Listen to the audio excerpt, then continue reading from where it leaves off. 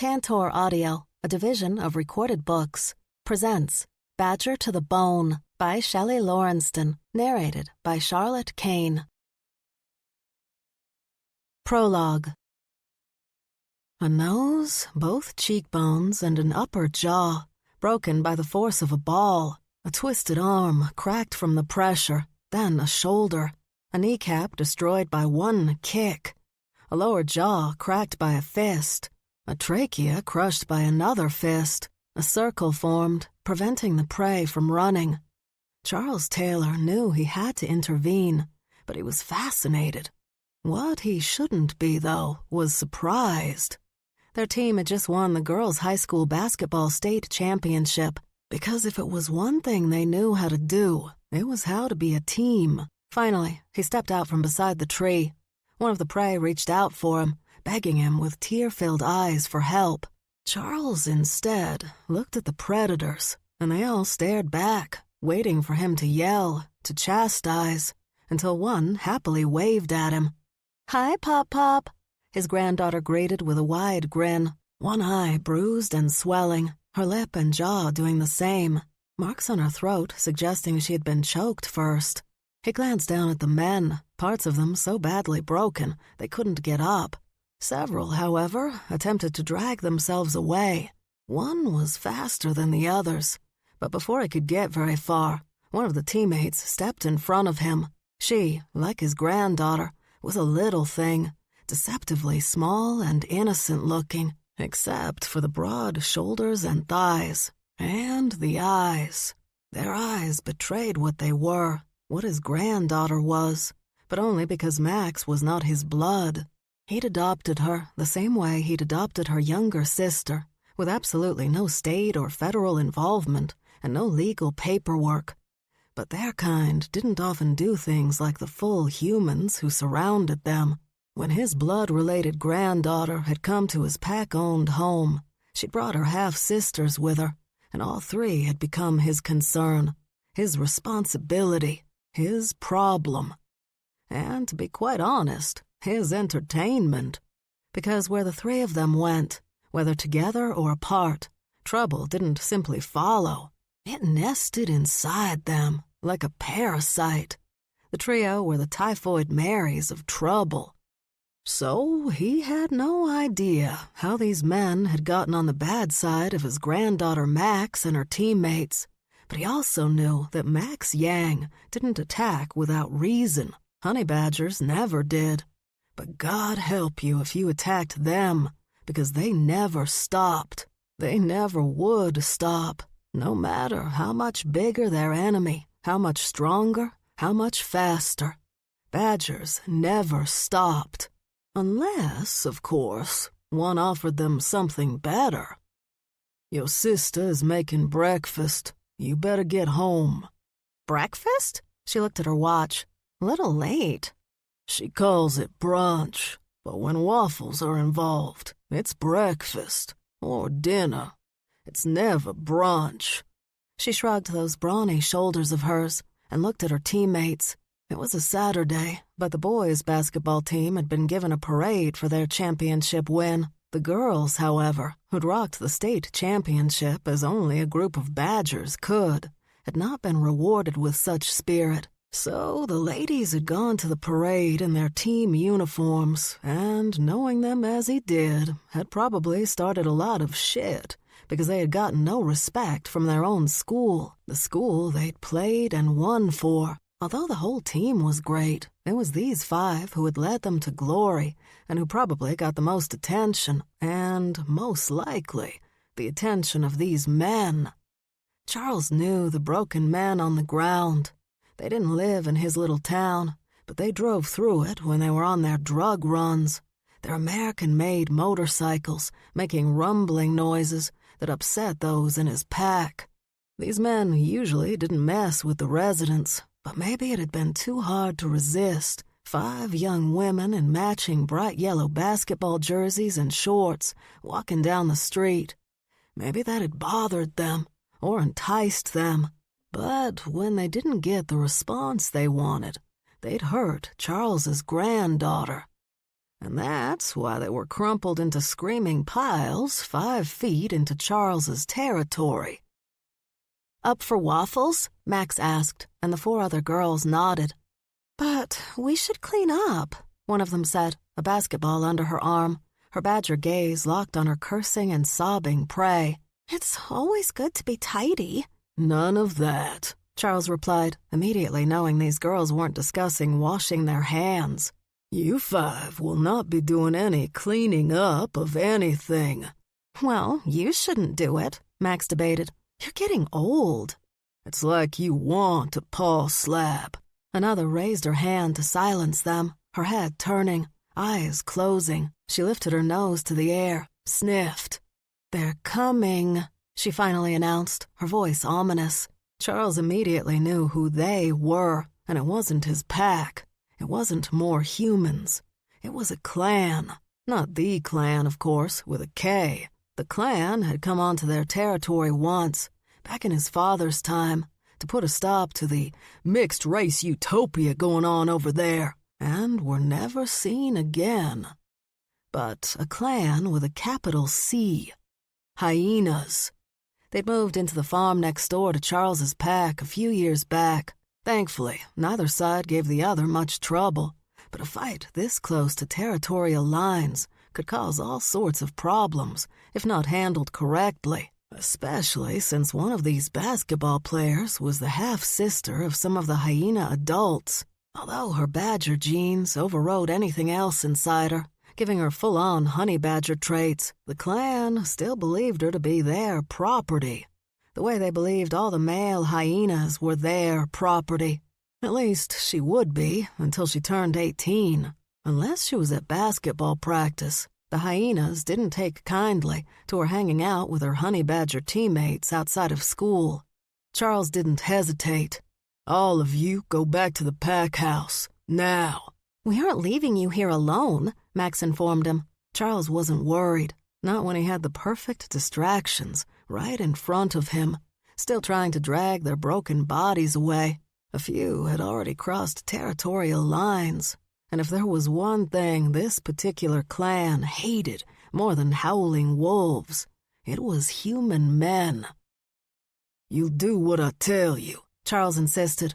"But while you're under my roof, Max McKilligan—" "Oh, God." Brown eyes rolled dramatically. "Not the speech." "Move your asses," he ordered the girls, before adding, "or I can go get your sister, and she can—" 4 of the girls abruptly sprinted off toward the pack house before Charles had the chance to finish his threat. But Max stood there, smirking at him. "That was beneath you," she told him. "Was it, though?" Max laughed and started off, but before she could disappear into the surrounding woods, Charles told her, "The new alpha female has been making some noise about you and your sisters." Max stopped, but didn't turn around, but he could see her shoulders tighten, just a bit, but enough. "I don't want Charlie to hear about it," he went on. "She's got enough on her plate right now. There's some bidding war going on between universities that want your baby sister. Charlie is trying to deal with all that without a lawyer. This will just stress her out even—" "I've got it," Max said, but she wasn't standing where she had been. She'd already disappeared into the trees. "Hi, Betsy." Betsy froze, that voice whispering in her ear. She hadn't lived in the pack house for years. She only came home for major holidays and 1 week during the summer. Otherwise, she stayed as far away from the pack as possible. Not because they were cruel to her. They really hadn't been. But as a hybrid, she hadn't really been accepted either. Tolerated? Yes. Accepted? No.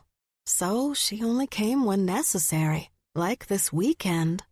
It was her mother's birthday on Sunday, and Betsy did what she always did when she came here. Stayed out of everyone's way. Kept to the shadows. It wasn't hard. No one was ever looking for her except her mother, and no one would care when she left Monday morning. Yet things had been different since she'd arrived Friday night. She knew why, too. It was them, the McKilligan sisters. She remembered when they'd first arrived, alone and dirty. They'd managed to secure a spot at the house, despite the strong alpha who always made it clear that he loathed hybrids of any kind. But they'd gotten him out, and Betsy had never seen the man again. She used to think that had been down to their grandfather. He'd been so angry that day.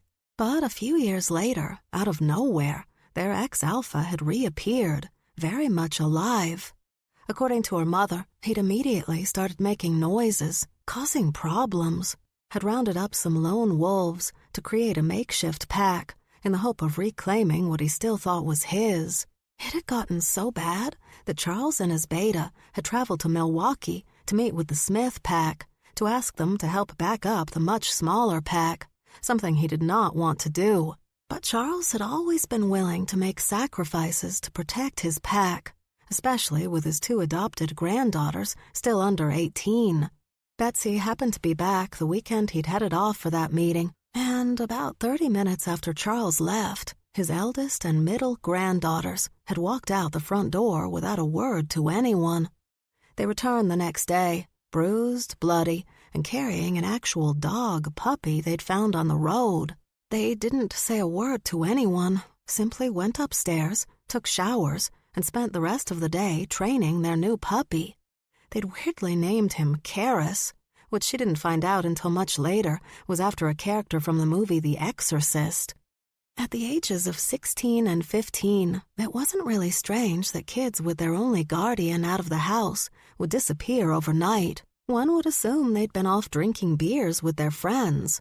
But Betsy suspected otherwise, and was then certain when she'd found out that their ex-alpha and his small pack of wolves had suddenly disappeared. No one had any idea where they were or when they'd be back, but Betsy knew they'd never be back. Whatever Charlie and Max had done, they'd made sure that their ex-alpha would never return again to bother their grandfather.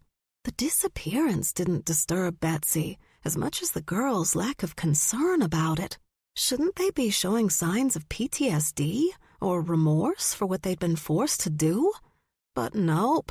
They'd instead focused on their adorable, disturbingly named puppy and went on with their lives as if nothing had happened, thereby proving what Betsy had known since the girls first arrived at the pack house. They were killers, not simply predators. All shifters were predators, but at least the first 2 were hardcore killers. Shifters who could do what needed to be done without losing sleep or needing recovery time. So, hearing Max, of all people, whisper in her ear nearly made Betsy wet herself. She didn't, but almost. Even worse, Betsy had been caught eavesdropping, as she liked to do when she came home. Since no one paid any attention to her, it was easy enough. Max leaned over a bit, looking into the sunken living room. Betsy was going to slink away, but Max had put her hand on Betsy's nearby forearm. It seemed innocent, as if she just reached out for balance. But Betsy knew better about that, too. Knew that the badger was just keeping her in place so she couldn't warn anyone. "If we try to force them out now," the beta female explained to the pack's new alpha female in that sunken living room, "you're definitely going to have a problem with the oldest. That's Charlie, right? Charles's granddaughter? Charles thinks of all 3 as his granddaughters. Sure, I understand that." The new alpha female wasn't Charles's mate. He'd lost his mate a long time ago and had never replaced her. But the females still needed someone to lead them, and this one had come in from Ohio less than 3 months ago. She was tolerable, Betsy supposed, but she was making the same mistake as all the other alpha females who'd come to the pack in the last few years, trying to push out the McKilligan girls. Not that Betsy blamed her, but still, these 3 were not like Betsy and her hybrid friends. Half wolf and half black bear, Betsy entertained herself with soccer balls and tough rubber toys that were used for pit bulls. She made sure that all her meat and vegetable meals were smothered in quality honey. And if she wasn't paying attention, she tended to howl along with ambulance sirens. Normally not a big problem. Except she just started medical school and would eventually be doing her residency at a hospital with ambulances that had sirens. Awkward. But the McKilligan girls, they were different from everything, even the middle one, whose parents were both honey badgers.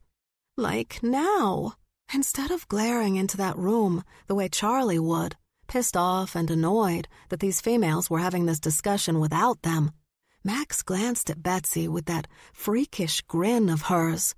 Betsy never knew how to read that smile. Was it happiness? Delusion? A neurological tic? She didn't know. She just wanted it far away from her. The conversation in the living room faded away, and Betsy heard the alpha tell the other females to get something to eat. Charlie was cooking breakfast, and everything smelled delicious. But Betsy wasn't about to make any sudden moves. Not yet. "Come in, Max," the alpha said from the other room. Still smiling, Max winked at Betsy before she stepped in front of the big opening that led to the living room. With her hands behind her back and one sneakered foot resting on the other, she stood on the top step. She looked adorable, innocent even. But again, Betsy knew better. "Come, come," the alpha said. Her voice sounded friendly. Not the fake friendly either, but truly friendly. That didn't really mean anything, though. Betsy had been pummeled by a librarian once, a 6'4" grizzly female that she'd accidentally startled in the stacks. So friendly didn't mean the same to their kind as it did to the full humans. "I guess you heard, huh, Max?" "I heard a little, yes." Unable to help herself, curiosity being her main weakness, damn her bare jeans, Betsy leaned over so she could peek around the corner. Max now stood in front of the imposing alpha female, big-shouldered and slim-hipped, with gray and brown hair. She towered over the tiny badger. "You understand, don't you, why you can't stay? It's nothing personal, I swear. We just have to protect our pups. And your younger sister, with her recent mood swings, puts our pups in danger. You understand that, right?" "I understand," Max replied, still smiling. The alpha leaned over, patted Max's shoulder. "Don't worry, I'll tell Charlie myself, and I promise we will not just send you out into the world alone. We'll arrange something for you, something safe, okay?"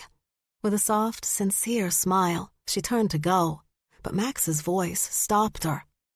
"Oh, I'm sorry. I wasn't giving you permission to tell my big sister that our baby sister is too much of a freak to stay here among your boring, useless, stable pups." Max was still smiling, and Betsy knew that wasn't a good sign. Not a good sign at all. "She's under enough stress, and I don't want to add to it. And other than snarling at your pups every once in a while, Stevie isn't a threat to anyone here. She just needs quiet sometimes. The howling wears on her nerves, which isn't exactly surprising when you understand that she is almost positive that she knows when the world will end. During our lifetime, due to climate change and a coalition of dictators turning on each other." The alpha faced her again, attempted to remain calm. "I don't see how that's both my sisters need to be here right now. It keeps them calm. It keeps them, I won't say happy, since neither is what you'd call happy, but they're not hysterical either, which is great. I mean, the reality is that the three of us won't be here much longer. Any day now, I'm expecting Stevie to get a call from one of these big universities with an invitation to work at some fancy lab where she can get some more degrees and hopefully prevent the end of the earth as we know it. You just have to wait a little longer." "I'm sorry, Max," and the alpha did seem truly sad. "But that's just not going to work for our pack. I'm sure you and Charlie will understand that." Still smiling, and with a sweet laugh, Max said, "Oh, you misunderstand again. This isn't a discussion. I'm actually telling you that if you upset either or both of my sisters, I'll kill you, and possibly anything you might remotely love." And still she smiled. As with most wolves under threat, the alpha's softness disappeared in a blink, replaced by hard, animalistic rage. What? What the fuck did you say to me? I know I was clear and concise, because I don't have to beat around the bush. You see, I'm trained to kill, not maim, not harm, not disable enough to give me time to get away, but to kill. And quite honestly, I'm really fucking good at it. I have to be, because it's up to me and Charlie to protect Stevie. She has great work to do. She has a world to save, and she can't do that if she's making meth for a Peruvian drug lord. And Charlie... Max let out a long sigh before her smile returned. She has the weight of the world on her shoulders. All she cares about is keeping Stevie from being captured and used by the government or drug lords or whoever else my father has tried to sell her to. She has had so much stress in her young life that it shocks me she has not gotten an ulcer yet.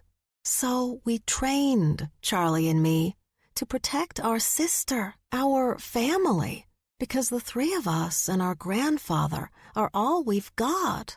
Which is why, of course, we couldn't join the military. Great training, but a little too limited and restrictive for our needs. And me getting up at 5 a.m. every day with some dude yelling at me? Yeah, that wouldn't last long. So our neighbor, a few farms over, former Marine, former Navy SEAL, former Black Ops, he taught us everything he knows. All we had to do was take care of his cats when he did mercenary jobs. And I fucking hate cats, but I did it. She stepped closer to the alpha female, and based on the expression the wolf shifter now wore, she finally understood what she was truly facing. Not some poor girls with no one to care for them. No, she was dealing with something else, something brutal and untamed, with no feeling for anyone they didn't consider family. So let me be clear that when I say I'll kill you, I mean it. Her grin widened. I'll kill you and have you buried before the sun rises. It'll be like you never existed, she added with a laugh.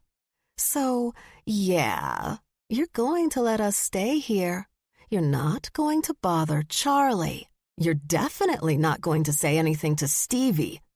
And if you even hint to my baby sister that she's in any way unstable or mentally unwell, I'll dismember you while you're still breathing.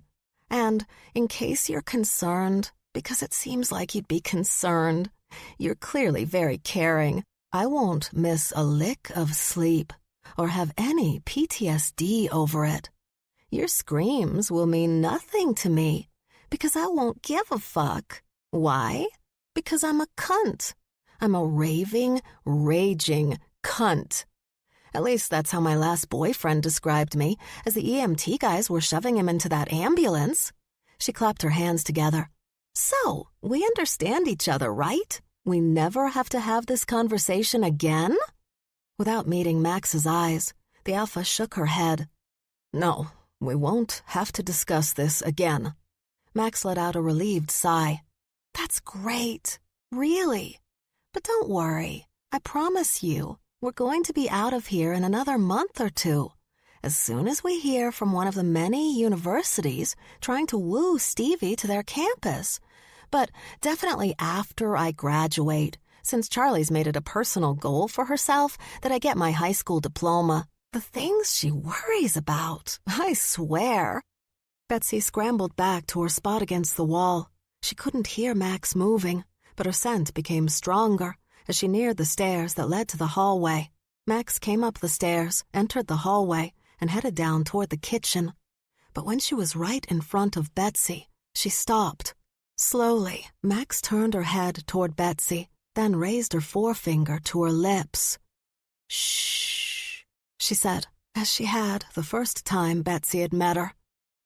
Max, Charlie barked, coming down the hallway toward them. If you want to eat, you better get to the kitchen. That ravening horde of yours is devouring everything I made. Do you mean my basketball team? Whatever. Charlie tossed over her shoulder as she headed up the main stairs toward the second floor. Smiling, Max walked off, leaving Betsy to slide down to the floor, resting her chin on her raised knees and staring blindly ahead at the wall in front of her. After a few minutes, her mother stepped in front of her. "Honey, are you okay?" "Yeah," she lied. "I'm fine." She licked her lips and added, "But your next birthday? You're coming to Chicago to visit me." Chapter 1. 9 years later. Max McKilligan didn't see it coming, for once. But how could she when she'd been so focused on the white kidnap van and her ice cream cone? It wasn't until her psychotic cousin grabbed her from behind and yanked her deep into the alley that she realized the bitch had been standing behind her. Flung to the ground, her ice cream tossed off somewhere, Max didn't even have time to put her arms up to protect her face before she was hit again and again, first with a fist and then a crowbar? Christ, what was with this woman? Why did her cousin hate her so much? This was the second time she'd tried to kill Max, the second time she'd come after Max specifically, not even sending someone else to do the job, but coming herself. Why did the bitch have it in for her? Max didn't even know Mari McKilligan personally. She was from the Scottish side of their family, and even the American side barely recognized Max and her two sisters. Until recently, the Scottish had paid them absolutely no mind. Maybe this was a hate crime. Maybe Mari just hated Asians. Max was half Chinese. Honestly, Max really didn't know. Usually, people had to get to know Max McKilligan before they started hating her. But then Mari screamed, and Max was able to look up in time to see that her cousin had been shot several times in the chest and stomach by a long-range rifle. She praised her solid decision not to do all this alone and scrambled to her feet, ignoring the pain in her face and skull from where her cousin had cracked her with that damn crowbar. Of course, this beating of one cousin by another was pretty meaningless, because Mari and Max were honey badgers. Gunshots to the chest and stomach? That didn't kill their kind. Crowbars to the head? Nope, that wouldn't kill their kind either. It took much more than any of that to actually do serious damage to a McKilligan.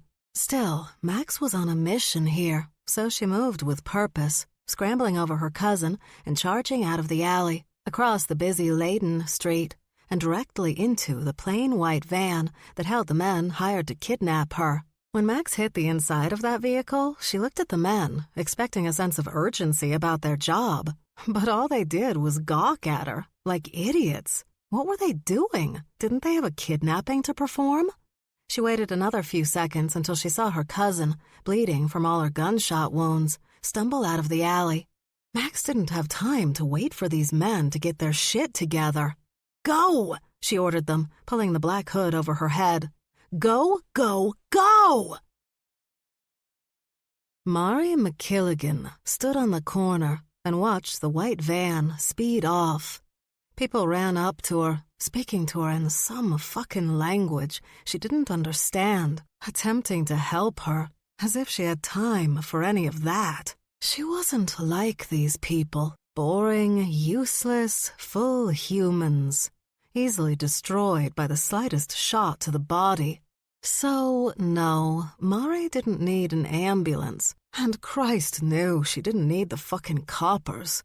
So, she turned away from all those panicked people and headed down the street to her car.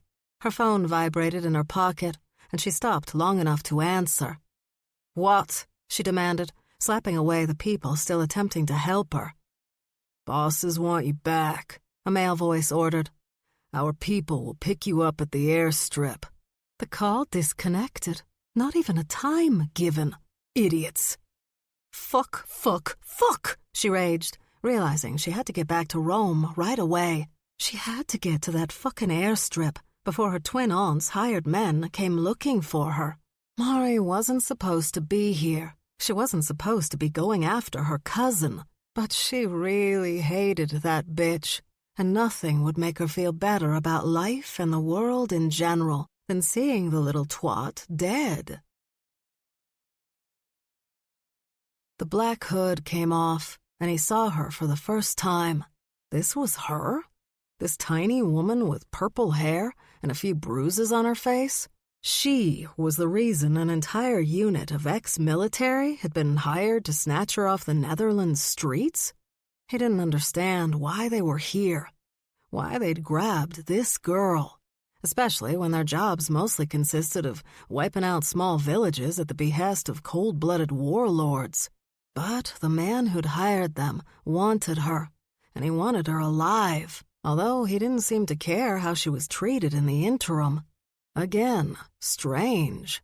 Usually the ones who made these kinds of orders had very specific requests, whether to treat the victim as a princess or to manhandle her for some sort of petty revenge. But this guy had been beyond vague.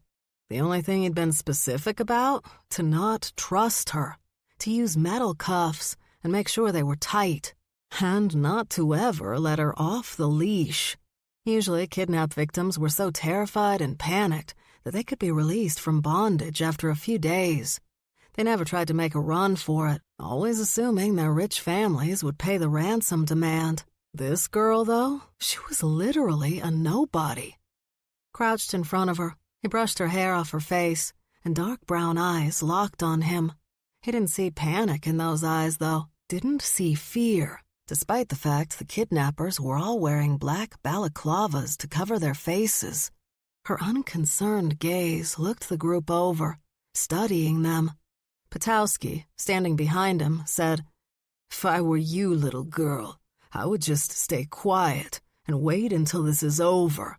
Don't give us a problem, and you'll be just fine."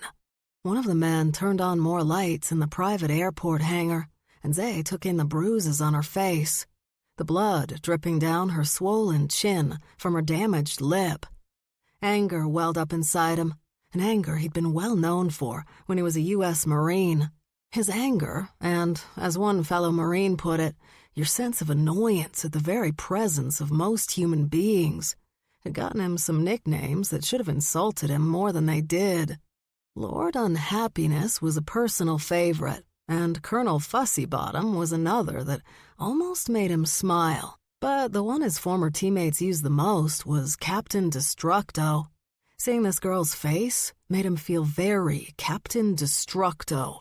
Assuming he knew who had done this, he stood and pushed the kid, Anderson. Although Anderson had gotten an honorable discharge from the Marines, Zay could sense that was only by the skin of his teeth. He was sure the kid had wanted to stay, but the Marines had wanted him out. And seeing the way the boy enjoyed hurting others, Zay wasn't exactly surprised. Why the team leader had picked Anderson for this job, Zay would never understand, but he wasn't close enough to anyone to find out. Maybe it was simply because the kid would do anything they told him to. Anderson didn't have much of a moral compass. Zay snarled at the kid. "What did you do to her?" Anderson's eyes widened and he shook his head. "Nothing." "Don't lie to me. What did you do?" "Nothing. 1 second she was disappearing into an alley, and a few seconds later she was charging into the van." Zay frowned, confused. "She what?" "I'm telling you what happened." "It wasn't him," a female voice announced, and they all looked down at her. Once the hood had been removed, she'd been sitting there, gagged, her arms handcuffed behind her back. Now the handcuffs and gag were on the floor, and her free hands were briefly scratching her scalp. Pointing at her face, she said, "This is courtesy of my cousin. I guess she followed me here, to the Netherlands. The woman is obsessed with me." She opened her swelling mouth wide and immediately winced at the pain, placing her hand against her jaw. "It's not like I was the one who left her in prison all those years," she muttered. "Why is she coming after me?" "Give me an ice pack," Zay ordered Anderson before crouching in front of her. She raised an eyebrow at him. "Trying to make me feel safe there, Green Eyes?" "Not particularly, no." She laughed at that, but abruptly stopped, frowned, and then, out of goddamn nowhere, she leaned into him and pressed her nose against his neck. And Zay could be wrong, but it seemed like she was sniffing him. Zay froze, wondering what the fuck was happening. It was over in less than 5 seconds, but in that brief time, this tiny woman had managed to completely disturb him. And it didn't help that when she leaned away again, she asked, "What are you doing here?" He had no idea what that meant, but it didn't matter. The other men heard it, and their attention was immediately on him. Confused, Zay admitted, "I don't know what you mean." "You have to know what I mean. What are you doing here?" Her gaze bounced from man to man for a moment. "With them." Christ, this idiot was going to get them both killed. Zay tried again. "Lady, I don't know you. You can't even see my face." "No, but I can smell you. And of course you don't know me, but you know me." Now just annoyed, Zay snapped, "What the fuck does that even mean?" "You know exactly what it means." She frowned in confusion, and her head tilted to the side. "Oh my God," she said softly, her eyes widening. "You honestly don't know." "Don't know what?" Zay felt the muzzle of a semi-auto pressed against the back of his neck. "Yeah," Potowski growled. "He doesn't know what?" "He doesn't know what he is, and I wouldn't do that if I were you." "What he is?" "Uh-huh." She nodded, smiled. "He's a cat." Which was weird enough. But then, to illustrate this comment, she lifted her hands, curled her fingers like they were claws, and made what could only be called a row sound. A moment before, the barrel against his neck had been pressing down hard, but now it loosened, and Potowski asked, "What?" "You know, kitty. He's a kitty cat." She shrugged. "Well, actually, he's a jungle cat, I think. Cats definitely aren't my thing, but he's not a lion or a tiger. Those are scents I'm well acquainted with." The gun moved away from his neck, and Zay stood.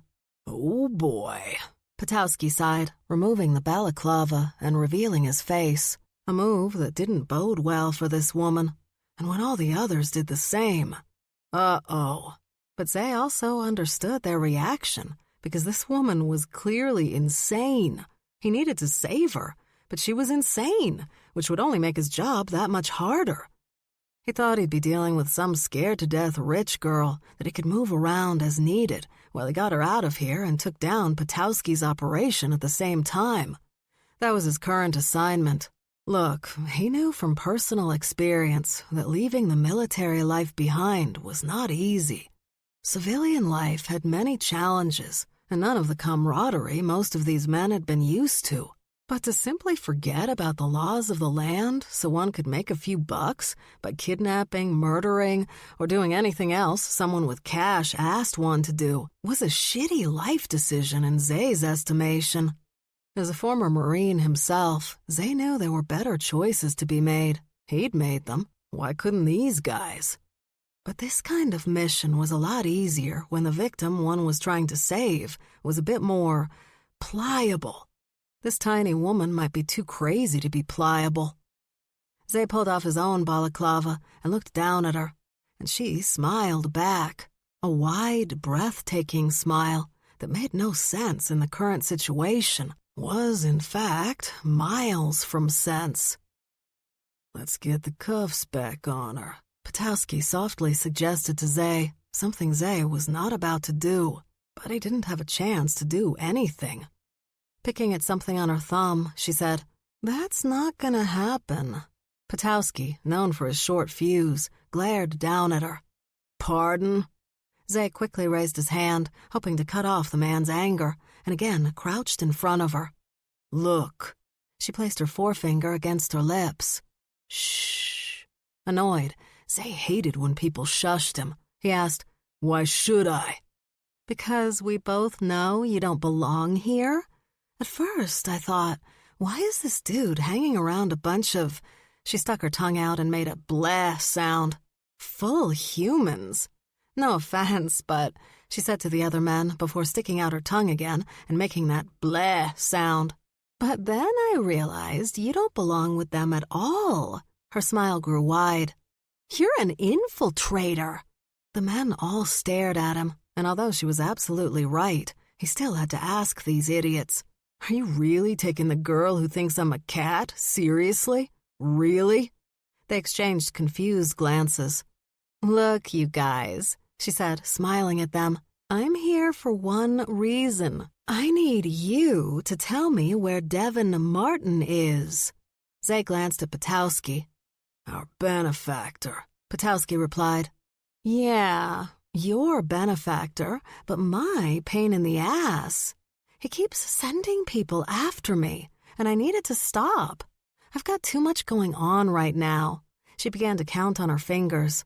"I've got my sisters to deal with, the crazy cousin who did this to my face, the twin aunts who blew up my uncles on their plane, and now my uncles have moved into our house, and I've got to fix that." "Your blown-up uncles live with you?" Zay asked. "Of course they do. They don't want to go back to Scotland until they figure out what's going on. But a bomb on a plane? Whose bright idea was it to do that? Everyone knows you can't kill honey badgers just by blowing up the plane they're on," she scoffed. "Your uncles are honey badgers." "Well, so am I." "Of course you are," Zay sighed. "Okay, we're done," Potowski said, and Zay knew he meant it.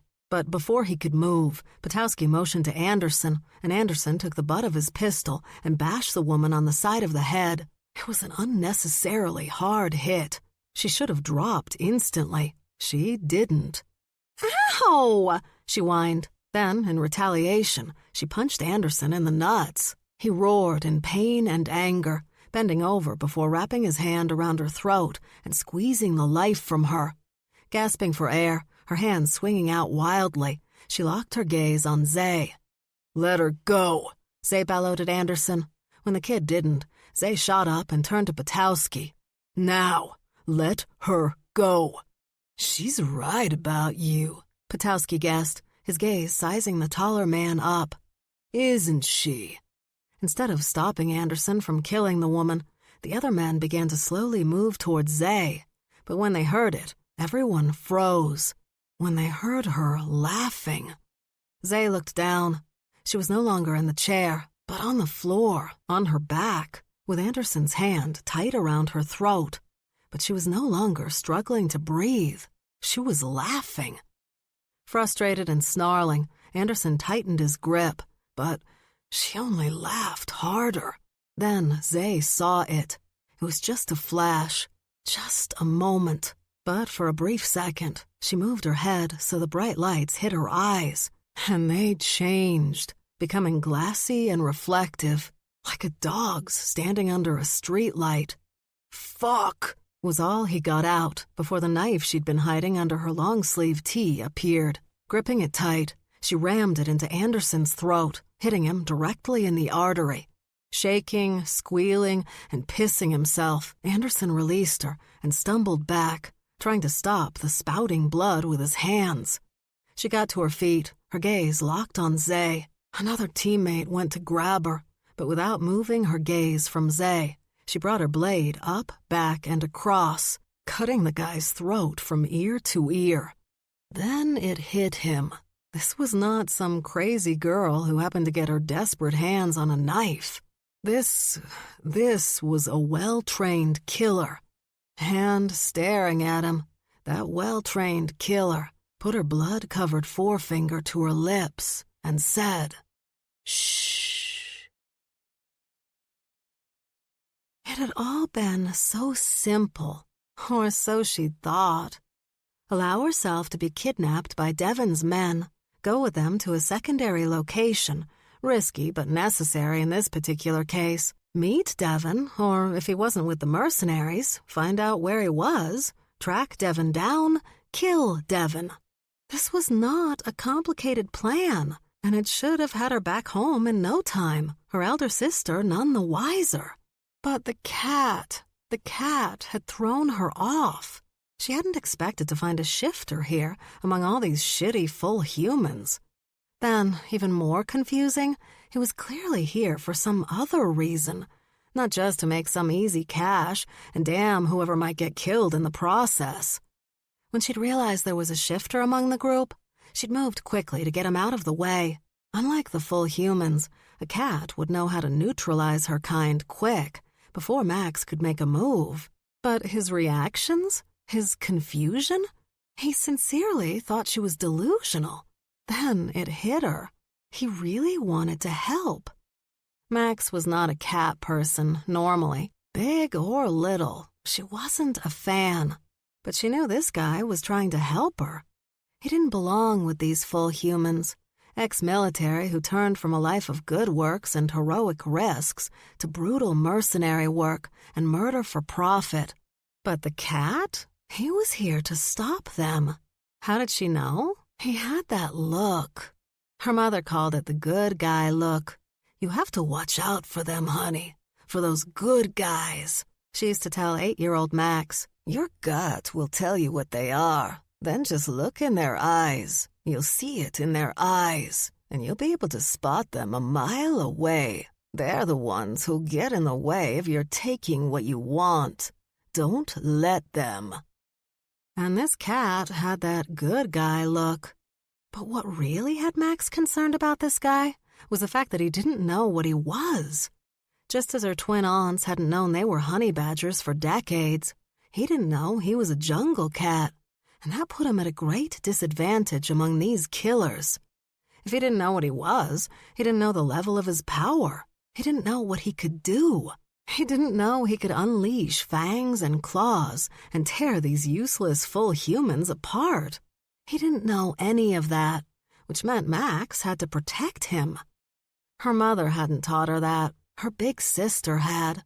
Charlie, whether she meant to or not, had that good guy look too. She cared about others. She didn't want innocents caught in the crossfire of any fight. And if they were caught, she wanted to make sure they didn't end up getting killed. It was one of the main reasons she was such an awesome shooter. The last thing Charlie ever wanted to do was to accidentally kill someone who didn't deserve it. Although Max's desire to protect innocents wasn't as intense as Charlie's or Stevie's, she still felt a sense of responsibility, especially to a fellow shifter. Max could have easily dug her way out of this hangar in seconds and disappeared into the surrounding territory out of real danger. But if she did that, she couldn't bring the cat with her. So she would stay, and she would help. Of course, Max's idea of help was, well...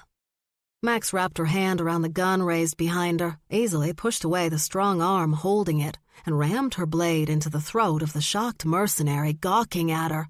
Gunshots rang out from another mercenary, and Max grabbed the cat by his Kevlar vest and yanked him to the ground. She landed on top of him and grinned down into his shocked face. "Who's a cutie kitty?" she asked, loving his appalled expression. "Who is? You are." She then slapped her hand over his face so she could lever herself up. She threw her blade at the shooter, nailing him in the throat. More shooting now from different directions, and the cat rolled them over so he was on top. He already had his semi-auto out and immediately began firing, pushing Max under a large nearby table at the same time. It was cute. He was trying to protect her. The poor guy. He was like an adorable kitten, just so weak and defenseless, he might as well be a full human. A sexy, Latin full human. His seemingly black hair was cut in jagged layers that kept falling into his face, the ends nearly reaching his shoulders, and his eyes were a bright green that she assumed would turn gold should he ever learn to shift to his true form. The shape of his eyes was definitely like a cat's, too, as was his flat and wide nose, just like a cat muzzle. In other words, how could he not know he was a cat? How could no one have guessed? The man was a walking, talking jungle cat in human form, and it boggled Max's mind that absolutely no one he'd previously known was a shifter or had pointed out the fact to him, especially if he'd once been in the military. Tons of shifters joined the military and worked for the government. Max had been actively recruited by the CIA for years, before she was even 18, but Charlie had put the kibosh on that. Unsure of what her big sister had done to discourage that interest, the CIA was not an organization that was usually put off by an easily stressed 18-year-old who loathed her father and had been fired from Dairy Queen once because she'd put a mouthy patron in a headlock. Max came to realize that organizations like the CIA, the FBI, or the military weren't for her. They were too regimented, too cautious. You had to take orders. Max hated taking orders from anyone but Charlie. Just ask Stevie. If Stevie gave her an order, Max went out of her way to do the exact opposite, or at the very least, to let Stevie believe she'd done the exact opposite, just to piss the kid off. And that was her sister. Imagine if some guy she didn't know, who had never saved her life and thought he was in charge simply because of his rank, tried to give her orders. Nope, nope. The regimented life was not for Max. She needed at least the illusion that she was free to do what she wanted. That was important to her, even if it was a lie. Getting to one knee, the cat raised his weapon and shot. Men went down, one after another, hit either in the head or face, each careful shot avoiding the protective vests altogether. Max was impressed. She'd only ever seen her sister handle a gun that well. Charlie was still better, but that was because no one matched her skill level. "We need to get out of here," the cat told her, and Max saw from her spot under the table that more men were running toward the hangar from outside, automatic weapons already drawn. She looked around while the cat continued to fire, stopping only to reload. She saw a door that led to offices in the back of the hangar. If she could get the cat back there, they could wait it out until her backup arrived. Because, as she'd learned from her sister a long time ago, she always had backup. As Max started to pull herself out from under the table, she saw that one of the shooters was smarter than the others. Instead of trying to hit the cat with a spray of bullets, he aimed above the table and hit the chains that held one of the long fluorescent lights above their heads. The cat turned, ready to shoot the mercenary, but the light crashed down, ramming him in the back of the head, knocking him down and out. The mercenary ran forward and re-aimed, about to shoot the cat at point-blank range. Max, now out from under the table, but without her knife, charged forward and launched herself at the shooter. Slamming into him, she dug her claws into his shoulders and took him to the floor with one hit. She unleashed her fangs and bit into the side of his neck, ripping out his artery in one move. When she got to her feet, she spit the blood and flesh into the face of the closest mercenary, shocking him long enough for her to snatch his military-grade knife from its holster. She cut that one's throat and dashed to the next closest. That one opened fire, and Max dropped to her knees so that she slid across the smooth floor and into his legs. She shoved the blade into one of his thighs, opening the artery buried there. When he dropped, she grabbed his body and used it as a shield against the fresh round of gunfire sprayed exactly where she was kneeling. But a stray bullet grazed her leg, and at that point, Max got a little angry, because if she got shot, she'd have to explain to Charlie how that happened. She could dismiss lacerations and bruises, but not bullet wounds. Those she couldn't explain away, which meant that now she'd have to get very nasty. The agony in his head blinded him, made him sick. Zay couldn't believe how painful it was. He felt weak, confused. He just wanted to go to sleep, but he knew he had to help somebody for some reason. It was all a bit sketchy, but he didn't have the time or ability to figure out why he was doing what he felt he needed to do. He just knew he had to do it, now. Something. Yeah, he was confused, but oh well. Zay turned over and began to drag himself out from under the debris. He lifted his head, blinked hard once, twice. Then he watched as a pretty Asian woman launched herself into several armed men who had been firing directly at her. And as she moved through the air, she changed from a woman into a rat? Was that a giant rat? Like the capybara? No, he didn't think so. He'd grown up in the South Bronx. He knew a rat when he saw one, and that was definitely not a rat. But it wasn't a woman either. Whatever it was, though, it was pissed, tearing into those men with claws and fangs, and absolutely zero pity. Still holding his, what were these called again? Oh yeah, his gun. Still holding his gun, Zay raised the weapon to shoot the other men, who, after a moment of stunned screaming, launched themselves at the thing? Yeah, the thing that was attacking their teammates. But Zay didn't get to pull the trigger before more of those giant, not rat things showed up. They joined the attack, dragging the men to the ground, ripping them apart. Body parts and blood flew. Men, begging for their lives, screaming in panic and fear, were dragged across the floor in front of Zay. At that point, he didn't know whether to shoot, ask questions, or just go back to sleep. He was thinking sleep when a Latina woman he didn't recognize stepped in front of him. She was armed with a very expensive automatic weapon. She gazed down at him with cold, dark eyes before raising the gun and aiming it at his head. It didn't occur to Zay that she was about to blow his brains out, because he wasn't sure about anything at the moment. But by the time he realized what was about to happen, a voice said, "No, Streep, not him!" The Asian woman reappeared, only now she was naked and covered in blood. She stood next to the Latina, smiled down at him. "That's my kitty cat. You can't shoot my kitty cat." "Wait, is this that Denmark syndrome thing?" "It's Stockholm Syndrome, Einstein. And no, he's not with these guys. He tried to protect me." The Latina sneered down at him. "Good job." The Asian woman crouched in front of him, gently took his gun away, then stroked her hand over his head. "Don't worry, kitty cat. We'll take care of you. You just get some sleep." He wanted to tell her that she shouldn't take him from the scene, that for some reason he needed to stay. But he was just so sleepy, and his head hurt so bad, and he was sure if he didn't go to sleep, he'd vomit instead, and he really didn't want to do that. So, yeah, sleep. The cat's head dropped, and he was out cold. Max felt his forehead. He was already slipping into what shifters called the fever.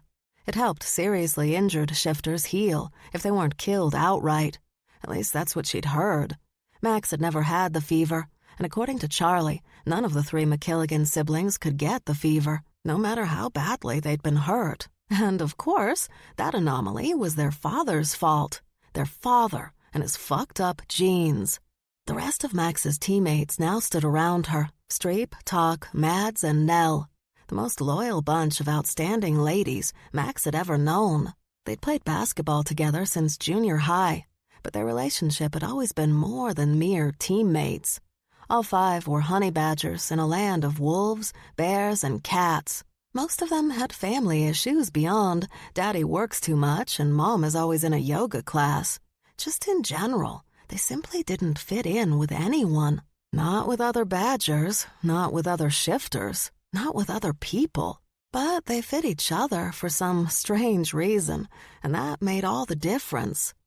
Max had realized, even as a young teen, that if these girls were going to be part of her life, they would need to know how to protect themselves, how to fight, how to hurt, how to destroy. As honey badgers, they had a natural instinct for all that, but Max had always agreed with Charlie. Just being shifters wasn't always enough, especially when it came to protecting their baby sister. So Max and Charlie had learned how to protect themselves when human, too.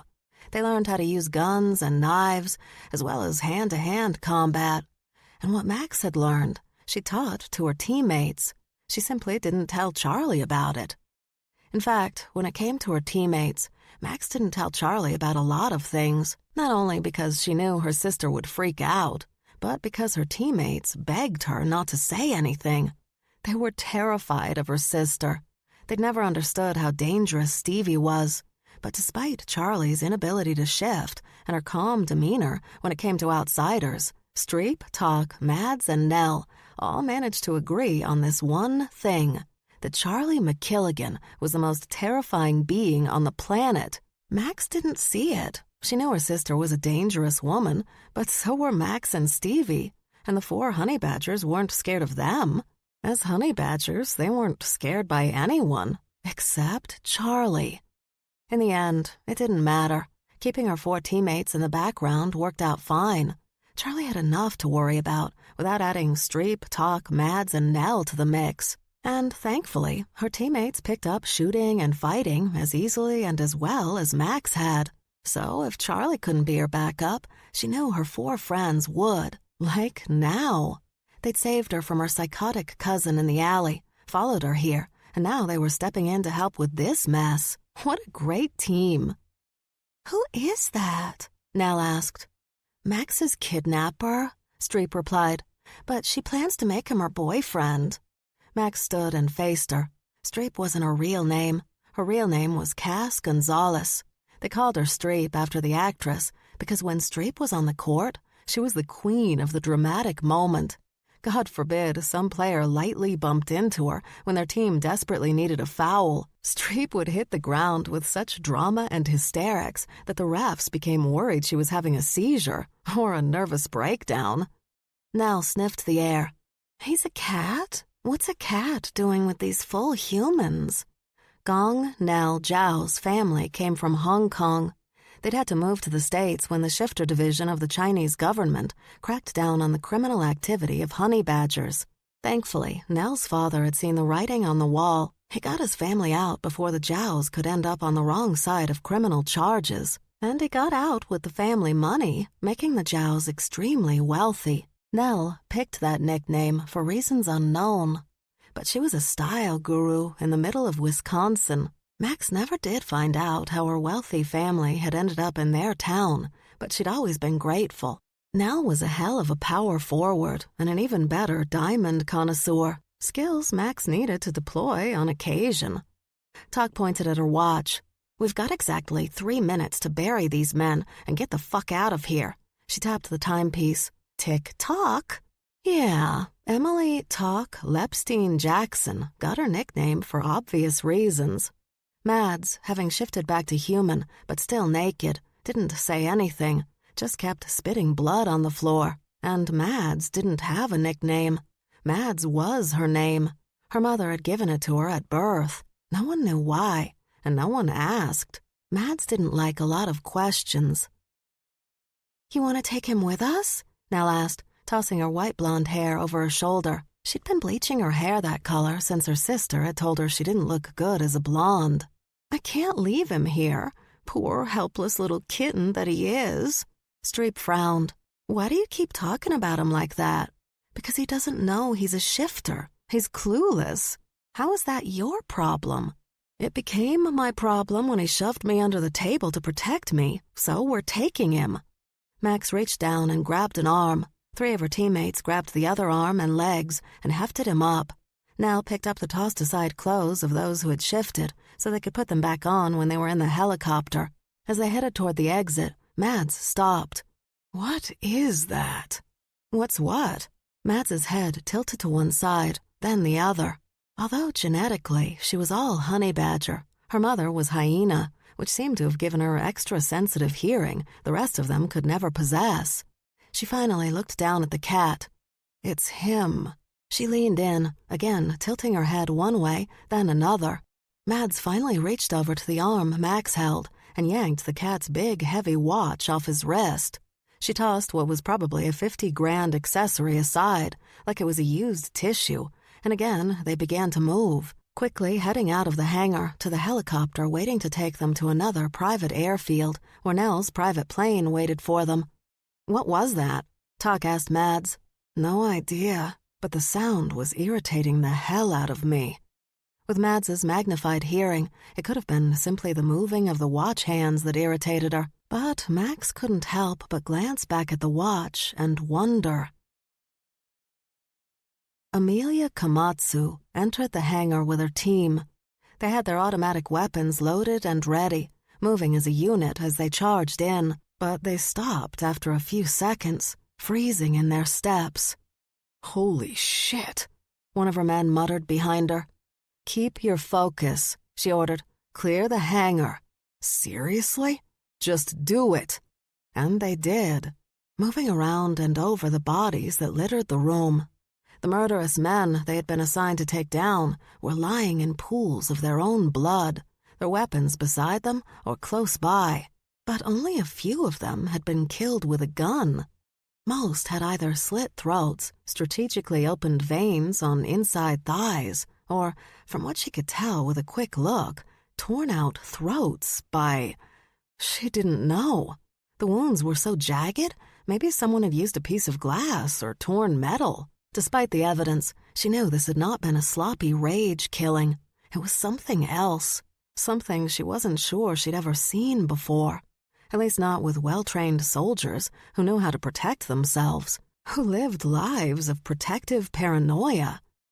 Once the hangar and offices had been cleared, they all returned to the hangar. "Anything?" she demanded. One of her team held up a watch.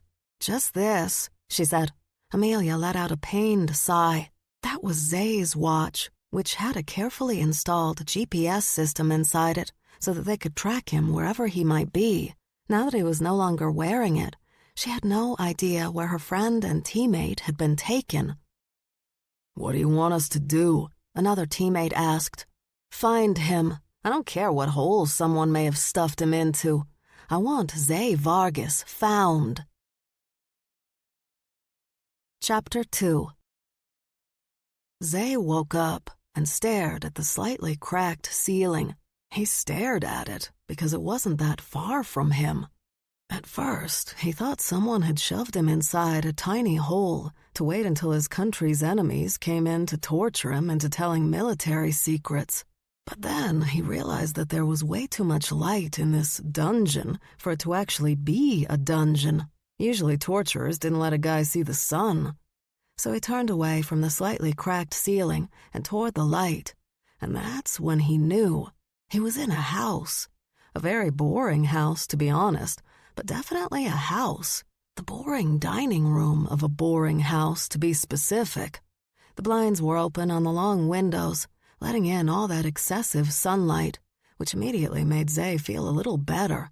He still didn't know where he was, but he definitely felt better about things. Lifting his arm, Zay reached for the ceiling to see how far away it was.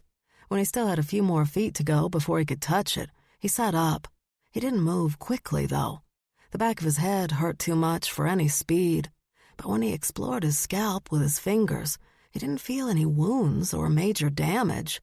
And that was strange, wasn't it? Because he was pretty sure he'd gotten hit in the back of the head. Hadn't he? He couldn't remember exactly. "Fuck," Zay sighed, glancing down, not sure what was happening to him. That's when he saw them, 3 pairs of eyes, staring at him, just staring. "What?" he asked, and the 3 dogs' heads tilted to the side. "What are you staring at?" Not surprisingly, they didn't reply, so Zay focused on how he would get down from where he was, on this china cabinet. How the hell did he get on a china cabinet without breaking his neck? As he studied the distance to the nearest windowsill and the dining room table, debating which could hold his weight, 2 men appeared from another room. They were both ridiculously large and tall, and twins? They had to be. They looked exactly alike, especially the way they loped by, both eating delicious-looking buns. As they passed, their heads turned toward him, and, as one, they both nodded and kept going, as if a nearly naked man on top of a china cabinet was something one saw every day. A few moments later, Zay heard female voices coming from behind him, and seconds after, 2 women appeared.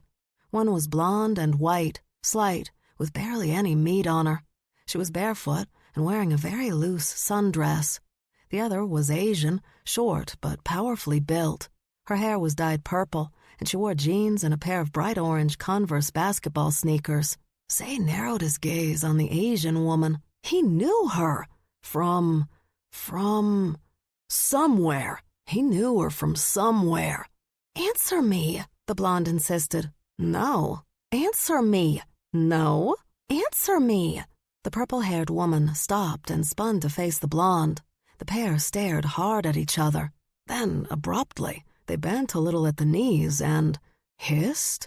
Did they really? Did 2 grown women just hiss at each other nowadays? Was this due to the damage of social media? Zay rubbed his eyes, looked again. Did he also see fangs? Why did he think he saw fangs? That was crazy, right? Human beings didn't have actual fangs, especially mouths full of fangs. Not vampire fangs, but an entire mouth of fangs. "Do not bear fangs at each other," a female voice yelled from another room. "I mean it," she added after another second. "Don't make me come out there."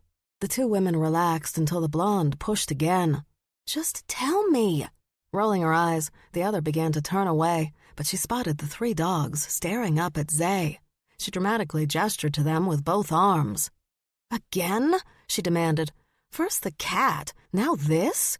The cat is your fault.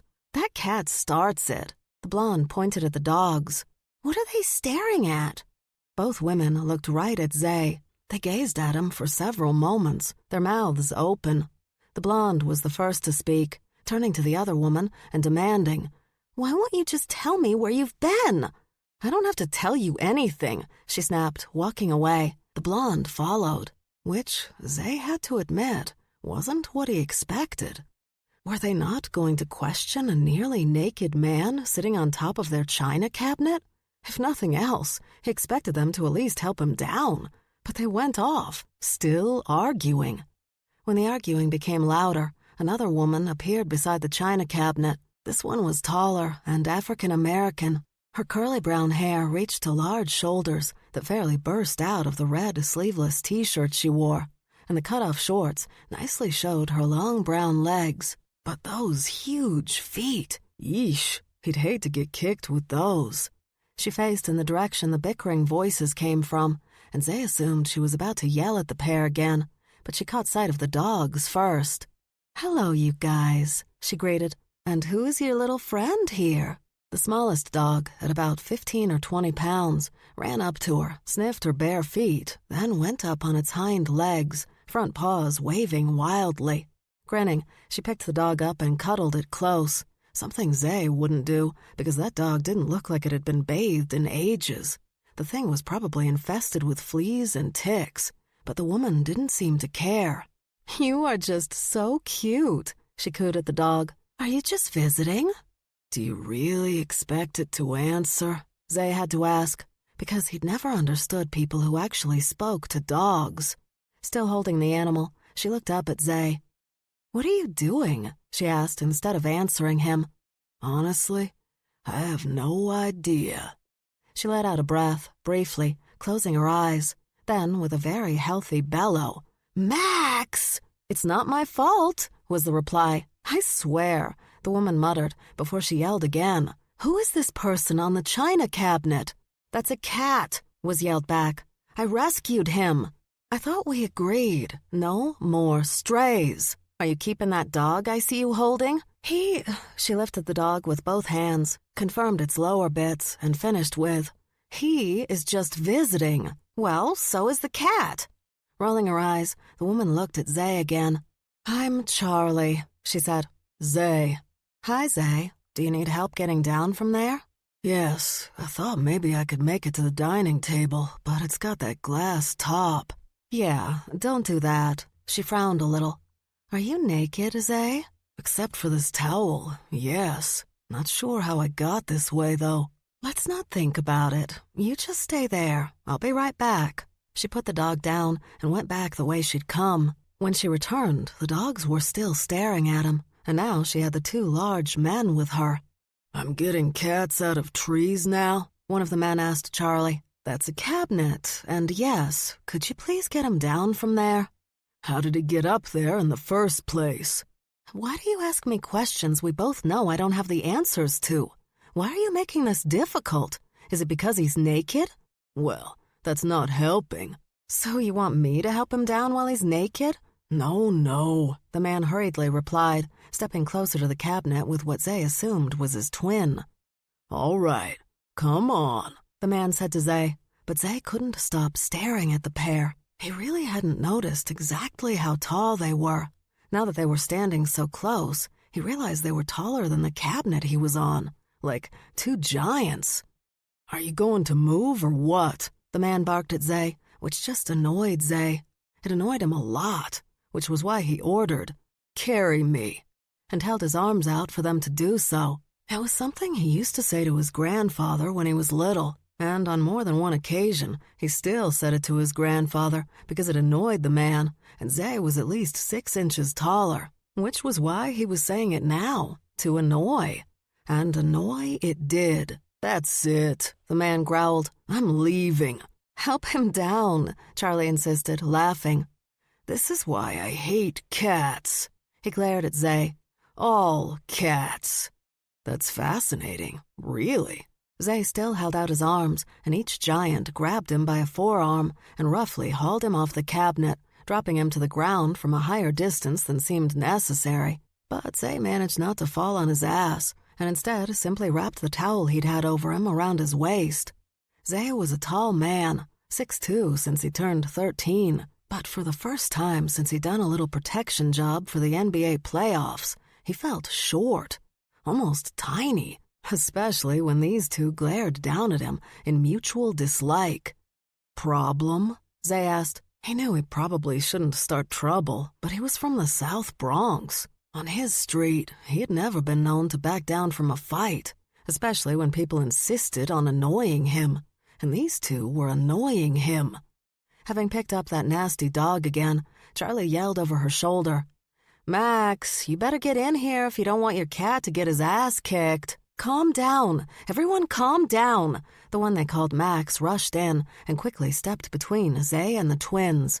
It's not his fault, she explained, which Zay didn't understand. True, he was being kind of an asshole, but he hadn't actually done anything to warrant an "it's not his fault" statement.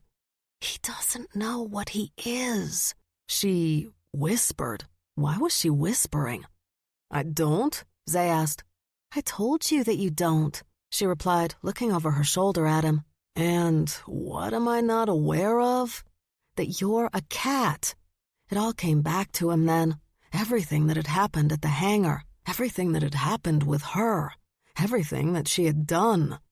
Oh, God, he said, stepping back and colliding with the cabinet. It's you, the crazy woman they kidnapped. All of Charlie's good humor left so quickly, it was like it had been yanked out of her. Continuing to hold that dog, she locked her dark eyes on Max and growled, What kidnapping? Max now glared at Zay. Now you see, you got me in trouble. Sorry, let me fix that for you. Zay faced Charlie. Don't blame Max, is it? Yes, don't blame Max for being kidnapped. Although her abductors did tell me that she threw herself into their kidnap van and let them whisk her away from the streets of Leyden. Leyden? The blonde called out before she ran into the room. Leyden? That's in the Netherlands. Why were you in the Netherlands, Max? What were you doing in the Netherlands? Zay looked down into the now glowering face of Max, and he smiled. See? All fixed. And this was why Max hated cats. Tricky, evil, fur-licking cats. Now here she was, in the kitchen, her sisters grilling her like a steak about something she'd already forgotten.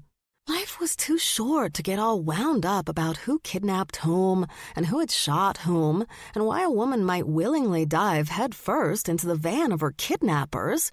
Her sisters were so goddamn obsessive. Max didn't obsess about anything but good honey and liquor flavored with snake venom. Those were the important things in life. Everything else was a waste of her energy. But there was no way out of it now, and all because of that damn cat. I don't understand you, Charlie raved. The Netherlands are nice this time of year, Stevie rhapsodized. You put yourself in danger, and for what? You should have told me you were going to the Netherlands. I have a few scientist friends over there, and several conductors who would have let you stay at their homes. Really nice homes, too. It's like you're trying to die. Are you? Are you trying to die? Are you depressed and I don't know? Is life meaningless to you? Do you think you'd be better off dead? Did you at least bring me a bitterballen? They're delicious. My favorite snack when I visit. Did you bring me any? Max raised a finger. Could you excuse me a minute? She pushed the kitchen chair back and walked out of the room. She went through the long hallway, through the dining room, up the stairs to the second floor. She went down that hallway until she reached Berg and Dag, standing outside one of the unused bedrooms. She stopped to untie her right high top, pulled it off, and threw it through the doorway so that it collided with the back of the cat's big head. Ow! The cat, who'd been busy putting on a pair of jeans loaned to him by one of the Duns, spun around to face her, his hand rubbing the back of his head. What was that for? Because you deserve it, she spit out between clenched teeth. With only one sneaker on, she walked back through the house until she reached the kitchen and sat down at the table again. So where were we? She asked her sisters. The beauty of the Netherlands. Your stupidity and/or suicidal tendencies. Why do you guys have jeans that fit me? Zay asked the men, who were at least 7 inches taller than he and ridiculously wide. Those jeans belong to the Wolverine, Berg muttered. He's only 6 feet, but he wears his jeans long. We figured they'd fit you. You have the Wolverine living here? Not the Wolverine, a Wolverine. He doesn't know, the other brother replied. His name was Dag, which was a weird name. Remember? How does anyone not know? The first brother asked. Charlie's twin aunts didn't know. That's why they're pissed now and trying to kill the whole family. What are you all talking about? Zay finally asked. Don't worry your pretty little kitten head about it. Zay had no response to such a weird put-down, so he simply picked up Max's orange Converse high tops and walked out of the room. Following the sound of female voices, he ended up in the kitchen. The rest of the house was rather run down, so he had to stop a minute in the doorway to gaze in wonder at all the stainless steel appliances. Very nice, and they appeared brand new. Hey, Charlie greeted, her smile warm. How are you feeling? Better, now that I'm on the ground and wearing pants. Head still hurts, though. That's because you were hit with a steel light fixture, crushed the back of your skull. Max glanced back at him. It's still healing. My crushed skull is still healing? He stared at her, just stared. What's unclear? She finally asked. That sentence seemed logical to you, considering most crushed skulls don't heal in, 2-3 days? Yesterday, actually. So my tragically crushed skull almost healed overnight? Again, what seems logical to you? See what I mean? She said to her sister, tossing up her hands. The little blonde pushed away from the table and came to Zay's side. Here, you sit down. She led him back to her chair. Coffee? That would be great. Since my sister has no apparent breeding and doesn't know how to properly introduce people to each other, because suddenly you're incapable of introducing yourself, Max snapped. I'm Stevie. She placed a mug filled with coffee in front of him. Zay Vargas. Accent over the last E, but everybody calls me Zay. He glanced around at the 3 completely different women. Sisters? He let his gaze bounce to each one until he settled on Charlie. They were the 2 brownest people in the room. She chuckled. Half-sisters. Same useless, worthless bastard of a father. Different mothers. That made more sense. And where am I exactly? Did you tell him anything, Max? How is this You're in Queens, New York, Charlie said, not letting her sister finish. Great. I'm originally from the South Bronx, so being in Queens is good. That works for me. Would you like a cinnamon bun? Charlie asked. Zay shrugged. Sure. You didn't offer me a cinnamon bun, Max complained. No buns for liars! Charlie ended on a bellow before placing a plate with 2 delicious-looking cinnamon buns in front of him and returning to her seat. Stevie sat in the only other empty seat and smiled at him. That's what they all had in common, their smiles. I didn't lie, Max insisted. I just didn't tell you anything. Charlie held her hand up, palm out. She didn't even look at her sister, but at Zay. Why don't you tell us what happened yesterday, Zay? You don't have to tell her anything, Max cut in. She sat catty-corner from him, so he leaned in and whispered to her. Would it be better for you if I said nothing? She grinned at him. Yes. Zay leaned back and looked at Charlie. I'll tell you anything you want to know. Max's grin faded. You are such a cat. What was my sister doing there? She'd been kidnapped. These men are ex-military, now mercenaries. We've been tracking them for months now. Zimbabwe, Ukraine, Pakistan, the Sudan.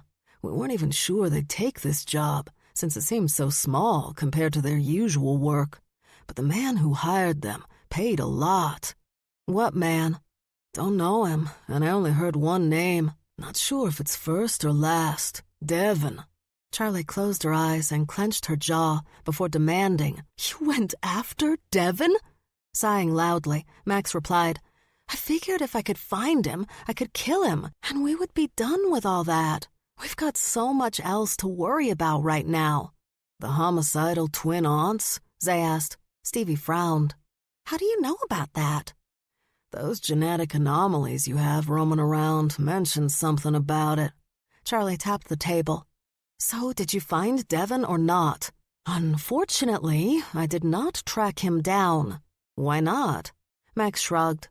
"Things got a little out of hand." "She killed everybody," Zay offered before biting into one of the cinnamon rolls. It was the most delicious thing he'd ever had. He pointed at it. "This is amazing.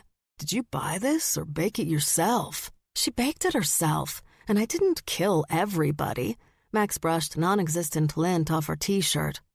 "But," Charlie pushed, "just most of them." "So the rest saw you and got away?"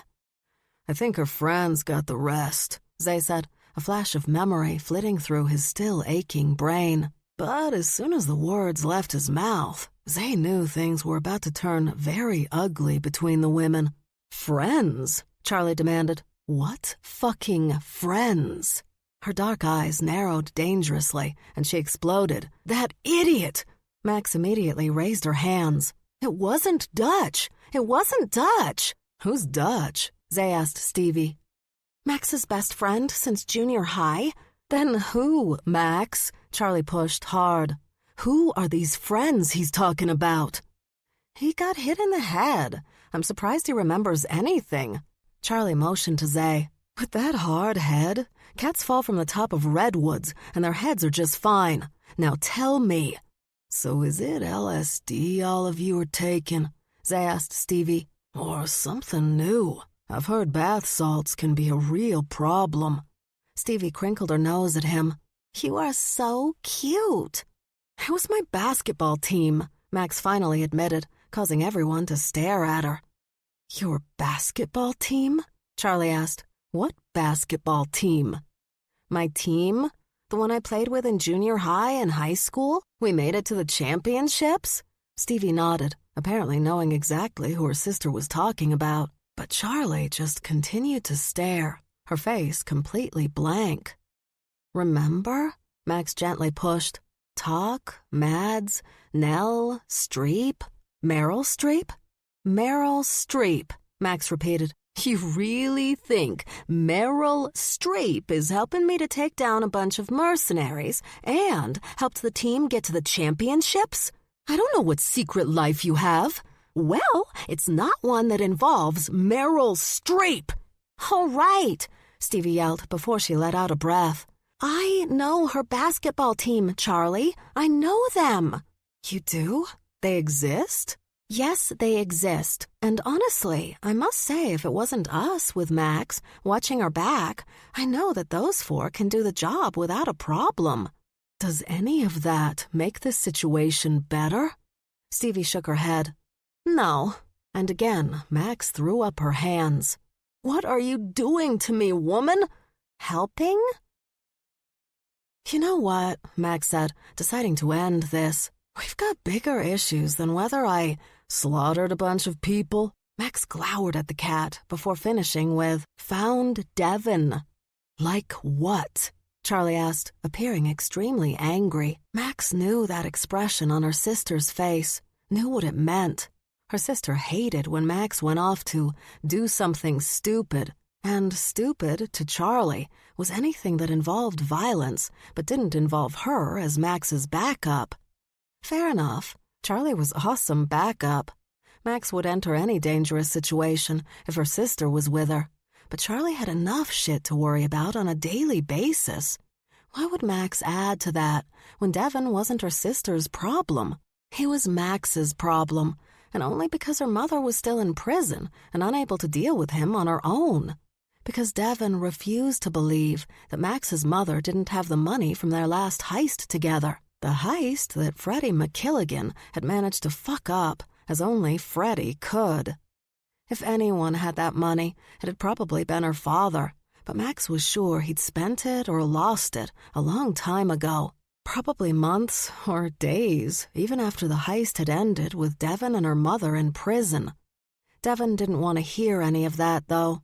He was convinced Rennie Yang had his money and believed that Max was his way of getting it back. Luckily, Max didn't mind proving him wrong. But until she dealt with Devon properly, she'd have to find a way to distract Charlie from getting involved. And there was only one way to do that, with lunacy. "Like our guest here," Max replied, gesturing to the cat with a sweep of her hand. "Poor kitty doesn't know he's a kitty. He thinks he's a boring full human with no skills. We can't let him continue to go through his life in such a sad, pathetic way." Her sisters focused on Vargas, but the cat was busy downing the last of those cinnamon buns. He was mid-chew when he realized they were all watching him, crumbs covering his mouth, green eyes bouncing from one woman to the other. "What?" he asked around his food. "We're here to teach you about our ways," Max informed him. "No, thank you." He swallowed, took a sip of coffee. "I'm fine in my reality." "But your reality is wrong." "Is it? Or is my reality simply drug-free?" Max heard Stevie snort, but she fought the urge to slap her sister on the back of the head. "I don't know how to tell you this, but you need to accept the fact that you are a cat. I'm a cat, according to you. In other words," he pointed at the kitchen window near the stove, "I'm like him." Max looked and immediately picked up a spoon and hurled it at the window. The feral cat that she hated didn't run, though, but simply hissed at her. "Bastard." "Is that any way to treat my kind?" Vargas asked, smirking. "That is not your kind, idiot," Max snarled. She was fed up with this. "You're like us, a shifter. Your DNA is a combination of human and," she gestured with her hand around his face, "some kind of big cat." "Wait, I can tell." Stevie ran around the table to Vargas's side. She lifted strands of his hair and leaned in close, studying them. Vargas motioned to his empty plate. "Any more of these?" Without a word of complaint, Charlie picked up his plate and went to where she had a large platter filled with cinnamon rolls. She brought back 5 for the cat. "You're just giving him food now?" Max asked. "He's a guest." "But I don't get any?" "You're a liar." When Max focused on Vargas, he smiled around the big bite of roll he now had in his mouth. "Jaguar," Stevie announced, triumphant. "He's a jaguar." She returned to her seat. "It took a second because leopards have similar markings, but if you really look, you can tell the difference. And he's definitely jaguar. A black jaguar." She winked at him. "Kind of rare." "What is happening?" Max demanded. Why were her sisters being so nice to someone who was being so cat? He couldn't be more cat if he was lounging in a tree with a gazelle carcass. "Look," Vargas said, wiping his mouth with a paper towel. "I appreciate you guys living in this fantasy universe, and I get it. The world is terrifying right now. It's easier to pretend that you have special mutant powers. But I live in reality, and no one has special mutant powers. And that's okay. It's okay to be normal. Be proud of your normalness.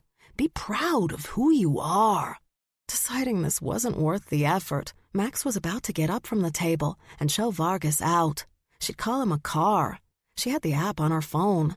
She'd send him back to the full humans he seemed most comfortable with, and she'd go back to her life as a McKilligan. It was for the best. That was the plan, until Shen Lee, Stevie's boyfriend, came in through the back door. He'd been outside, hanging upside down from a tree, eating bamboo. This was after he'd had a morning swim, in his panda form. That was also the way he'd entered the kitchen, in his panda form. He easily opened the screen door, came up the stairs into the kitchen. In his panda form, he was a healthy size, easy to see from where Vargas was sitting. And Vargas did see him. His expression didn't change. It stayed artfully blank, but his bright green-eyed gaze was locked on the panda as Shen went up on his hind legs, used his nose to open one of the cabinets, and used his paw to knock down a few bamboo roots. He picked one up in his mouth, lumbered over to Stevie's chair, and with nothing more than a thought, shifted from panda to human. He took the bamboo from his mouth so he could lean down and kiss the top of Stevie's head. "I'm going up to take a shower. I'll be down in a few." "Shen?" Max said, gesturing to their guest. "This is Zay. Zay, this is Shen." Shen nodded. "Hi, dude." "Hi." Vargas cleared his throat. "Hi." Then, bless him, Shen put the bamboo back in his mouth, shifted back to panda, and lumbered his way out of their kitchen on all fours. Silently, the three sisters watched Vargas, watched and waited. After a minute, he glanced at his nearly empty mug and announced, "So you drugged the coffee then?" Max threw up her hands and pushed away from the table. "I'm out." Chapter 3. Mari McKilligan got off the helicopter and walked away from it, keeping her body low so her head didn't get chopped off. One of the few true ways that one could kill a honey badger. She made her way to the upper deck where the Guerra twins were sunning themselves. She cringed when she saw their oiled skin, wondering how they could believe for a moment they wouldn't get skin cancer one day. It was like looking at roasting sausages. Before she reached them, however, one of their many bodyguards stopped her. Without a word, he demanded her weapons. She removed her guns and knives and piled them on the table provided for just that purpose. One of the men then came toward her to search her thoroughly, but as soon as she looked at him, the man, a foot taller and 200 pounds heavier than she, stumbled to a stop and looked at the one in charge. None of these men wanted to touch her. They were all full human and probably didn't understand their intense fear and distrust of a woman they didn't know, but instinct in mammals was a valuable thing. With a wave of his hand, the one in charge motioned her through, and she walked across the deck. Several bodyguards stood behind the chair where Aunt Celestina was stretched out. Aunt Katerina was already coming toward her, so Mari stopped and spread her arms wide. "Hello, dearest Aunt," she began, but the brutal slap across her face stopped the remainder of Mari's greeting. She froze where she stood, the sound of that slap still echoing across the ocean surrounding them. "How hard is it," Aunt Rena thundered at her, "to kill one man?" "It depends on the man, don't it, Auntie?"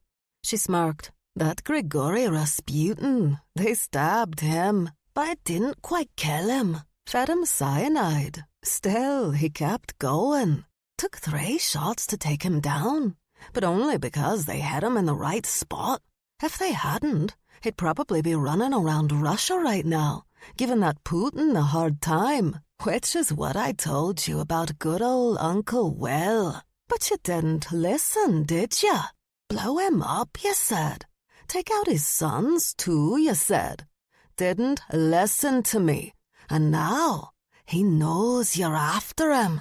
They all do. And the McKelligans won't let you or me get near him again."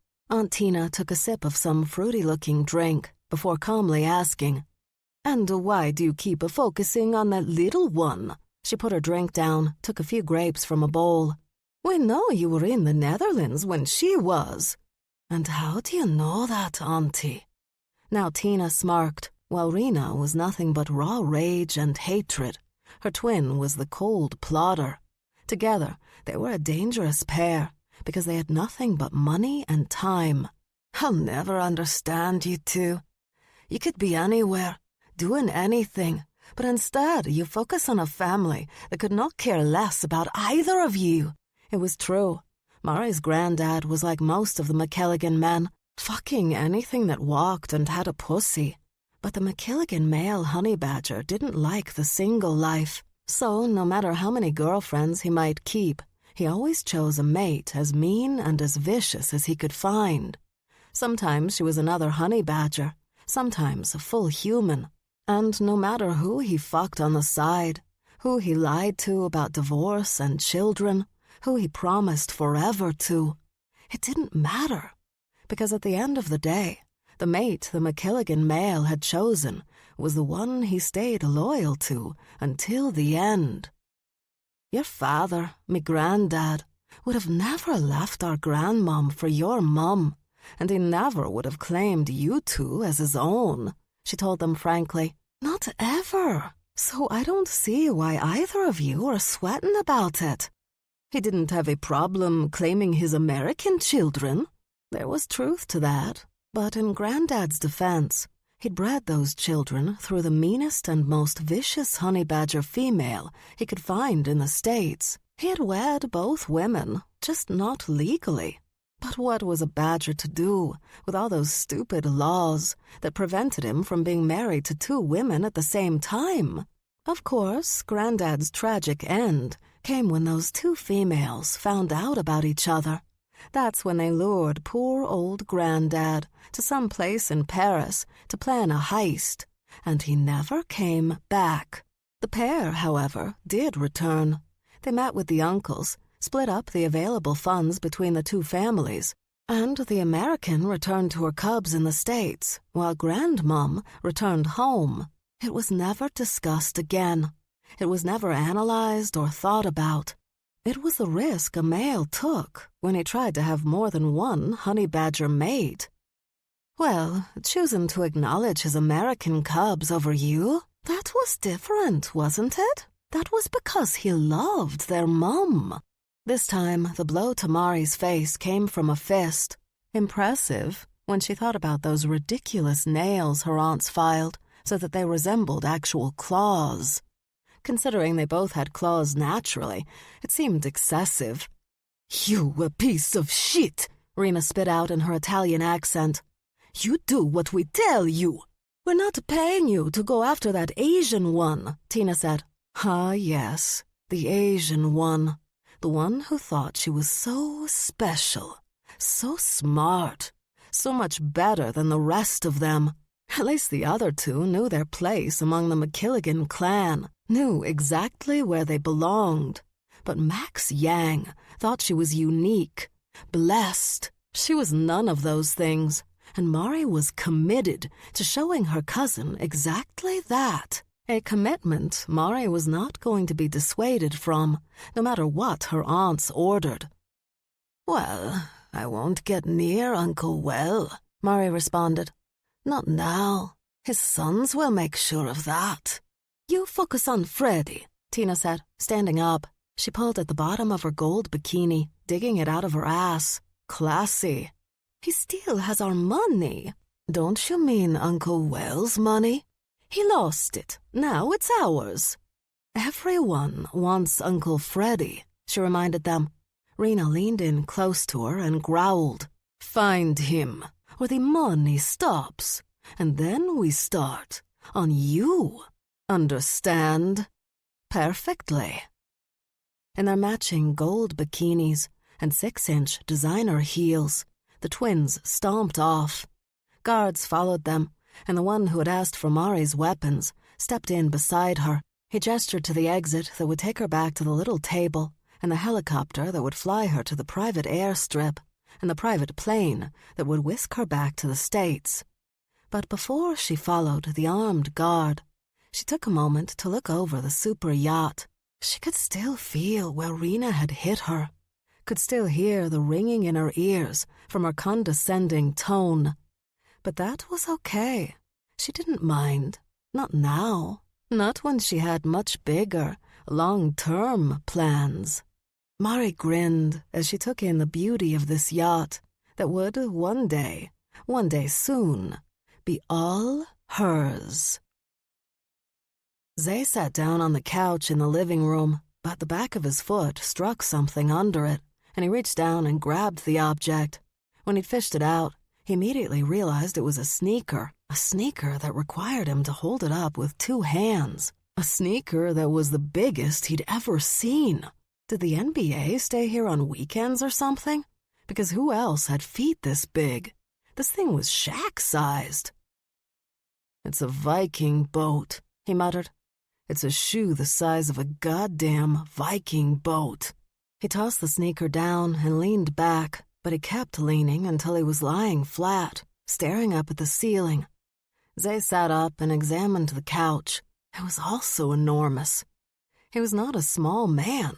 He was 6'2", nearly 260. He used to play football in school. Could have gotten a scholarship to play ball in college, but just to irritate his grandfather, he joined the Marines instead, pissing the old man off, because they both knew he could have easily gone pro. He used to be that good. But despite knowing other players who were way bigger than he was, he'd never gone to their houses and found couches this size, although he was sure many of them would have appreciated something so comfortable. Zay shook his head. No. He was letting those crazy women get into his head. He was letting them convince him of something that was just not possible. There was no way what they were saying. No way he could be...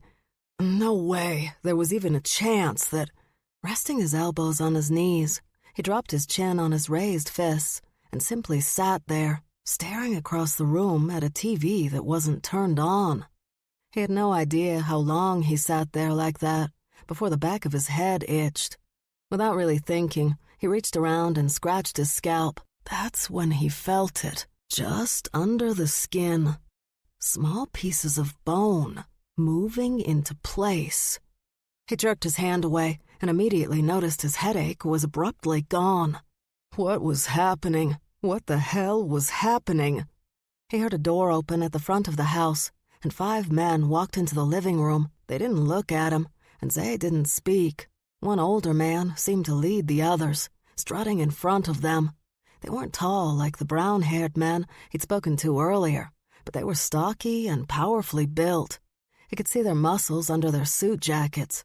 He also heard accents as they spoke to each other, Scottish or Irish.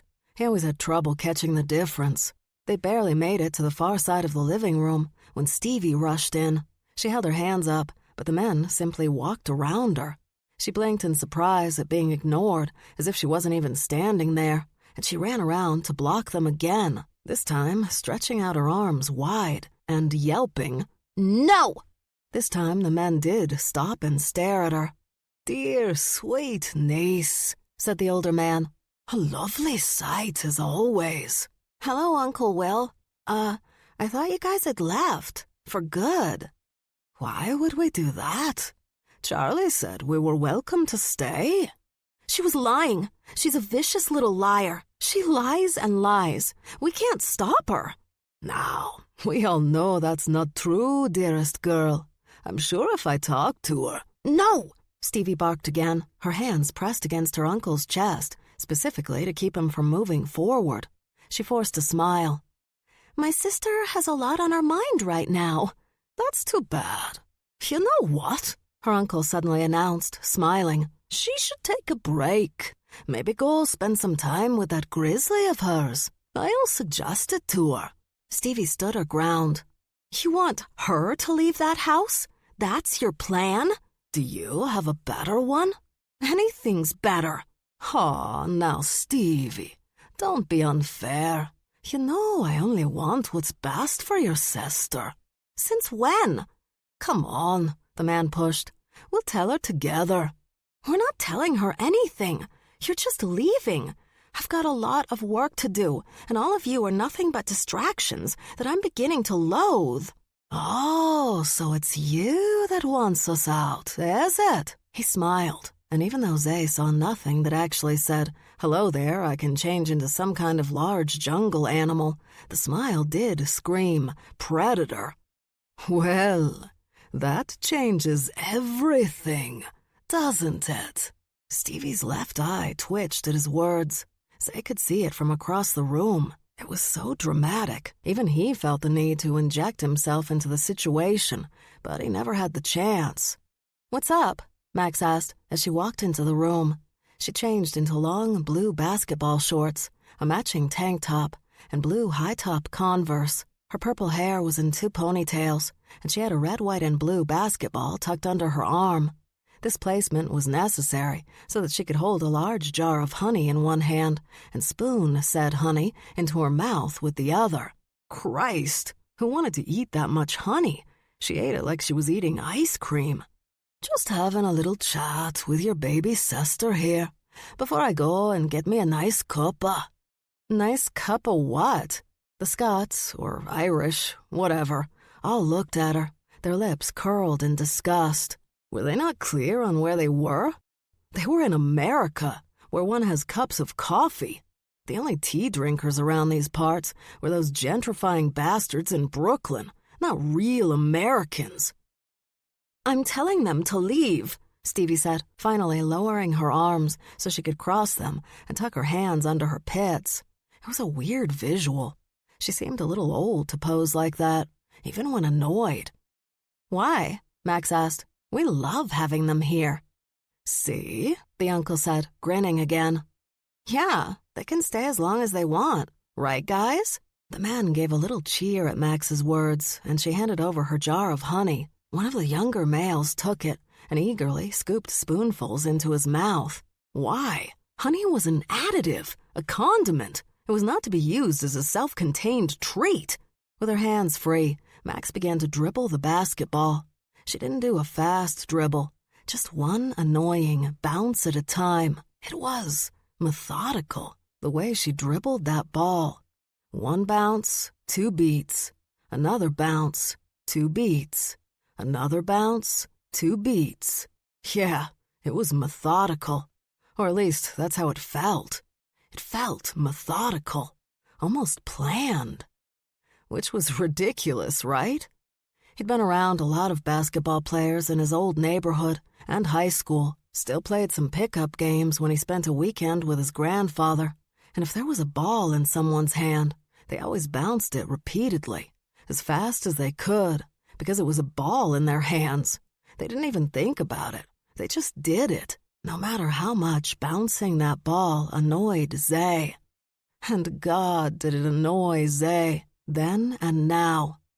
It was a habit he found so annoying that on more than one occasion, he'd snatched a ball from some bouncing offender, only to slam it back into the man's face. Why? Because he needed to learn. Sadly, his grandfather had been forced several times over the years to explain to some pissed-off neighbor from down the block that it was a total accident. You know what a fumble-fingers my grandson is, aren't you, idiot? Yes, sir, I'm a fumble-fingers. The memory almost made him smile, except that the bouncing was really starting to irritate him. It was, he also quickly noticed, annoying Stevie. He could tell when she carefully placed her middle and forefingers against both sides of her head, making small circles at the temples, before asking, So you're not leaving? Oh, we'll leave, eventually. You know, still trying to find out who blew us up. That's kind of our priority right now. We know who blew you up. It was the half-sisters who hate you. Who can say? I can. Dearest niece, I understand how it is. Sometimes you just have to throw your own kin out into the cold night. It's summer, Stevie bit out between clenched teeth, that left eye twitching again. And it's morning. She glanced at her sister. Could you stop doing that, please? She didn't snap that request, but there was a tone there that Zay didn't want to examine too closely. A tone that would make him aware he'd want to stop bouncing that ball. But not Max. Not the crazy woman who took on ex-military like she was pranking a bunch of junior high nerds. No, she just smiled. That smile he remembered so well from the other night. She smiled, and she just kept going. You don't understand, Stevie continued. I have a lot of things going on right now. I've got a ballet to write. Isn't that cute? Her uncle said to the burly men with him. And there went that eye twitch again. A lab to set up? Oh, are you doing the science thing again? Good for you, lass. Good for you. Bet you could do well with that sort of thing, if you just tried. You know, put your mind to it. Focused on it. And my boyfriend's parents to meet. Is that the Oriental bloke we saw around here? Oh, there went that nasty twitch again, and now it was getting intense. The word is not Oriental. It's Asian. Or, if you want to be specific, Chinese. My boyfriend is Chinese-American. You can barely tell, the uncle said. His English is really good, like he was born here. He was! She managed to cut herself off, but Stevie's fingers had now curled into fists. Please stop dribbling that ball, she asked Max again, before she said to her uncle. So, what I'm saying is, I'm sure you'd be much more comfortable in a hotel. A hotel? I don't know about that. We're so low on cash right now. You know, after what your father did and all. Stevie slowly blew out a breath, then said, I can pay to put you up in a hotel for a bit. That's real kind of you, darling. Real kind indeed. But we can't just go anywhere now, can we? After someone tried to kill us. What hotel would you like? She asked. For us? It would need to be the Kingston Arms, now wouldn't it? The Kingston Arms? Was this asshole kidding? The Kingston Arms was expensive. Seriously, blindingly expensive. It made staying at the Ritz-Carlton seem like hanging out at a Motel 6 off I-95. Well, that's a problem, Stevie said as she tried to slap the basketball away from a still dribbling Max. Since the last I heard, the Scottish McKilligans have been banned from the Kingston Arms. All Kingston Arms, even the ones in Africa and Asia. Maybe because they kept calling the Asians Orientals, Max suggested, making Zay snort just a little. That wasn't what happened, the uncle argued. And Africa? How could we be banned from some African Kingston Arms? That's not a country I'd even go to. Isn't that right, lads? When the man agreed, as if even suggesting such a thing was the real offense here, Stevie threw up her hands and snarled. Africa is a continent, you dimwits! You've been banned from all the Kingston Arms that are in the many countries on the continent of Africa. Country or continent? Continent! Being banned from Africa was not the fault of the McKilligans. His head bopped from side to side before he added, But Asia, that was definitely our fault. But not Africa. It was our enemies who got us banned from Africa. That was other badgers who used our name. I don't care. You need to go. And you, she suddenly bellowed, turning to face her sister, need to stop dribbling that goddamn ball. But Max didn't stop. She simply began dribbling the ball back and forth between her legs. Zay had to admit, though, she had solid technique. The uncle, however, didn't seem to be aware of anything but getting what he wanted. Look, niece, her uncle began again. We'd go if we could. Truly we would. We don't like being in your way. But where would we go? What would we do? So, for now at least, here we'll stay. And I'm sure with a heart as big as yours, you'll be happy to let us stay. Now won't she, lads? The burly men heartily agreed, their condescending smirks annoying Zay so much he thought about hurling that Viking boat of a sneaker across the room in the hopes of destroying them all, the way the Vikings did to those monks in 793 A.D. But before he could make that move, Stevie abruptly reached over to one of the men and grabbed something off his belt. Zay watched in shock as Stevie expertly flicked open what turned out to be a butterfly knife, an edge weapon that was not remotely legal in New York. He jumped up, ready to step in before she did something she would regret the rest of her life. Although he understood it. He wanted to stab that pushy uncle himself. Dude was annoying. But before anyone could make a move, Stevie snatched the basketball from her sister mid-bounce and rammed the blade into it. Then she did it again, And again, then a whole bunch more times, all while staring her sister right in the eyes. Finally, when she stopped, she hysterically screamed in Max's face, "I told you to stop playing with that fucking ball!" With that, Stevie shoved the deflated ball back into Max's hands, the knife still sticking out of it, and stormed out of the room. There was a long moment of silence until the uncle said, "That girl should be locked up." Max pulled out the knife, expertly flicked it closed, and handed it back to one of the other men. "Really? I don't mean in a prison." "Oh, I understand what you mean. You're talking about a mental hospital, a loony bin, where the crazies go. Do you really think this is about her being annoyed by you? No, it's about Charlie. Charlie told us we could stay." "I'm sure she did. Charlie's a good person, but she has a very low threshold for other people's bullshit. She puts up with it from me and Stevie, but you're not us. You're them." And Stevie's brain is so advanced, she can look minutes, days, weeks, months, years ahead. She can see that one day you're going to do something so stupid and so uncaring that you piss off Charlie. Piss her off so much that she'll kill all of you. She'll kill all of you and not care, even though Charlie cares about everything and everyone. But you'll push her so far that, boom, over the edge she'll go, and you boys will be dead, and it will be civil war among the McKilligans.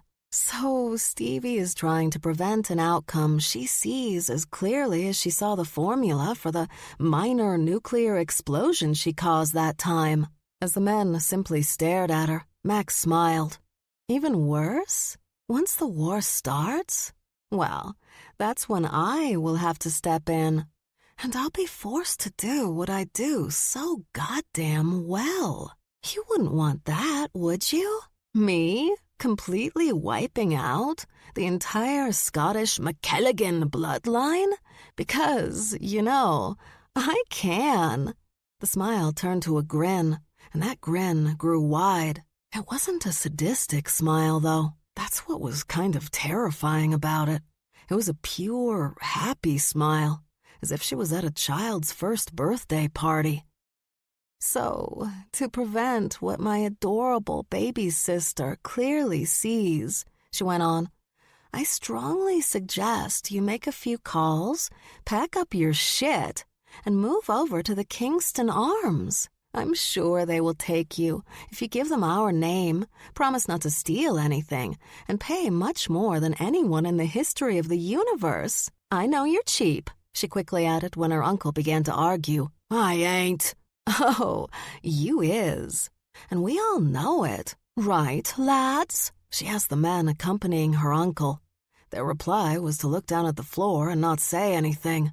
"See? They know. We all know you're cheap. But that's okay. You're just gonna suck it up and pay that tab. Willingly. And with love. Now listen to me." She held up the deflated ball right in front of her uncle's face.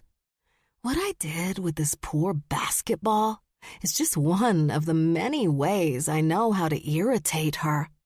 You should know that over the years, I've discovered thousands of ways to irritate Stevie McKilligan.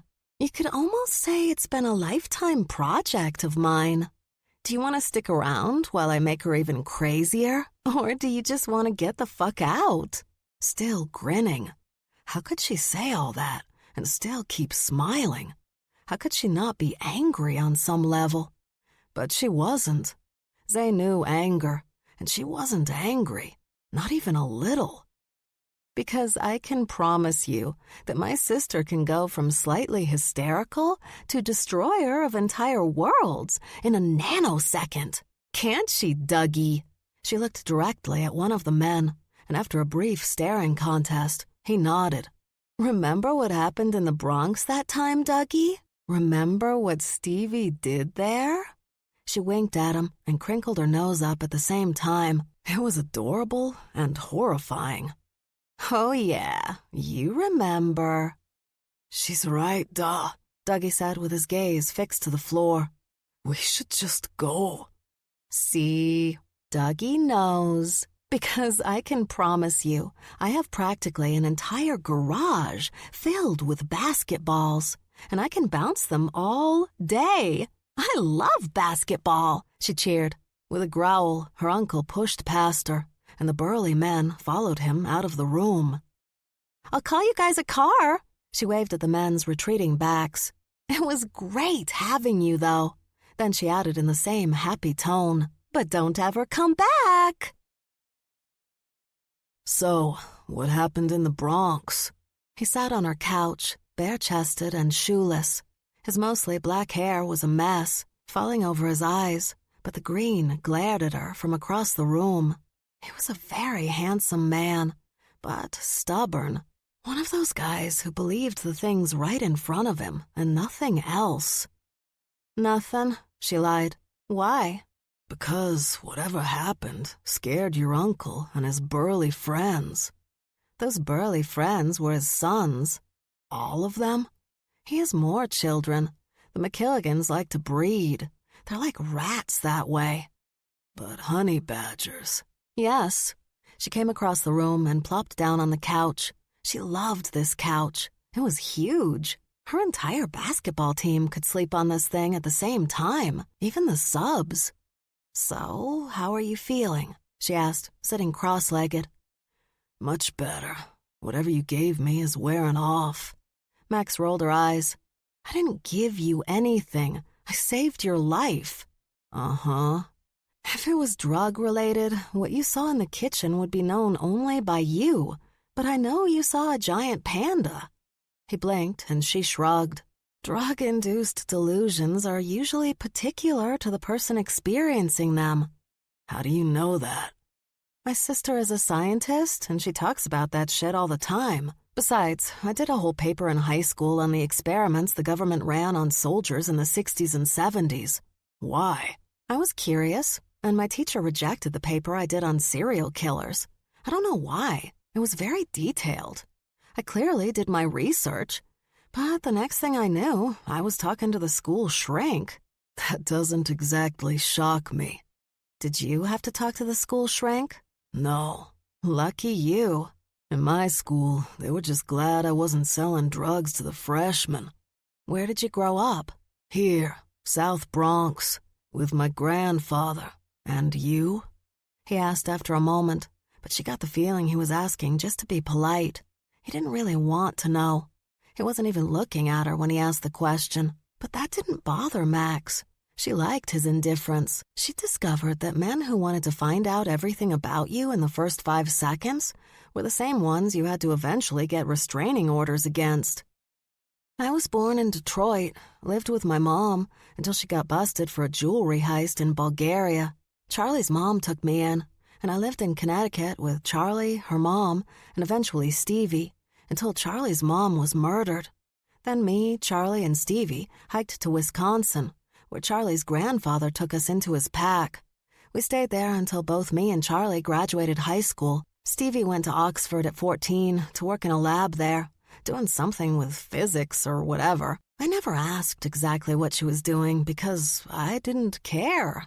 But we did go with her to England, and that was okay. We had a nice time, and Oxford paid for it. But when she turned 18, me and Charlie had to make our own way financially. We still kept an eye on her, though, because if we didn't, Dad tended to sell her to drug dealers so she could make their drugs. He was finally looking at her now, staring at her with wide eyes. Oh, and just a side note, she lowered her voice a bit in case Charlie was anywhere within hearing range. She had excellent hearing. Anytime my father is mentioned, Charlie goes off on a whole thing about how much she hates him. Just let her rant. I mean, it's all true. She hates him. Not that thing in books and movies where she loves him but hates him either. It's just pure hate. But it makes sense when you think about it. Her mother was murdered, and my mom is in prison because of our father. Although, I should clarify, he didn't actually kill her mother, and the Bulgarian cops put my mom in prison. But the men who killed her mother were looking for our dad, and he was part of the crew that my mom got busted with, and he left her there with the rest of the gang to be picked up by the cops. Actually, she added, realizing, the reason Devin is trying to kidnap me is because he got out of prison, and whatever loot they kept from the heist that the cops didn't find, he wants it back, thinking my mom has it, but she doesn't. But he thinks he can get my mom to tell him by kidnapping me and maybe sending her a finger or whatever. Honestly, I'm thinking if there was any loot left, my dad probably grabbed it, but I'm sure he's lost it all by now, probably to women and gambling and liquor and very bad Ponzi schemes. My dad is the worst criminal, she admitted. He was still just staring at her. So she asked, so what made you join the Marines? No, he quickly cut in. No, just no. No what? Whatever crazy story you just told me. All true. Sure it was. Who'd make that shit up? Well, she reasoned, maybe Stephen King, but then it would involve murderous clowns or haunted hotels or the end of the world. Have you read The Stand? Is this how Manson worked? Manson who? Charles Manson. Did he just vomit up incredibly weird stories while convincing nubile young girls that they had special powers that allowed them to shift into things? Shifting isn't a special power. It's not? No, Max admitted. Our kind is no different from full humans. We're just better. How is that not different? Look, there are a lot of reasons there are shifters. Most involve ancient magic and ancient people. But whatever happened back then, it eventually led to a genetic defect. Max had been talking with her hands, as she liked to do, but when he said that, she dropped her hands into her lap.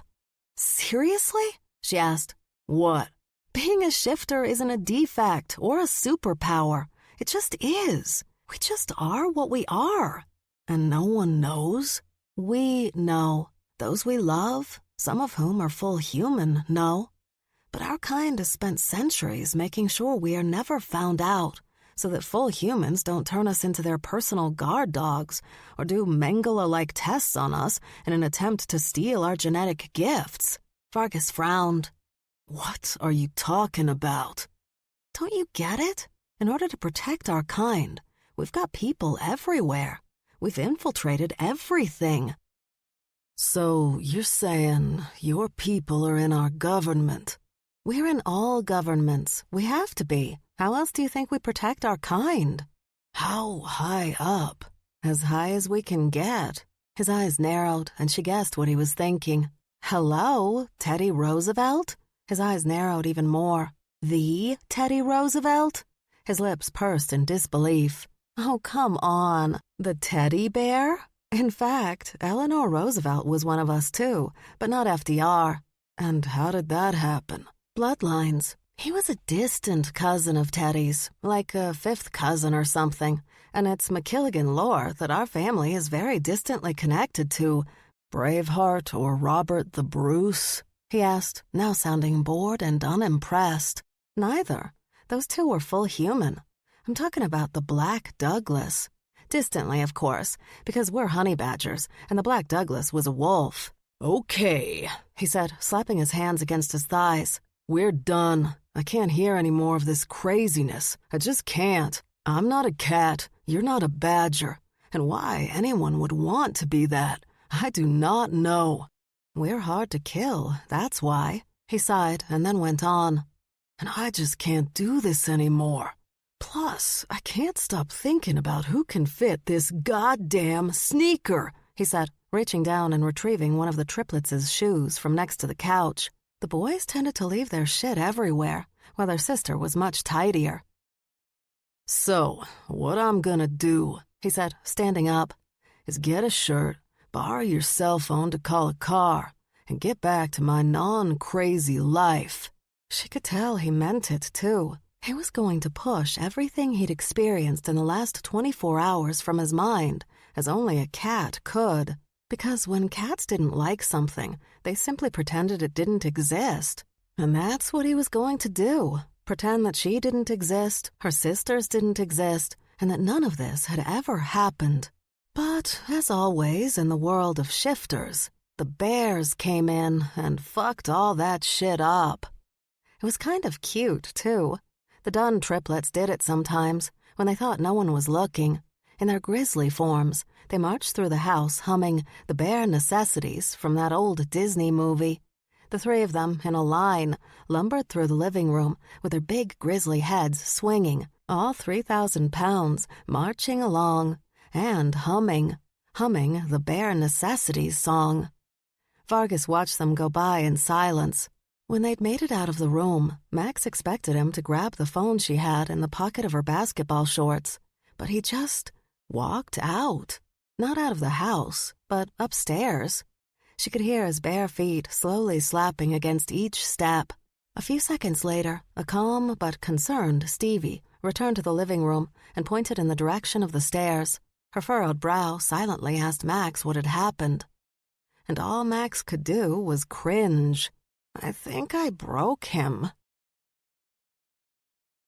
Chapter 4. She noticed the Mercedes idling in the middle of the road outside the church. She didn't approach the vehicle, simply watched, hoped that no one inside had spotted her near this tree. She'd been planning to sleep for a few hours, but if she were noticed... But no one stepped out of the car. The driver didn't do anything but sit there. He was waiting for someone. She just didn't know who. She could only hope that whoever was coming wouldn't be a problem, that they wouldn't notice her. She'd been on her own for a couple of years now, since she'd run away from the orphanage. She did better on her own, as long as she stayed away from the city and lived in the woods. She loved the woods, felt at home, for once. But like the animals she befriended and that befriended her, she knew to stay away from men. There were men in the woods sometimes, but she knew how to climb, knew how to blend into her surroundings, knew how to disappear if she had to, just like the foxes and wolves that roamed the forest she lived in. She didn't move, not even to pull the hood of her coat over her head, simply watched and waited. It was a few feet to her left that she heard it, something coming up from the ground, scratching at the earth beneath. It took some time for the thing to dig its way through, but it finally broke to the surface. She almost gasped, but slapped a hand over her mouth before she released the sound. A human hand with a claw on each finger punched its way through the last bit of dirt and forest debris. A few seconds later, another hand came through, arms stretched out, and the hands landed hard on the earth nearby. With a grunt, a human pulled itself free, and did it with ease. The struggle was minor, the body wiggling free until a woman stood in the forest. She did an all-over shake that got most of the dirt off her and ran her hands through her short hair. She wiped her face with human fingers, the claws gone.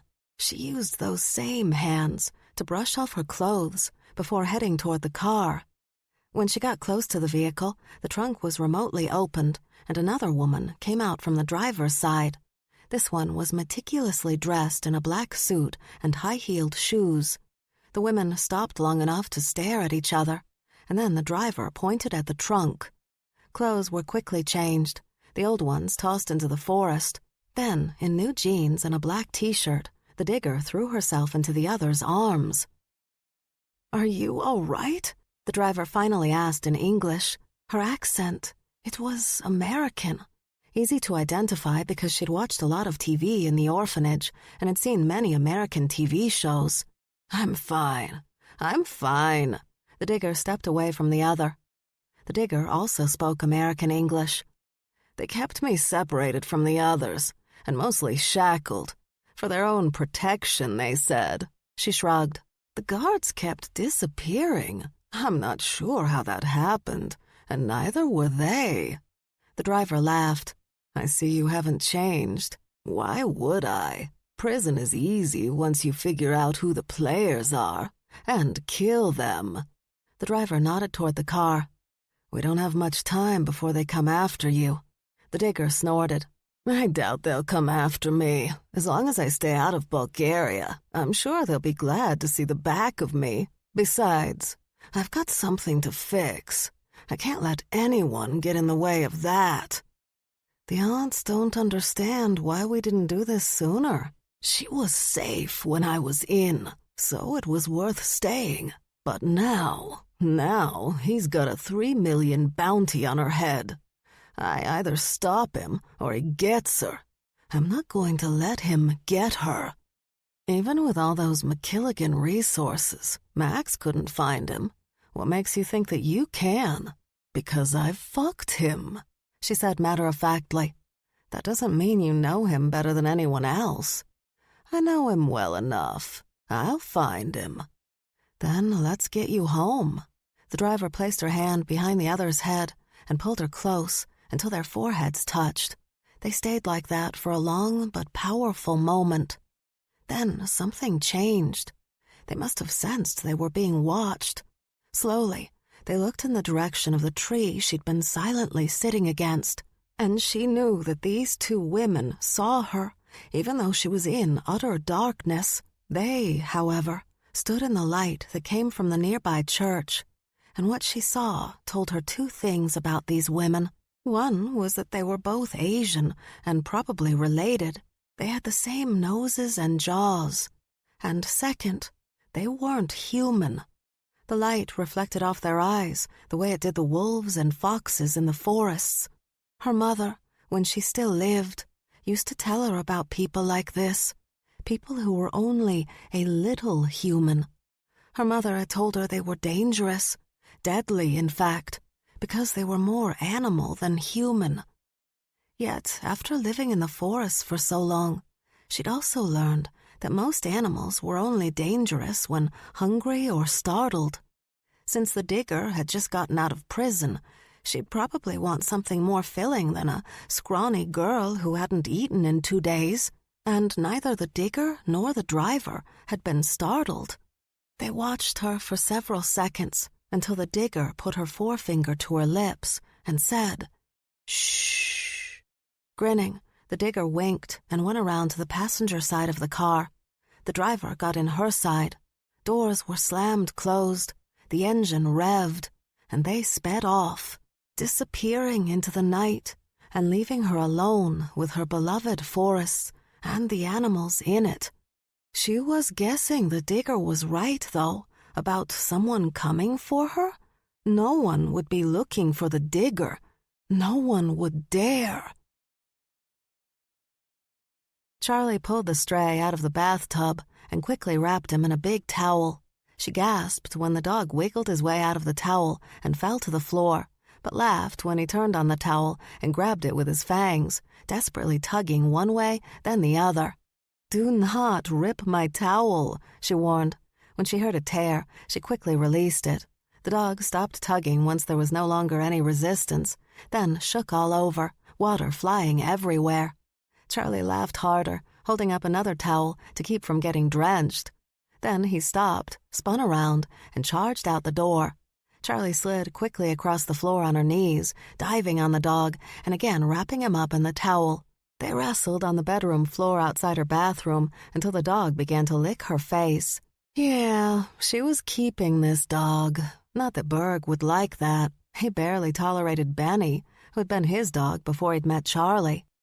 As part wolf, Charlie shouldn't be much of a dog fan either, but she'd discovered long ago that she was definitely a dog person. She just liked them. Pulling the dog into her lap, Charlie noticed Vargas for the first time. He was sitting on the floor with his back against the wall, forearms resting on his raised knees, and he was staring blankly. Good Lord, what had Max done to the poor guy? "Hi, Zay. You okay?" "You had bears walking through your living room," he said, still gazing at the wall behind the bed Charlie shared with Berg. "I was going to warn you to get out while you still could, because you were so nice to me earlier, and I didn't want you to be eaten. But then I saw the size of your bed, And this. He held up one of Berg's sneakers. I kept thinking, what could fit a shoe like this? What kind of being? Then I realized, a bear. Charlie didn't have the heart to tell him there were bigger bears than Berg and his brother and sister, bears that wore bigger shoes. Tiny, their landlord, had 3 older brothers who were several inches bigger and wore size 24 shoes. One of Tiny's sisters had restrained a carjacker once by yanking the man out of the car, throwing him to the ground, and stepping on him with her giant foot until the cops came. All of Tiny's siblings and cousins called him Tiny, and he was 6'9". But Charlie knew that poor Zay wasn't ready to hear any of that yet. She was sure Max had already freaked the guy out. She was really good at that. Really good at terrorizing people without actually meaning to. Well, at least sometimes she didn't mean to. Other times, she absolutely meant to. It really depended on Max's mood. Charlie got off the floor and sat down on the bed, facing Zay. She still held the dog in her arms. I know this is hard for you. All these years you thought you were just a guy, but you're not. That green gaze moved from the wall to Charlie. So you're one too? Yeah, all 3 of us are. Actually, everyone on this street is. His eyes narrowed a bit. Then do it, he ordered. Become whatever it is you become. Charlie shrugged. Can't. Due to fucked up genetics provided by my idiot father, I can't shift to wolf or honey badger. Of course you can't. I can only do this. Charlie unleashed her fangs and roared. Zay jerked, his back and head hitting the wall behind him. The dog in her lap yelped and ran to the bathroom. He spun around so that his butt ended up slamming the door closed. Retracting her fangs, Charlie focused on Zay and grimaced. Oops, I really didn't mean to scare him. Did you mean to scare me? Zay demanded. Because you did. You kidnapped a cat? Max glared across the yard at her best friend, Dutch Alexander. They'd been friends since Max had met Dutch in junior high. I did not kidnap a cat. You borrowed one? Very funny. He moved closer, and she continued to dribble the basketball she was holding. She'd set up a basketball hoop by their garage. It wasn't for practice so much as something to do with her hands. That's all basketball had ever been for her, something to do with her hands. You know, something other than punching someone in the gut or slashing someone's face with her claws. Do you understand what you've done? Dutch demanded. Of course I do. I saved his life, thank you very much. And even more impressive, I've taken the time to explain to him that he's one of us, that he's a shifter. You saved his life, so he's alive? Of course he's alive. What do you mean, of course? You left a shitload of bodies back there. So? It was the Netherlands, one of those countries where they care about that sort of thing. I don't see what the big deal is. Your cat works for our government. They think he's dead, and they're looking to nail the ones who killed him. But he's not dead. He's in the house. Dutch took a step back, tossing his head dramatically. He's here? First off, you need to calm down. No, first off, you need to get him out of your house and make sure he forgets that you ever existed. Except I'm unforgettable. I see, Dutch said, shaking his head. You see what? You're trying to make me insane. You're trying to make my life harder than it already is. Why do you always accuse me of that? Because you always are. Dude, it's okay. He's fine. He got hit on the head pretty bad, but he's one of us, so he's recovered quite nicely. I don't see what you're freaking out about. What am I freaking out about? How about your sister? Max lined up her ball and made the shot. It went in and bounced back over to her like a well-trained dog. What does Charlie have to do with anything? She assumed he'd meant Charlie, since Dutch and Stevie had always gotten along like a house on fire, whereas Charlie always seemed to want to set Dutch on fire. Max, they know it was you. You and Nell and the others. Who knows? Who do you think? So the group, the shifter-only protection organization the Dutch had worked for since graduating college. Right. And Katzenhaus. And BPC. BPC? The Bear Preservation Council? Oh yeah, them. She shrugged her shoulders. So what if they know? You and your girlfriends left a trail of bodies in one of the countries that we're close friends with. To those organizations, that just means you're off your chain. I'm off my what? That you're out of control. And if you're out of control, they're going to want one of two things. Either to make you join the group so they can put your out-of-controlness to good use, or to put you down because you can't be trusted. Well, that seems unfair. I repeat, you left a trail of bodies in the Netherlands. Stop yelling at me. And my plan wasn't to leave a trail of bodies anywhere. They shot first. I just reacted. She continued to dribble the ball. So, what now?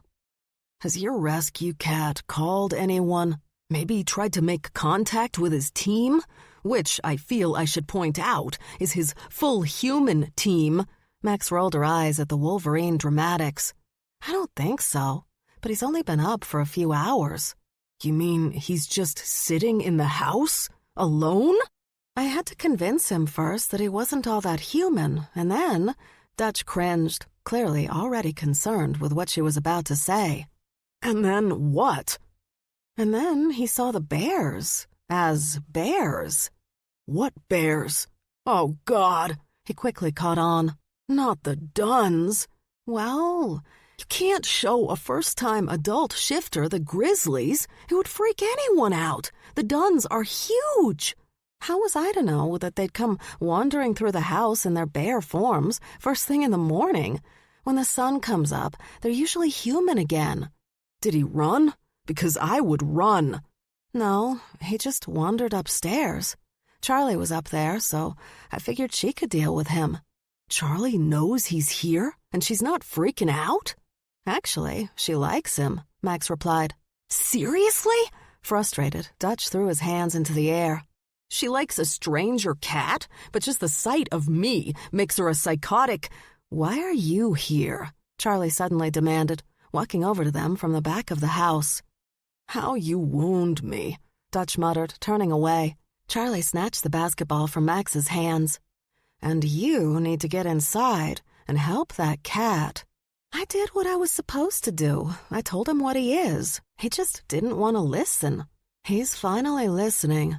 And now I believe he's having a mini breakdown. How am I supposed to help him with that?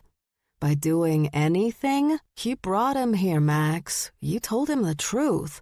Now you have to deal with the repercussions of those actions. Max rolled her eyes, blew out a breath, and leaned far back in a general show of frustration. What did you think was going to happen? Charlie asked. That you were just going to tell him he could shift into a giant cat? And he would be, oh, okay, thanks for the info. I'll go out and live my life now. Did you really think that would happen? Yes, I did. I didn't think I'd actually have to... care? Max shrugged. Get your ass in there, Charlie ordered, and deal with this. Now. With a whining sigh that Max knew she wouldn't tolerate from anyone else, she started toward the house, only stopping to glance back so she could watch her sister react to Dutch's presence by throwing the basketball at him with as much strength as she could muster, which was a lot. Only stopping to glance back so she could watch her sister react to Dutch's presence by throwing the basketball at him with as much strength as she could muster, which was a lot. Ow! The Wolverine howled, grabbing his side and rubbing it while pacing in circles. What did I do? You exist. Chapter 5. Stevie entered the kitchen just as Max walked in from the backyard. They stopped and stared at each other for a moment before looking at the kitchen table. Max's rescued cat was sitting slumped over the table, his muscular arms hanging limply at his sides. Is he dead? Max asked, not appearing as concerned as Stevie felt she should be. Max was the one who'd brought him to their house. She was the one who'd taken it upon herself to tell him that he wasn't nearly as human as he thought he was. So, in Stevie's estimation, her sister should be much more concerned about the well-being of her rescue. "If you're concerned," Stevie suggested, "you should check." "You check?" "Max," she spit out in a harsh whisper. "If he's dead, I don't know why you're whispering." Stevie changed her eye color to the bright gold her shifter form had. She wasn't about to shift, not in the house, especially now that she'd begun to worry her shifted form might be getting bigger. Much to her continuing happiness, however, she had complete control of her animal rage. Still, Max insisted on worrying about whether Stevie was taking her meds or not. Of course she was, so just the eye change alone was enough to get Max to, "Fine." Max reached across the table to press her fingers against Zay's neck to check his pulse, but before she could touch him, she jumped back and yelped. Blood dripped down her arm.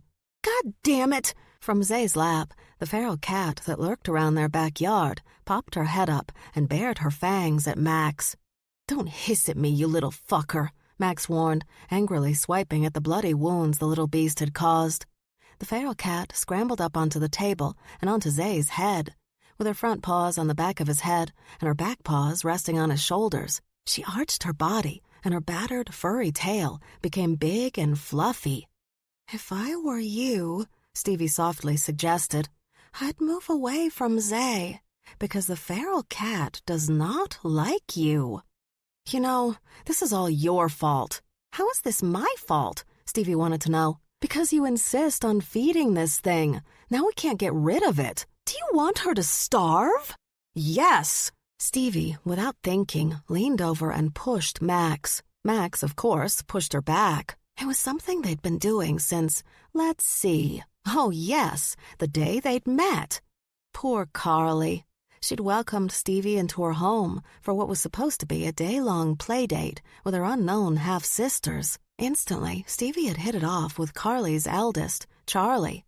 But then she'd met Max and was immediately left alone with her while mother and daughter had gone to the kitchen for cookies and milk. In that moment, Max hadn't actually done anything to Stevie. She hadn't touched her or said anything or even stuck her tongue out at her. But Stevie just hadn't liked the way her new half-sister had stared at her. She hadn't liked it at all. So she'd reached up and pushed Max's shoulders. Max had responded by pushing her back. And that's when Stevie had snapped. She'd pulled back her tiny fist, filled with fingers that were currently insured for $500,000 because of her musical career, and punched the older, taller, meaner girl in the nose. When all Stevie got back was a grin, she knew she was dead. Seconds later, Carly and Charlie had found the pair rolling around the tiny backyard of the Connecticut mobile home. It had rained earlier in the day, so they were both covered in mud and blood. Stevie had only been 6 at the time, performing solo piano and violin concerts at the Met in New York City to sold-out audiences. She'd already learned that all those feelings she had roiling around her gut were to be repressed. They were to be beaten down, ignored, kept away from the light of day. Being around Max, however, had brought out everything. Stevie's family had, up to that day, told her to keep under wraps. Carly, dear, sweet, loving Carly, had tried everything to stop the girls from fighting, but she was too nice. A sweet, motherly wolf who had immediately come to adore the Siberian tiger honey badger hybrid prodigy who was in a nasty fistfight with the other girl who had been dumped on her for no other reason than that Carly was just too damn nice. Unable to get the 2 girls under control herself, Carly had left it up to her daughter. Charlie, always up for a challenge, had gotten Stevie and Max to stop fighting by grabbing them by the extra skin at the back of their necks and twisting with all the strength she had. The pain had been so horrible, Stevie and Max had immediately separated, but Charlie still took a moment to lift both girls in the air, one hand on each, and shake them, so that they understood what they had done was not okay. They hadn't learned that, though. Instead, they'd learned to keep their fights away from the watchful gaze of their big sister. Like now, in this kitchen, with just the 2 of them, a possibly dead male, and a feral cat. It was the perfect time for them to get a good fight on. But before Stevie could make a solid move, that feral cat charged across the table and launched her 7-pound body at Max's face. Stevie gasped, horrified, watching the pair hit the floor, stunned by all the snarling and hissing for several seconds, before she realized she should do something. "No, no, no!" she yelped, attempting to pull the pair apart. But there was so much resentment and hatred between the two, neither was willing to give up. The feral cat had her front claws dug deep in Max's face, as if she was hoping to rip the skin off completely. Max struggled to her feet, with the cat still attached. She gripped the angry beast with both hands and pulled and pulled. Stevie cringed, watching as her sister's skin was stretched by the deeply embedded claws. Terrified about how this would end, she reached in between the pair, ready to separate them with a hard push. But Max abruptly pulled the cat off her face and slammed it down on the table. Angry beyond reason, Max kept the animal pinned to the table with one hand and lifted the other, unleashing her claws. "Max!" Stevie screamed. "No!" Max, ignoring her as usual, brought her claws down toward the hissing animal she had trapped on the table. But a black paw slammed into her arm, holding it in place. The black jaguar that had replaced the possibly dead man who had been sitting unconscious at the table, glared at Max with bright gold eyes. Then it bared its fangs and let out a roar that had Stevie doing the only thing she could think of. Max gazed into the gold eyes of the big cat glaring at her. He had his back paws in the chair his human form had been sitting in, and the front paw, not warding off her unleashed claws, was on the kitchen table. Shocked that the dude she thought was dead was quite alive and had just shifted into a very big jaguar, Max didn't know what to say or do until she realized that her sister was no longer standing behind her. Looking over her shoulder and up, Max let out a little growl. Max pulled her hands away from both cats and turned. "Get out of the ceiling," she ordered, using that phrasing because her sister was hanging by her claws. "Nope." "Stevie." Stevie crawled into the closet cabinet over the refrigerator, slamming the door behind her. Satisfied that at least her sister wouldn't come crashing to the ground, Charlie got really bitchy when their rental house was damaged. Max turned back to the table to find only the feral cat standing there, glaring at her. The jaguar. Shit! Max ran toward the front of the house. "What's wrong?" Stevie yelled from the cabinet, but Max didn't have time to answer her, not when she scented that the big cat had gone out the front door. Someone had left it open, probably the triplets, since they would most likely head back this way from their house across the street at any time. Max ran out on the porch and stood at the top of the stairs, gaze searching the street. "Max?" Dutch came around the side of the house, still rubbing his side from where Charlie had hit him with the basketball. "What's wrong?" "He's out! He's out!" "Who's out?" They heard screaming from down the street. A kid screaming, "Dad! Dad! Dad!" Running down the steps and through several neighbors' yards, Max stumbled to a stop, and Dutch crashed into her. "Oh, shit!" They both gasped at the same time. The cat had grabbed a grizzly cub lounging in his own yard and was dragging the poor, screeching kid to a nearby tree. The Akko pride had ruled the Tanzania cats long before the Chinese had their first emperor. But it wasn't until the late 1800s that Imani's great-grandmother, her great-aunts, and their males had traveled to the American shores. They'd lived in Harlem in those days, but that's when shifters of other breeds and species had been scattered throughout the country. If one wanted to find shifter-only towns on the East Coast, one had to go to parts of the South that seemed to be filled with nothing but dogs from the Smith pack. Not a lot of cats wanted to deal with Smiths in any town or city, but the southern soil seemed to strengthen the Smiths in ways that had made Imani's kin more than a little uncomfortable. When several houses became available on a Queen Street a couple of decades back, The Akko Pride had purchased them and moved in.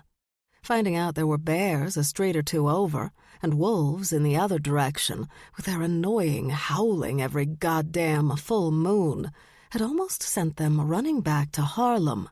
But their cubs had loved having yards, a couple with in-ground pools. Who could willingly leave that? So they stayed and did what all lions did, expanded their territory. It was Imani's grandmother who'd realized that waiting for more lions to move in would put them at risk of full humans snapping up newly available homes. So she decided to have other breeds of cats move in as houses became available, no matter how annoying those cats might be. Tigers, cheetahs, leopards, jaguars, cougars, lynx. All of them would be welcome as long as they had the down payment and could tolerate the damn howling. It took some time, but eventually the local full humans found the constant silent staring of unfriendly neighbors more than enough reason to move out to Long Island or out of the state completely, leaving the Pride with all they'd ever wanted, several streets that belonged only to them. Which meant that when a she-tiger casually showed up with a Smith riding in the car with her, Imani didn't take it well. How could she? It wasn't just any Smith that Sella Malone had brought to her territory. It was Deanne Smith, a she-wolf who was a standout killer in a pack of standout killers. Only Smith's father was feared more, an oversized wolf strangely named Eggy. It was such an annoying move that Imani felt the need to say something in the most diplomatic way possible. "Who told you it was okay to bring this heifer with you?" "Mom!" her daughter snapped from behind her, while one of Imani's teenage granddaughters snorted out a laugh before quickly turning away. "That is not friendly," the she-tiger replied with a wide smile, a smile Imani had never trusted and had always wanted to slap off her face. But this particular cat wasn't some Malone kitty roaming the world.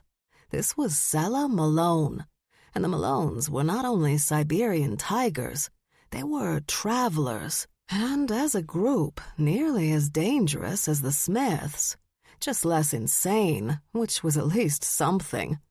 "Everyone knows that Deanne is a very close associate of mine." "Who, exactly, is everyone?" Imani looked at her granddaughter over her shoulder. "Ever notice that narcissists always say, 'Everyone knows this about me,' or 'Everyone knows who I am'? Is that you, Malone? A narcissist?"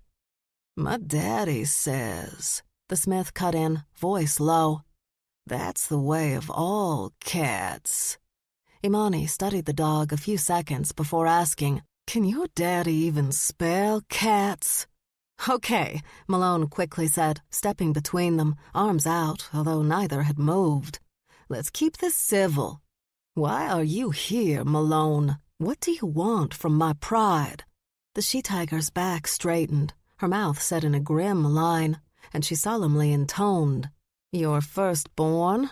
When Imani's fangs angrily slid into place, Malone began laughing. "I'm kidding," she finally said, wiping away actual tears. "You're all so serious. Loosen up." "You expect me to loosen up when you bring a dog to my territory? Call me dog one more time." Imani looked over at the big-shouldered female standing behind Malone. Her short brown hair was covered by a Tennessee Titans baseball cap. Her ancient-looking blue T-shirt had a Pabst Blue Ribbon logo, and her jeans were so old-looking they might have once been worn by an actual old-timey cowboy. The best touch was the brown boots, steel-toed, so when she had to kick someone, Smith could do maximum damage. The worst thing about Deanne Smith, though, was her eyes, because unlike most of their kind, her eyes didn't change to a different color when she shifted. Imani's brown eyes turned a bright gold when she became a lion, but Smith's eyes were an off-putting yellow all the time. It was like having a human pit bull staring at you. Imani opened her mouth to tell the dog to roll over, But Malone quickly said, "No." She looked back and forth between the two of them. "You know, ladies, we're all on the same side, working toward the same goal, protecting our kind." "I have never been on the same side as the group," Imani reminded Malone. "My loyalty has always been to Katzenhouse. And if I still worked for Katzenhouse, I can promise you we would not have an association with a bunch of hybrid freaks." "Can I shoot her now?" Smith pushed. "No," Malone snapped. Fed up, Imani finally asked again, "Why are you here, Malone? We need your help with something." It was the way she said it, the way her body suddenly seemed tense. This time, Imani knew the she-tiger was serious because she was trying so hard to hide it. "With what?" Malone cleared her throat, glanced away. But the dog had no such sense. "The De Medici pride." Imani felt that tick she sometimes got, right under her left eye. It was the only thing she couldn't control with ruthless determination. She hated that tick, but other than using Botox, there was no way to stop it. And no lioness was so insecure as to waste time and money on getting shots in her face. What were they? Full humans? "Get off my property, Malone," she ordered both dog and cat. "And I mean now." The cub's father came stomping down his back steps, grizzly hump expanding with each move. "Stop him," Max ordered Dutch, pointing at the shifting grizzly. "Why do I have to go after the bear?" Dutch wanted to know, but Max wasn't really listening. She ran to the tree that the cat had dragged his prey into.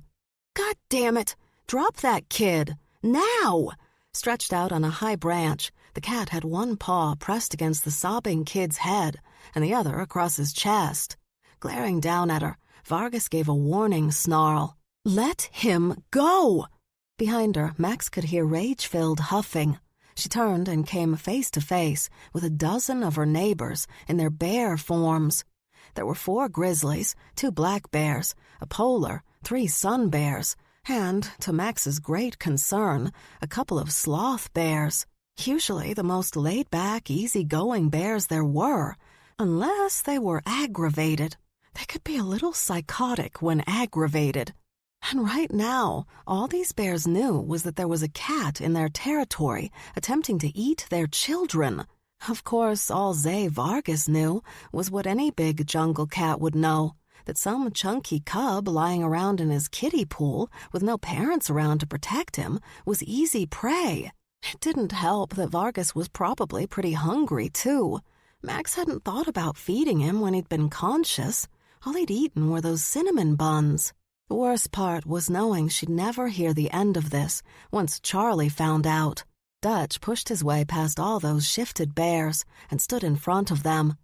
"Let's all just calm," was all he managed to say before he was slapped into a yard 3 houses over by a livid grizzly bear attempting to protect his child.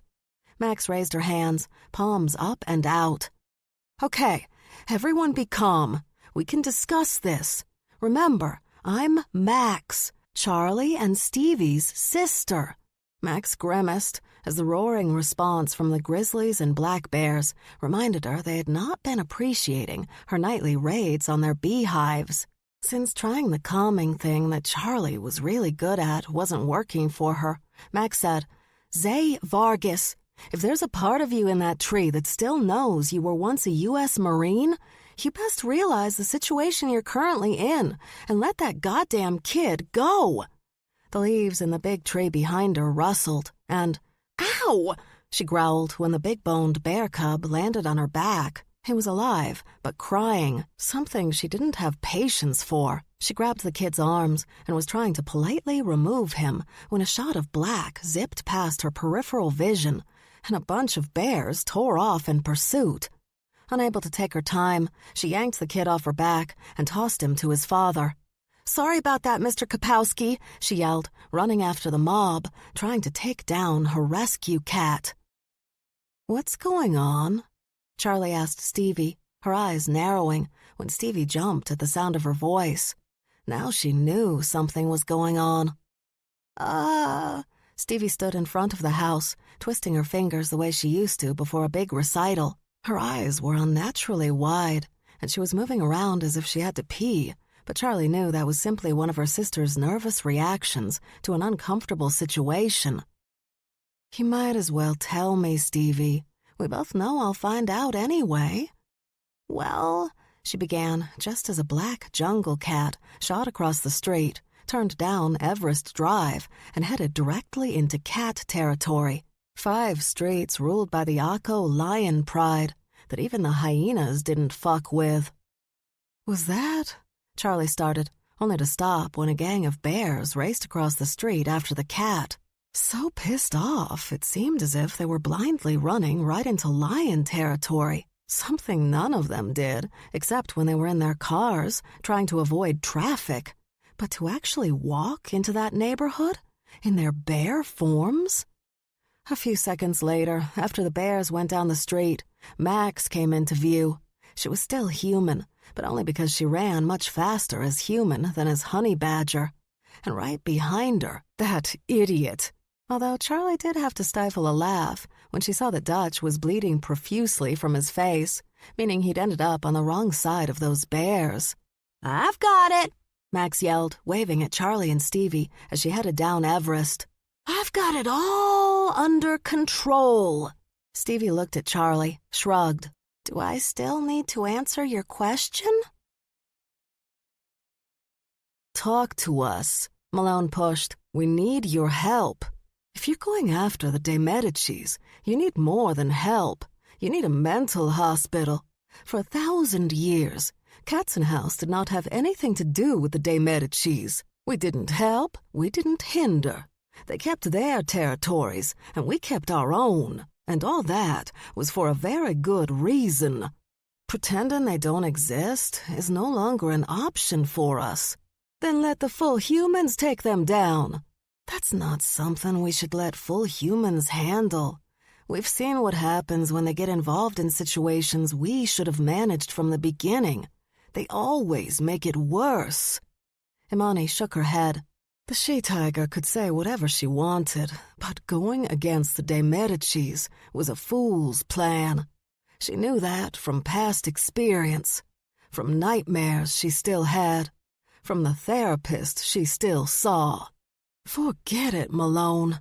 "But, Ma," one of Imani's daughters strode up to her, with Imani's toddler granddaughter in her arms. Imani waved her off. "It's all right, I can handle this." "Cat," was all her daughter said, but she knew her daughter didn't mean Malone. So Imani looked down the street and saw the black cat streaking toward them. One alone cat was not something Imani would ever worry about, but the zoo-sized crowd of bears behind it, that was definitely a bigger issue. "Bears!" one of Imani's neighbors roared. Cubs retreated into homes, some females going with them, while others shifted into their she-cat forms and made a half-circle behind Imani. The pride's male lions joined Imani on either side. The cat was running toward them, looking over its shoulder at the bears behind it. But when it saw the cats, it tried to stop, turning into a rolling jumble of paws and claws. Confused, because she'd never seen a cat as inelegant as this one, Imani kept her eye on him. She now knew it was a him from his scent, while her pride watched the bears. The bears grotesquely lumbered to a stop. They wanted the interloper, but they weren't sure they wanted to fight a bunch of cats to get to him. The strongest of her males took several steps forward and unleashed his roar, a sound that must have traveled to other nearby neighborhoods because the wolves a few blocks over barked and howled in response. One of the grizzlies, the oldest of the Kapowski brothers, stepped forward and roared at the lion, but before jaws snapped and claws slashed, a honey badger appeared. An actual honey badger, in basketball shorts, tank top, and high-top sneakers, because that was the kind of weird day Imani was having. First Malones and Smiths, and now honey badgers.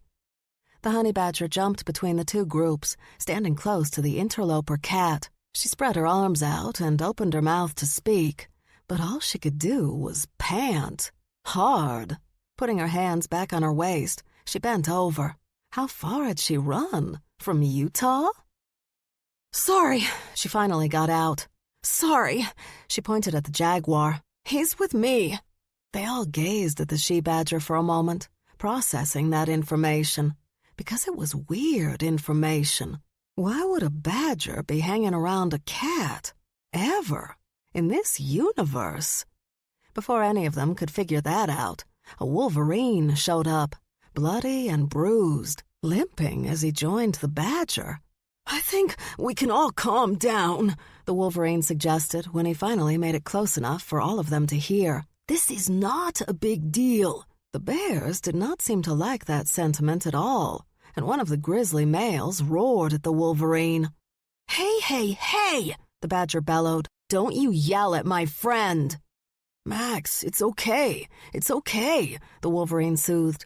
"Let's just discuss this like reasonable, civilized—" With one swipe of his paw, Kapowski sent the wolverine flying down their street, and they all watched him go before refocusing on the she-badger. "That," the honey badger announced, "was unnecessary." Kapowski pointed his paw at the cat she was standing in front of. "No," she immediately replied. "He doesn't know what he is. He's still learning. And he didn't know that chubby kid was your nephew, so I'm telling you to leave him alone." The bear took 2 big steps toward her, and the badger held her hands up. "Don't make me get nasty, Kapowski." The bears laughed at the tiny female, harsh because bear laughter was always particularly mocking in its tone. But as the bears laughed, the woman slid one hand behind her back and carefully lifted her shirt. She had a knife sheath strapped to her back, and with deft fingers pulled the weapon from its holster. Imani had done a lot of work for Katzen House. They had trained her from the time she was 15 with the blessing of her mother and grandmother. And if there was one thing Imani knew, it was a fellow trained combatant. This badger, no matter how small, wasn't going to let her claws and fangs do her talking for her. Not when she could open arteries and remove eyes without working up much of a sweat. Imani stepped forward, finally ready to intervene, but she heard that sound first.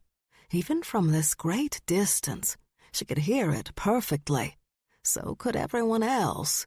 The cats, dogs, and most of the bears hit the ground or made a mad run for it, except for Kapowski, who had reared up onto his hind legs to scare off the she-badger. It wasn't until that trank dart hit his neck that he became aware of anything other than the honey badger and that black cat.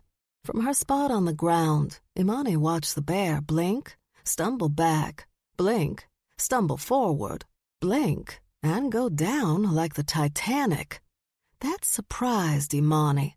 She'd been hit by a trank once, shot by scientists at an animal park in Botswana. It took her ages to finally pass out, only to wake up with one of those damn collars on her neck so that the scientists could monitor her location and vitals. The worst part was the laughter of her mother and aunts before they took the damn thing off, but that was beside the point. A bear shouldn't go down this fast, especially not a 1,000-pound bear with a thick neck. But there he was, snoring. Standing, Imani looked in the direction the shot had come from. There was no one standing in range. Trank rifles were not long-distance weapons. The shooter had to be pretty close for it to not only hit the target, but also get past the target's hide. The honey badger had slid the blade back into its holster. She crouched beside a snoring Kapowski, her hands on his shoulder. But as soon as she attempted to push him over, his 2 brothers were there, snarling in warning. "He should be on his side to sleep this off," the badger explained. "If he's on his back and vomits, he'll choke. If he's on his front, I'm afraid he'll stop breathing. You should get him home, put him to bed." One brother leaned forward and roared in her face, and Imani heard it again, the sound of a trigger pull and a projectile racing toward them. She didn't drop down this time. Instead, she watched. It wasn't a bear that was hit this time, but the black cat. He'd launched himself at the bears, roaring at the badger, claws and fangs out, all 4 legs spread wide. But that trank hit the cat right between the eyes, flipping him back and over. When he landed, he was out cold. "See what you did?" the badger asked the bear. "Causing problems."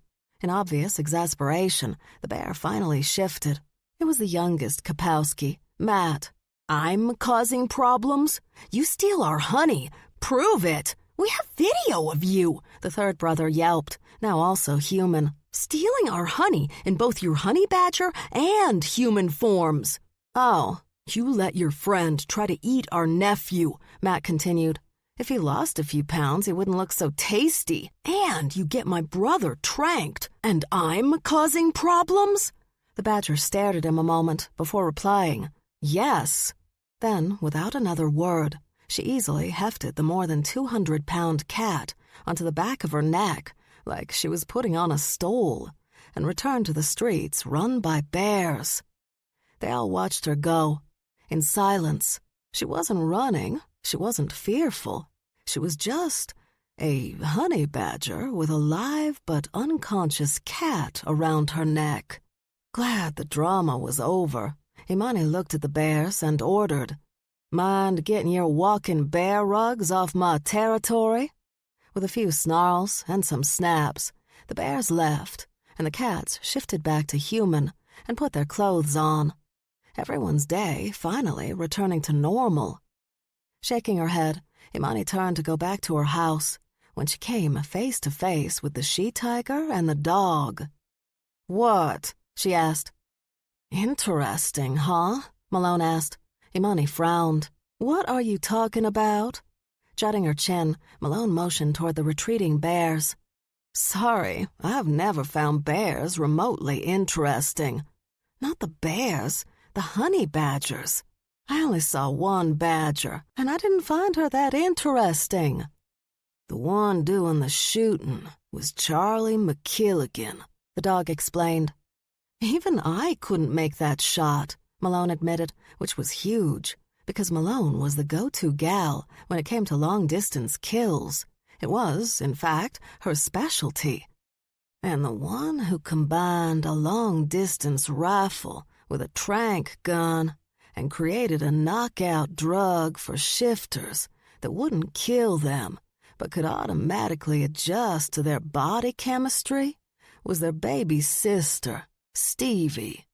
Although anyone with sense would just leave her out of this." "Why is this dog talking to me?" Imani asked Malone. "Because we need you. I'm retired. I'm especially retired if you're thinking of going after the de Medicis. You can just leave me, my pride, and the entire cat nation out of that shit." Deciding nothing else needed to be said, Imani started toward her house. "They're using full humans," Malone called after her.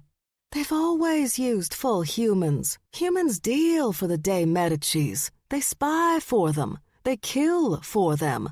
This is not news, Malone. The de Medicis are using them as product." Imani was halfway up the steps to her porch when she froze. Slowly, she faced the cat and dog. "What?" Malone shrugged. "What kind of product?" "Well, much to our surprise, given their history, they seem uncomfortable with sex trafficking, so they leave that mostly to the full humans. But anything else the buyer wants, from what we can tell, that includes hunting, food, and on several recent occasions, ritual human sacrifice." Imani's mouth briefly dropped open. Then she closed her eyes, shook her head, and once again asked, "What?" Chapter 6. Zay woke up and quickly realized that he was, again, naked and on top of the china cabinet. How did he keep winding up here? What was that about? At least this time he wasn't alone. He had a furry companion cuddled up to his side. Not the dogs, thankfully, but this stray cat that Max seemed to hate. The cat was sweet to him, so he didn't understand what her problem was. "Why are you up there again?" Zay looked over the side of the cabinet. Max stood below. "I really don't know. Is this normal for cats?" "I have no idea. Are you hungry? You must be hungry." "I could eat." "Do you need help getting down?" "No," he said quickly. This time he didn't even have a towel. It was just all him, hanging out for the universe to see. "I'll get down on my own." "Great." She took a step away from the cabinet, but then stopped, looked back at him. "By the way, did you know it's been 48 hours since our last conversation?" Zay blinked. "Wait, what?" "My sister tranked you so you wouldn't be torn apart by bears. She also tranked a bear, but he was only out for like 10 minutes. But he's 1,000 pounds compared to your 260, so that's a substantial difference, right? Anyway, I thought you'd want to know." Then she walked off, just like that, as if what she just said was in any way a normal or reasonable conversation. "Wait, what?" Dutch walked into the communications room of the group's team center. "You wanted to see me?" he asked the she-bear hybrid sitting in front of a bank of monitors.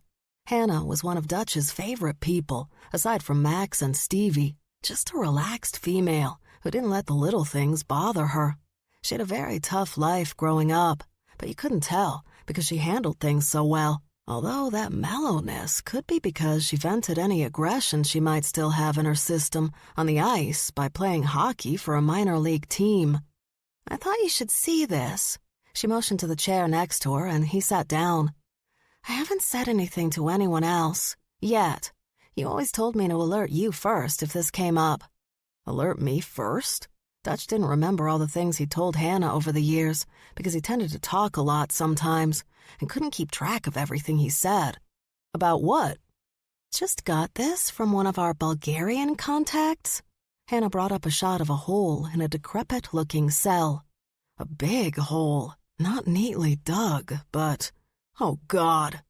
"Rennie Yang's cell in Bulgaria," she said. "Although once the authorities found out she'd left the country, they haven't exactly been scouring the streets looking for her, or alerting anyone else to her sudden disappearance." "They don't want her back," he guessed. "No one would." Dutch could think of 1,000 things he'd rather do than deal with this right now. 1,000 things, but he couldn't avoid it, or her. He couldn't avoid dealing with Rennie Yang, jewelry thief and bank robber, who'd only been caught because she insisted on making very bad choices with men. Oh, Rennie was also the mother of his best friend, a mother Max hadn't seen since she was 8. Sure, they'd kept in touch via smuggled cell phones and the occasional letter, but Dutch always got the feeling that Max didn't know her mother as well as she thought she did. And Rennie definitely didn't know her daughter any longer, because Max wasn't the little girl Rennie had left behind. She'd grown up with Carly Taylor, and then Charles Taylor. Charlie Taylor McKilligan and Stevie Stashuk McKilligan were her sisters. All these people had taught Max a different way of life, a chance to be something more than a really good thief. Not only that, but Rennie was a true honey badger. She knew how to start shit. She knew how to cause problems. She knew how to blow up a person's life and not feel a bit of remorse about it. And he was afraid that would go for Rennie's daughter's life as well. Sadly, Dutch had always known this time would come. Unless Rennie had been put into a specially built prison just for shifters, and there were a few of those around the world, she wouldn't be stuck in Bulgaria for long. He was surprised she'd stayed as long as she had. But Devin, also a bad choice of boyfriend for Rennie, had gone too far in the last month. He'd forced Rennie's hand by going after Max, and doing that more than once. Like most honey badgers, Rennie wasn't going to let some guy hurt her kid. "Rick will have to be informed," Hannah reminded him. Rick, Ulrich Van Holtz to the rest of the world, was in charge of the New York division of the group, while his older cousin was the head of the entire organization. Dutch enjoyed working for Rick. He was calm and rational. A typical wolf, really.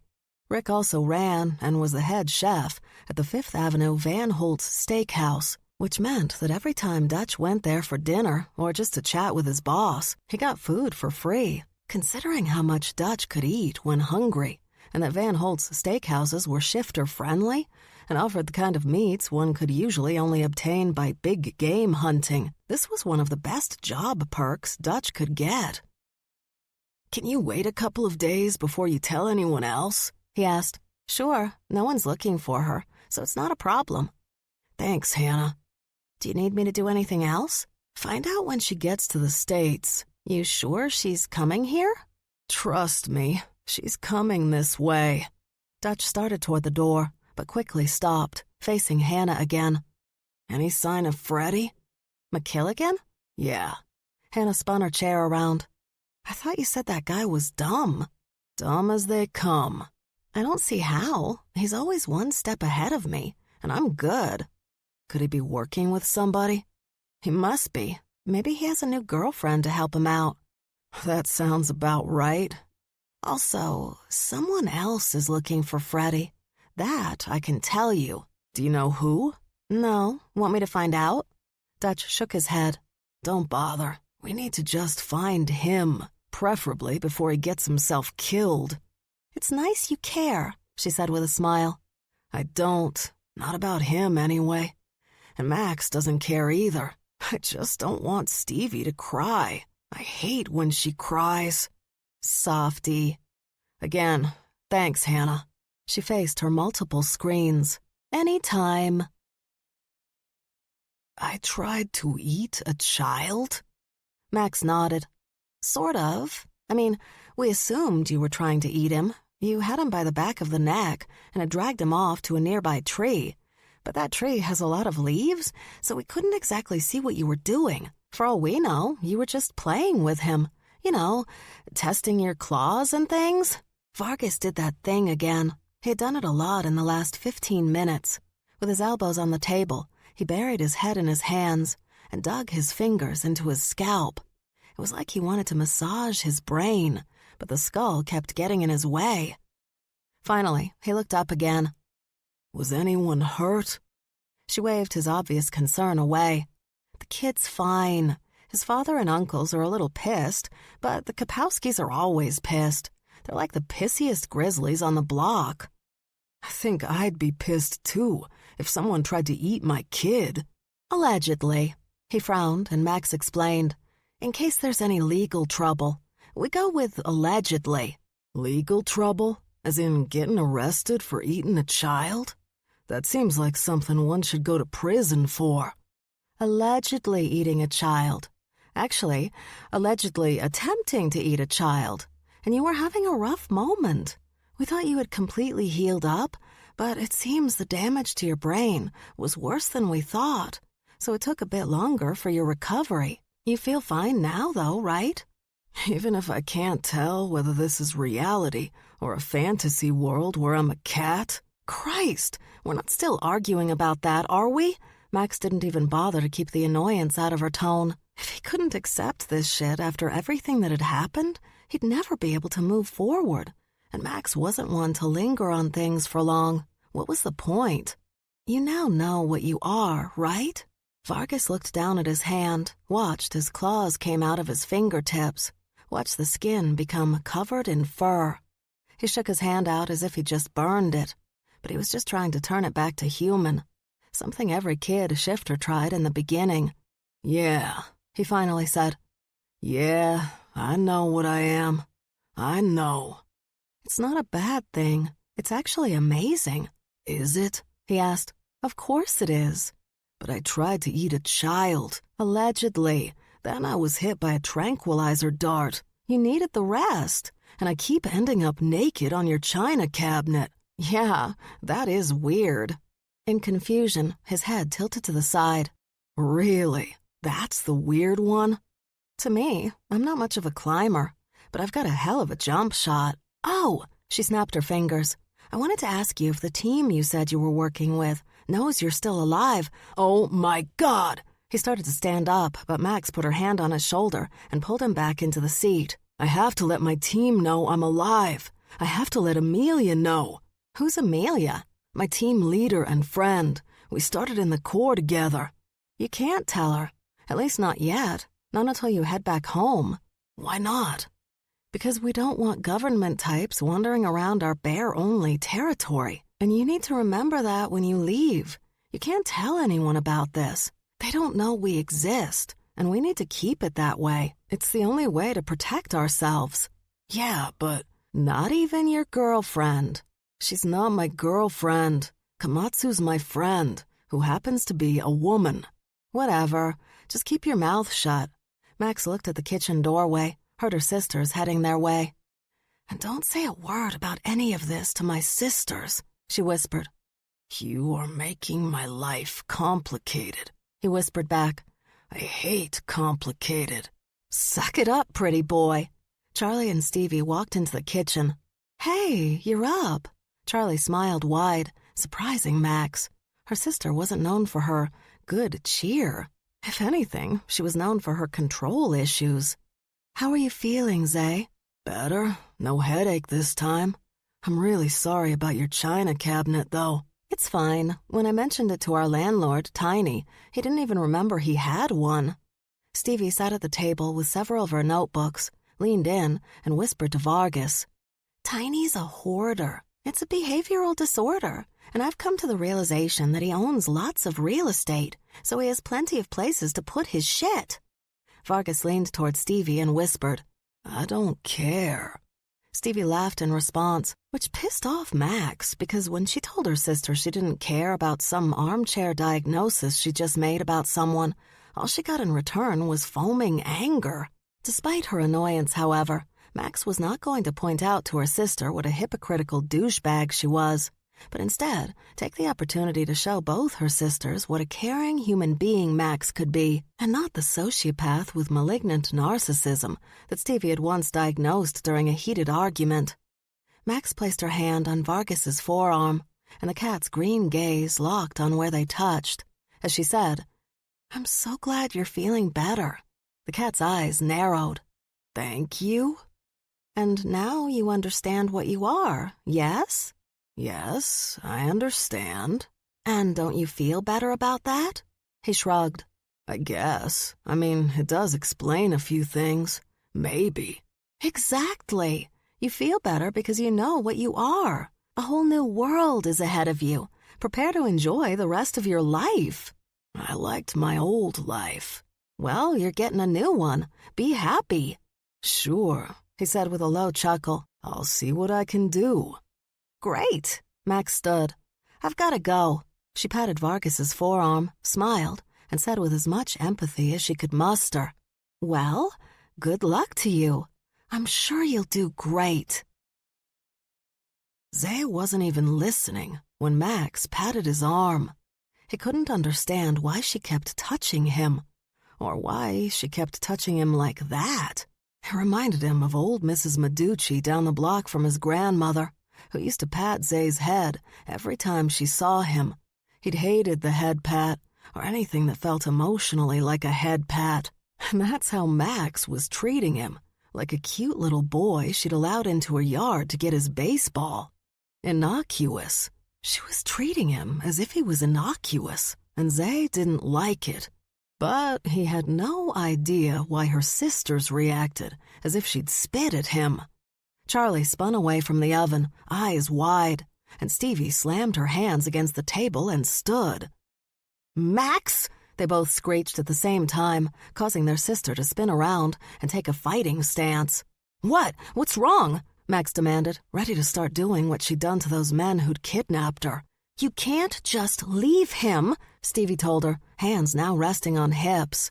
Realizing there was no danger, she relaxed, but her eyes also rolled to the back of her head. "I can't? Do you want me to get him a limo to take him home?" "You could call me a cab," he suggested, enjoying her annoyance. "Shut up." "Max!" Stevie barked again. "Can we talk to you outside?" Charlie politely asked. "No." Charlie pointed at the back door. "Get your ass outside," she snarled from between clenched teeth. With another eye roll, Max walked out of the kitchen, her sisters following. A minute or two later, Stevie's boyfriend came in, took a large stash of bamboo from one of the cabinets, and sat down at the table. "Hey," he greeted, biting into the bamboo at the same time. "Hey, where are the girls?" "Outside, yelling at Max." "So, a typical morning then? Based on what I know so far? Probably." You can't just inform him that he's a shifter and then send him off into the world alone. Max looked back and forth between her sisters before asking, "Why not?" Charlie threw up her hands, but Stevie answered this time. "You've upended the man's world. He doesn't know anything about anything. You have to help him." "Why?" "It's the right thing to do. I have a lot going on right now. We're in the playoffs." "He's still your responsibility," Stevie argued. "What playoffs?" Charlie asked. "With my team?" "What team?" Max and Stevie stared at their sister. "The pro basketball team I'm on?" "You're in the WNBA? Do I look like I'd be in the WNBA?" Charlie's eyebrow rose. "Because you're not black?" "Because I'm not 10 feet tall, nor am I fully human. So, yeah, I'm on a shifter pro team, not the WNBA. They were interested in you, though," Stevie reminded her. "Well, after they saw my game footage, yeah. But it wouldn't be long before someone started asking questions, and I'd end up having to hold back on the court. And you know I can't do that. Besides, the shifter teams offered me more money. Full human pro teams don't pay women shit. Because full humans don't have to worry about getting trapped in a room with a bunch of grizzly sows angrily demanding fair pay." Both sisters laughed at that visual until Charlie asked, "When did you join a pro anything, Max?" "I don't know. A decade ago?" Charlie snorted. "Oh, come on." She looked at Stevie, but when her sister just gazed back. "Wait, really?" Stevie winced a bit before she admitted, "She was voted MVP 2 years in a row." "Oh, okay. It's all right." Max put her hand on Charlie's shoulder. "You always have so much on your mind. I don't take it personally. When you forget I ever existed because all you care about is Stevie." "Oh, please," Stevie crowed. "Don't even attempt to use me as your excuse for being a shitty person." Max turned on her baby sister.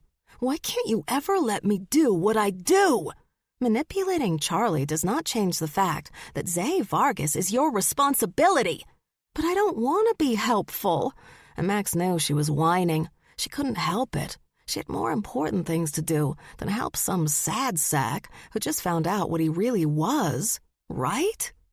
"Didn't he save your life?" Charlie asked, but she revised that when Max did nothing more than gaze at her silently. "Okay, didn't he attempt to save your life? And doesn't it seem that he would have put his life at risk for you, whether you were Max Kill-It-Again McKilligan or not?" "Damn it, Charlie!"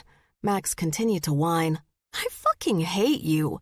"I'd hate me too, because I'm always right. I understand how painful that must be for others who aren't always right." Zay pulled the baking trays out of the oven and stared down at what Charlie had made. "Croissants," he sighed. "I love croissants. I'm not usually a big fan, but hers are great." Shen pointed at several on the second tray. "She made those for me. They have bamboo in them. You eat a lot of that, don't you?" He shrugged. "I'm a panda." "It's a little on the nose, though, isn't it?" Zay asked. "A Chinese guy who's a panda? Says the South American jaguar." "Touché." Shen tracked down an obscenely large plate of bacon that had been sitting in the warmer. Zay pulled out the orange juice and milk and plates and glassware. As they sat down to eat, the back door opened and the three sisters returned. Charlie pulled Max close, and they stood in front of Zay. "Max is going to assist you," she announced. "Assist me?" With one arm over her sister's shoulders, she swept the other in a wide arc. "Teach you the ways of our kind." That sounds weirdly sexual. Is this a cult? Max rolled her eyes and started to walk off, but her sister yanked her back. When Max tried again, Charlie caught her around the neck and held her. This is a whole new world for you, Zay. You need someone to guide you. And, Zay sat on a startled laugh, you want it to be her? Charlie covered her mouth with her free hand to hide her own laugh, and Max yanked the other forearm off her throat. What does that mean? I know, Stevie cut in, adorably sitting on Shen's lap, that my sister may seem like a waste of space. Hey, but she actually did help me when I started shifting. And she knows more than I do, Charlie admitted, grabbing one of the croissants off the plate. I was so busy trying to keep everyone alive that I didn't really have the time to figure out the different scents of bears and cats and whatever. And that sort of thing actually can help, especially during a firefight. Zay glanced at Shen. A lot of firefights among your kind? He was only being sarcastic, but the yes he got from all three sisters was off-putting. Okay, Zay agreed, not knowing what else to do. Where do we start? Our ancient blood rituals, Max announced. No, Charlie said immediately. Then let's learn all the different poop smells. No, Stevie said, her lip curled in disgust. Answering the ancient question? Does rat really taste like chicken? Max, both sisters barked. The evil woman laughed. I'm kidding. Everyone knows that the first lesson for any new shifter is how to lick their own ass. Zay thought for sure one of Max's sisters was about to hit her, and he was going to let it happen. But out of the corner of his eye, he saw the largest of the sisters' dogs ease up to the table and take all the bacon in his giant maw. Put that bacon back, mister, he softly ordered, without facing the animal. The dog growled at him, but Zay was really hungry. He wasn't giving up bacon without a fight. Put it back. Another growl, so Zay snarled back.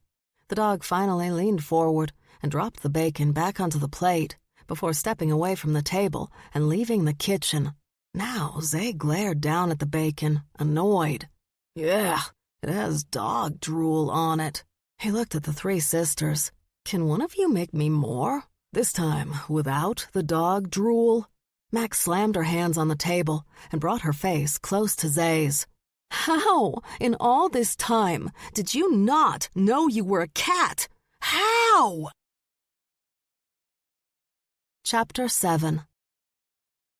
Imani found a comfortable seat against the wall, near the window. That's where she sat and watched. It was her nature. Lions didn't run around, chasing everything that moved.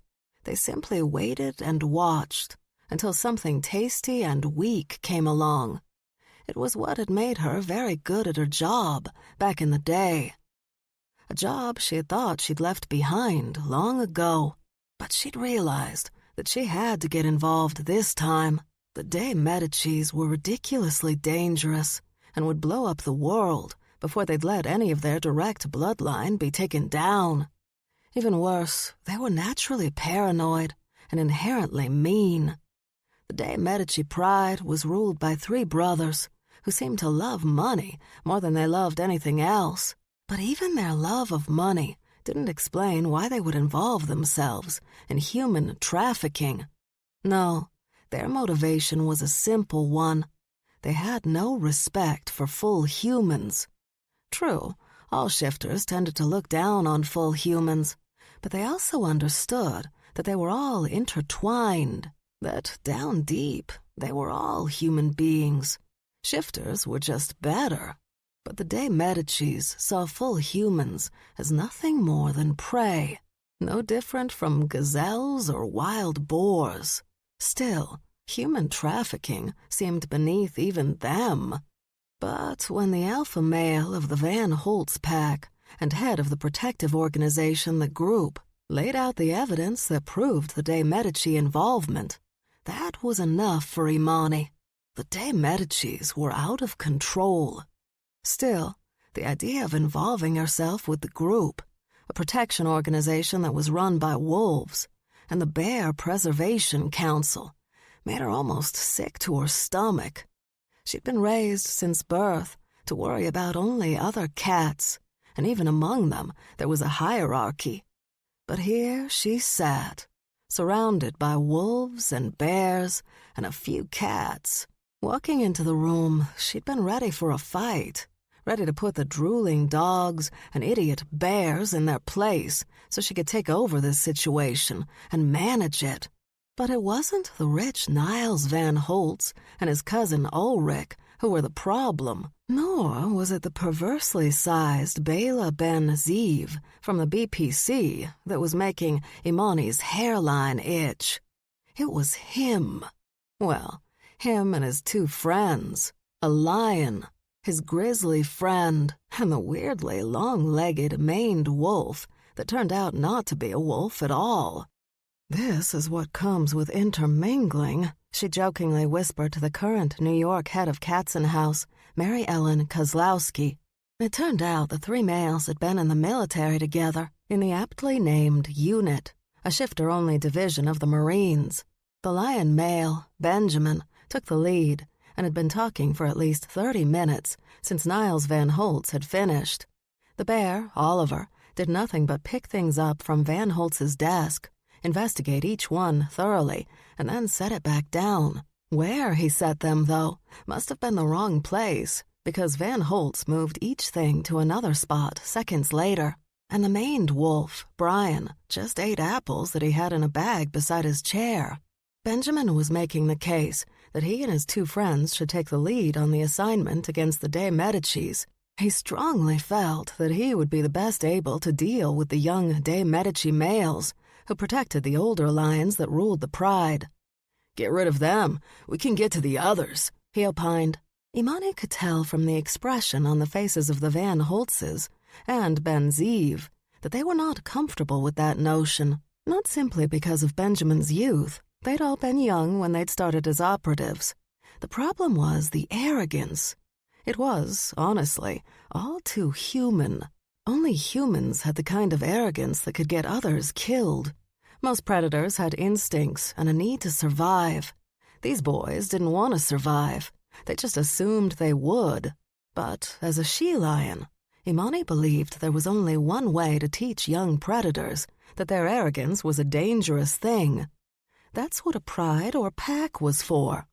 Not only protection, but to teach those coming up. Either Benjamin hadn't been raised by a pride, or his pride hadn't done a very good job. An error, but one that could be fixed. Something Imani was very good at, and the reason these three groups had wanted her involved in the first place. She was a very good fixer. "I assume," Van Holtz said when Benjamin finished his pitch, "that you want Deanne and Sella on this with you." The kid made that face men make when they want to tell someone nicely, "Fuck no." The problem with that, Benjamin reasoned, is the de Medicis know all about Smith and Malone. They're recognizable. "Yeah," the cat and dog in question said at the same time. "But I think we have a great option after what we saw in the Netherlands," the kid went on. "No, no, no," the Van Holtzes said together, both wolves shaking their very handsome heads. Imani had never seen the two dogs so animated and adamant about anything. They'd always been the reasonable dogs, always wanting to give several options and take everyone's concerns and opinions seriously. Blah. "We are not doing that," Ulrich Van Holtz insisted. "Look, I get it. The older sister seems psychotic," both dogs said together again. "That's because of the baby sister," the maned wolf interjected as he tossed a half-eaten apple core toward the trash can, but missed it, much to the annoyance of the elder Van Holtz. "She's really protective of her." "But we're not interested in her. It's the middle sister and her friends. Those are the ones we want." "Her friends?" Ulrich Van Holtz asked. "Max McKilligan has friends? Real ones? Or imaginary?" "Real ones. They're part of her basketball team. They all play pro now." "You want this situation to be handled by basketball players? We've done our research. They've got the skills. To play basketball? To kill quickly, cleanly." "Cleanly? Like that mess in the Netherlands?" "That wasn't completely their fault." The older sister still won't like it, Benziv said, her gaze on Van Holtz. She's made that very clear to all of us. Our plan, the Lion said with great confidence, is not to go at them head on. That's the mistake you guys have been making. We're going to take things a different route, in a safe space, where they know that their options are very limited. The leaders of the three organizations traded glances. Don't get me wrong, Benjamin continued. We don't, for a second, underestimate these females. That's why we want them for this enterprise. And all of you need to understand that this is an enterprise. The de Medicis won't go down without I was going to say fight, but really, I mean, they won't go down without an apocalypse. Imani still hadn't said anything, but she didn't have to, finding Van Holtz's doggy gaze locked on her. She gave the smallest nod, and he said to Benjamin, "All right, but we want Imani as part of your team." The Lion male glanced at her, and she knew that he automatically assumed she was looking down on him, not only because he was young and male, but because he wasn't from a pride that had been around as long as hers. She was guessing his ancestors were from early 1700s England. Lions, just like her and her kin, but she doubted that one of them had ever set foot on the Serengeti, except as part of some paid-for, shifter-only hunting party. But Imani had no preconceived notions about any cat. She simply watched and learned, as she always had. So when the male raised a brow at her, she stated, "You guys can do whatever you're planning on doing. I'll simply report back to the heads of all three organizations to keep them in the loop. I'll be the point of contact for everyone. This is your show, guys." "Sounds good," he lied, even managing to force a smile. But Imani's smile was real when she promised, "I'm just here to observe and report." Mari waited while the men kicked the door open and entered the motel room. She followed a few seconds later, sniffing the air. Freddie McKilligan had definitely been here, and he hadn't been alone, but he was gone now. "How does he stay ahead of us?" one of the men wanted to know. "He's got someone helping him," Mari guessed. "Someone who's tracking us, can tell when we're close." "How do you know that?" "Because I know how me uncle thinks." She snapped her fingers. "Phones, get rid of them. I'll get us some burners. No contact with family or girlfriends. No computers or anything else." "Then how do we track him?" "I'll find someone to help us out.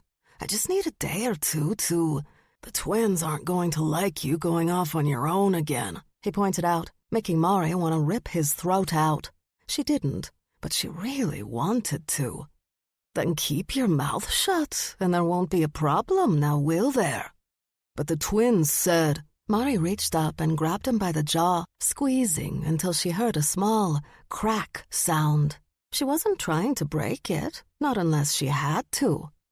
"I said," she warned again, up on her toes so she didn't have to shout to be heard by the much taller man, "keep your mouth shut, and there won't be a problem.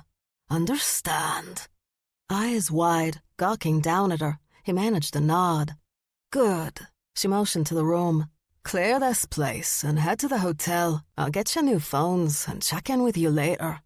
Mari walked out of the motel and returned to the rental car. She sat down in the driver's seat and stared straight ahead.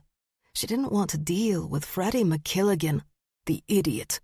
And when she finally tracked him down, she was going to make him suffer for distracting her from what she really wanted, which was Max McKilligan. And anything that got in the way of that goal just pissed Mari off. Mari rested her hands on the wheel. Maybe she should just kill the twins. If she got them out of the way sooner rather than later, she could focus on Max. She liked that idea. Of course, she'd originally wanted to keep the twins around so they could continue to distract all the uncles and aunts. But now they were just getting pushy and annoying. Mari didn't have patience for that sort of thing. Thinking on it a bit longer, Mari realized that she didn't actually have to kill the twins herself. She had another option, one that would free up her time. She just needed to get a few things in order and, "Excellent!" she cheered, pleased with her brilliant decision-making. "Get all that sorted, and then I can put a bullet in the back of me cousin's head." Mari let out a happy sigh. She did love when things worked out in her favor. Chapter 8. "I just don't see why I'm responsible for him," Max complained. Nell came out from her dressing room, wearing designer jeans, a designer sleeveless shirt, and 6-inch heels that probably cost several $1,000s. She was putting on gold-set diamond earrings that brought out her dark brown eyes and matched the gold and diamond bracelets she wore on both wrists. "You feel responsible for him because your sisters say that you're responsible for him. Charlie is your moral compass, and there's nothing wrong with that." Max loved the Manhattan penthouse apartment that Nell occasionally shared with her family, with its 8 bedrooms and 2 terraces that boasted amazing views of Central Park. Of course, the family could have bought a private island for what they'd paid to get this place, but it was in the heart of the city, and the Zhaos didn't like to be subtle about their wealth. Not surprising, they were honey badgers. Badgers weren't subtle about anything. "Really?" Max asked, sitting on Nell's giant double king-sized bed. "Because I feel like everything is wrong with it. Because of them, I'm stuck with this guy for however long it takes him to shift on his own and not keep asking that same stupid question about whether he's been drugged or not." Nell turned away from the mirror she'd been looking in and gestured to the other end of her bed. "Should we really be having this conversation with the poor guy just sitting there?" Max glanced over at a silent Vargas. He was busy watching the BBC World News channel and didn't seem the least bit interested in what they were talking about.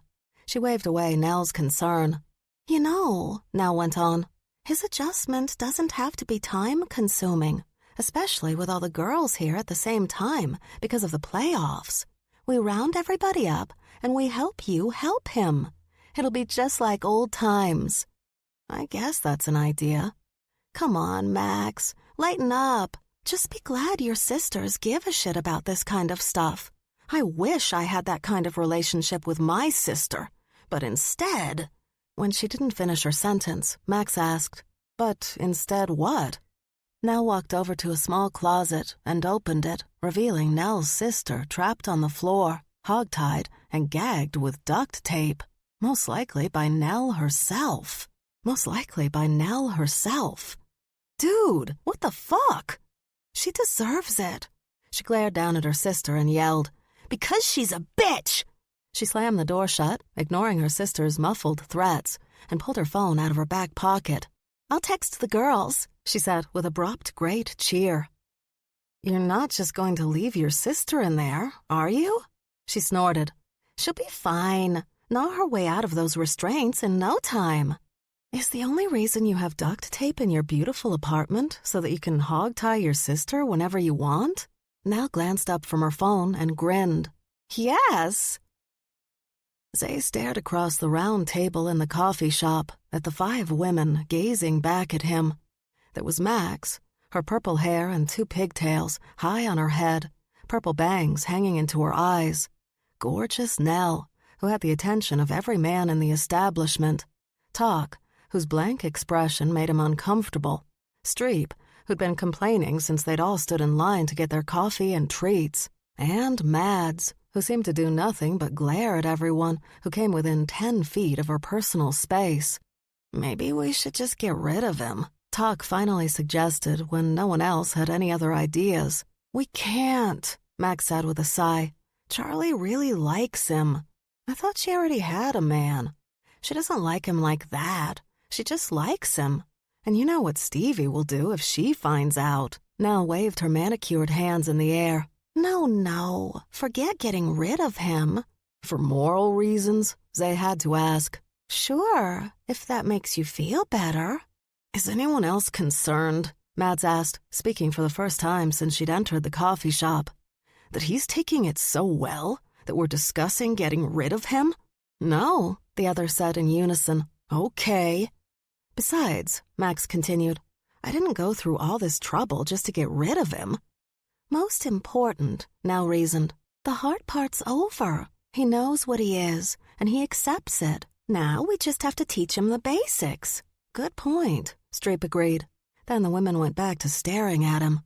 Finally, Tuck asked, "So, what are the basics we should be teaching him?" After that question, more confused silence followed. A silence that went on for so long, Zay began to laugh.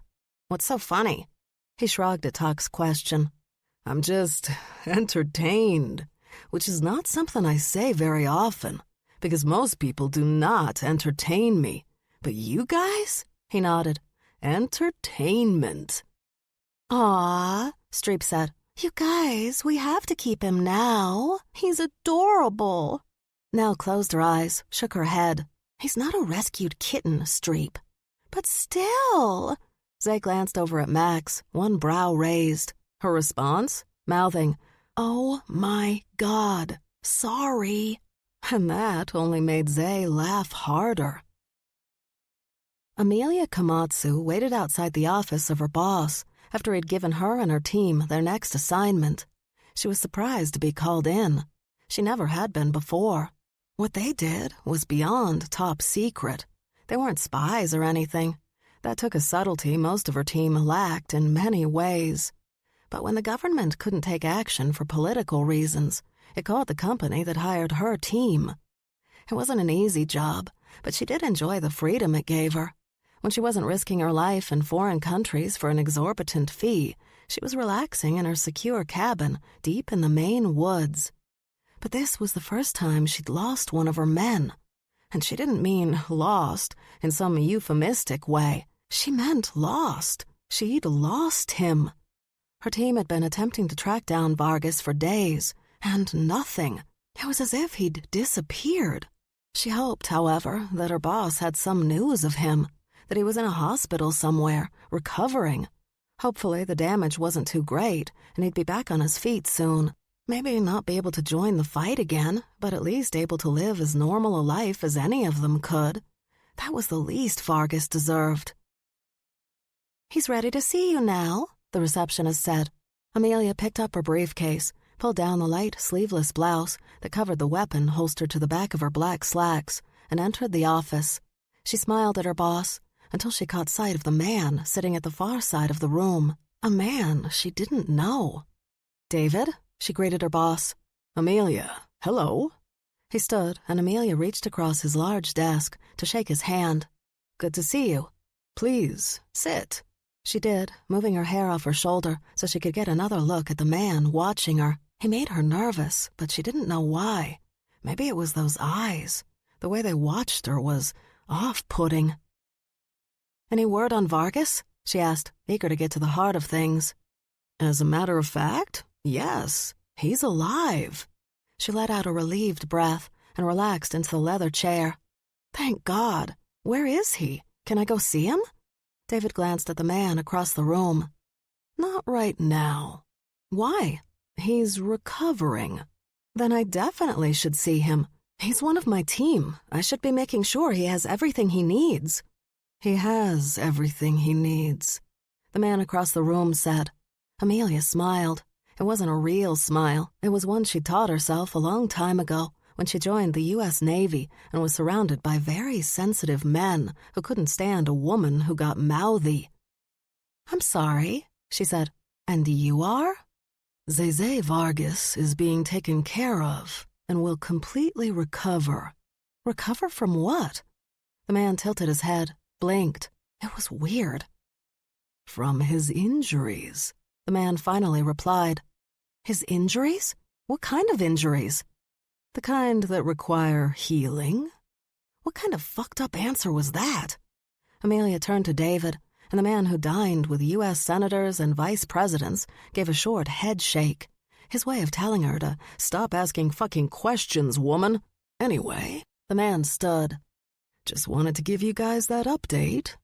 And I'd like that report of yours, please." Amelia gripped the handle of her briefcase tighter. She'd been so busy asking about Vargas, she hadn't put it down. It still sat in her lap. "My report?" "Yes." The man walked across the room, his hair brushing his shoulders. God, she would kill for his highlights. It was like a world of browns, grays, whites, and golds in there. How much did that cost? Your report? Now, please. Amelia again looked at her boss, and he frowned, urging her along with a jerk of his head. Fine. She opened her briefcase and pulled out the report, handing it over to the man. Excellent. Thank you both so much. Then he walked out, without another word. No explanation, no idea when she'd hear from Vargas again. She couldn't even send him flowers because she didn't know which hospital they'd put him in. Was he still in the Netherlands? Was he back in the States? What the fuck was happening? Once the door closed behind the man, David slumped in his chair. Wow, does that man make me uncomfortable? Who the fuck was that? Don't worry about it. What do you mean, don't worry about it? Vargas is one of my men. David folded his hands on his desk and calmly gazed at Amelia. What? She finally asked when he just stared at her in that weird, placid way of his. Do you enjoy your life? Excuse me? Do you enjoy living and being happy? Then, if I were you, I'd forget about Vargas. If he contacts you, he contacts you. And if he doesn't, keep your mouth shut and move on with your day. David, I'm not joking, Amelia. These are people you do not want to fuck with. Be happy you only had to give up your report. David turned away from her, focusing on his computer. The remainder of your money will hit your account in the next hour, including a bonus. Divvy it up among your team as you see fit, and have a good day. I'll let you know when we have a new job for you. She wanted to argue. She wanted to rip his nuts off. But how would that help her or Vargas? So she stood and headed back to her hotel room. If nothing else, she had a copy of her report on her laptop and in her cloud account. At least, she thought she did. By the time she got back to the hotel and went online, it was as if that report and what had happened had never existed. We need to go back to the beginning, Streep announced, arms thrown wide, smile gorgeous. To where this all started. You mean Africa? Mads asked flatly, and Max was barely able to stop her laugh. Streep hated being laughed at. No, she snapped back at Mads. Not Africa. To where Zay began. She rested her hands on the table, leaned in a bit. You're from Mexico, right? Vargas's eyes narrowed, and Max wondered how often that was people's first choice when discussing his heritage. Yeah, Streep cluelessly persisted. Like Tijuana. Oh, and, Tijuana?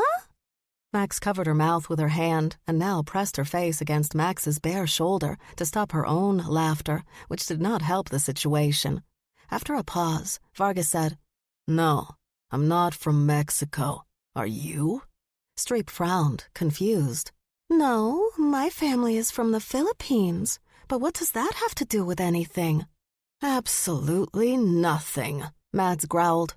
What is with the tone? Should we do a round table of everyone's racial background?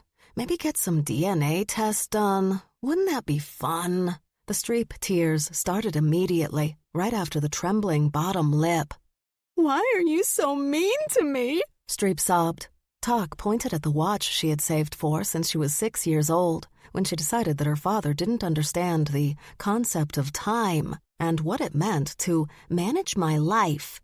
A $10,000 Swiss timepiece that was beyond precise, a watch that was in no way designed for the average person just looking to keep time. Of course, Talk had informed them at their first team meeting as a junior high basketball team, when she only had a Timex watch with Minnie Mouse's arms telling her the hours and minutes, that she managed her life in 30-minute increments.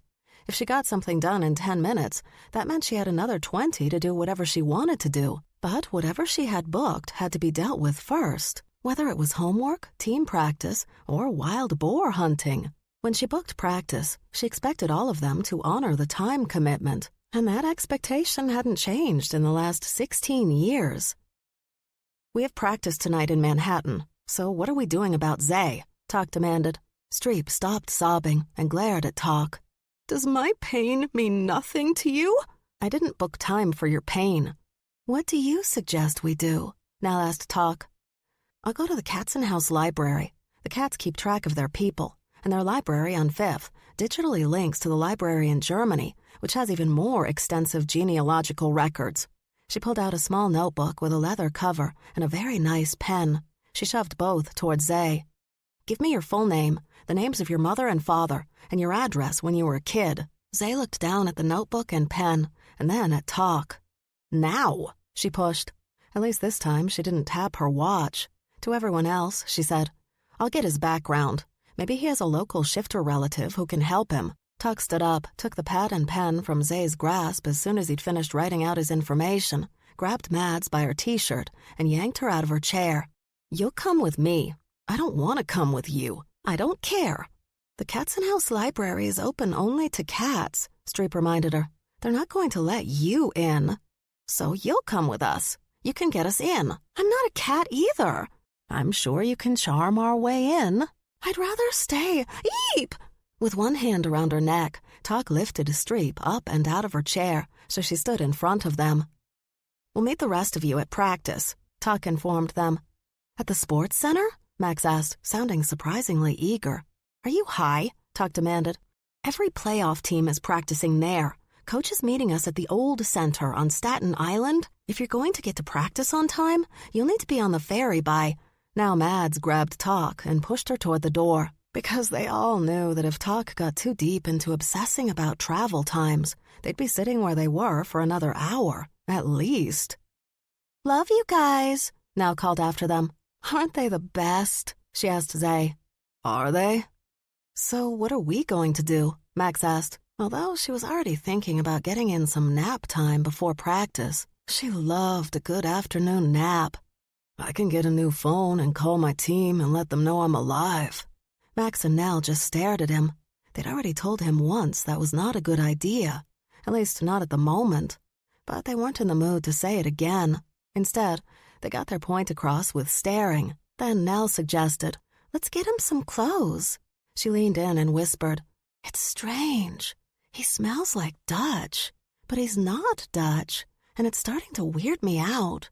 Aren't you weirded out? No? Well, whatever. Let's get him new clothes. She smiled at Zay. Won't that be fun? Zay shook his head. I don't have any money. Oh, no big. I have tons of money. She stood, slinging her 30-grand bag over her shoulder. Come on, you two. Let's get this big kitty cat some clothes and a scratching post. She held up her phone. I'll call us a car. She headed outside, and Max leaned back in her chair, smiling at Zay's surly expression. It could be worse, she told him. You could be dead. You mean dead when we were back in the Netherlands? Or when your psychotic friends were debating whether to kill me? Tomato, tomato. No. Zay quickly cut in, a look of disgust on his face. Dude, just no. Des McDermott, current head of the shifter division of the NYPD, gazed at the young lion male talking to her. The kid had been talking for about 20 minutes, but he'd lost her interest 10 minutes in. According to her husband, Mace, 15 minutes of miscellaneous conversation was about all she could handle. Then you get real bitchy, he'd say, grinning. What annoyed her about this kid, though, was his condescension. He tried to pretend that he respected her, but she knew better. She was used to that, though. Since she'd been part of this particular division of the NYPD, she was accustomed to being dismissed by shifters, because she was full human. Her husband and child might be lions, but she was just a nice girl from Brooklyn who happened to have a shifter as a mate. Over time, the cops she worked with, and those who eventually worked for her, grew to respect Des, or at the very least, tolerate her. Her one-time partner and still very close friend, Lou Krushak, explained it to her one day. You're a crazy human. You terrify them, because there's nothing more terrifying than a crazy human. Fair enough, and hell, if it worked, Des wasn't going to complain. But listening to this kid ramble was getting on her nerves. She finally decided to cut it short. She had the feeling he would keep going forever if she let him.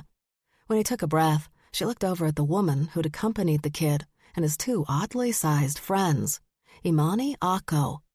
Before they'd worked together on a few joint NYPD Katzenhouse cases, Des had met Imani at some all-lion event a few years back.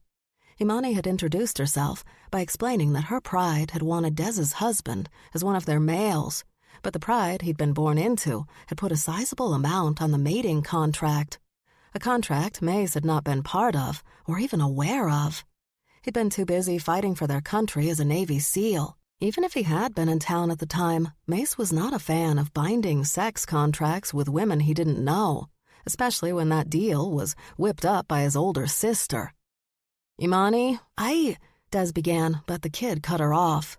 Imani is just here to observe, he said, stepping in front of Des so her view of Imani was also cut off. As if that would miraculously stop her from knowing that Imani was in the room with them. Oh, observe. Okay, and you want me to observe as well. Oh, and we'd like you to provide a couple of entry teams and 3 units for what should be simple arrests. Oh, and one of your conference rooms here, he said, gesturing to the rooms that he could see through the glass windows of Des's office. Entry teams? Why would they need entry teams?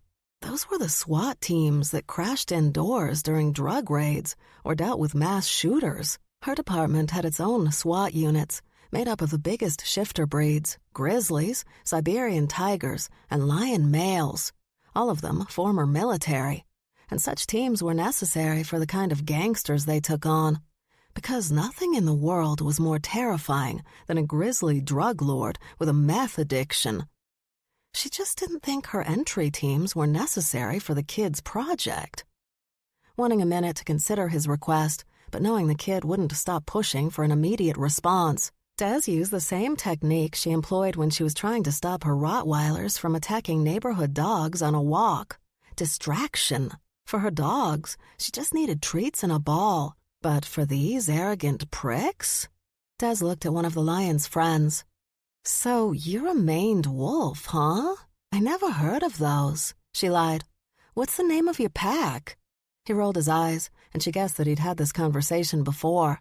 But he still didn't have to sound so bitchy when he said, I'm not a wolf. Then why are you called that? Maned wolf is its own species? It was a statement, but he said it like it was a question, with the last word going up a notch, as if he was questioning her intelligence, which just annoyed Des even more. But that doesn't make sense, because you have wolf in your name. Are you like half wolf and half lion because of the mane? No. Are you a werewolf? There was a moment while all 3 men gawked at her until the maned wolf arrogantly informed her. There's no such thing as werewolves. I'm not sure why the tone. I was told there were no such things as shifters, too. And yet, here we are.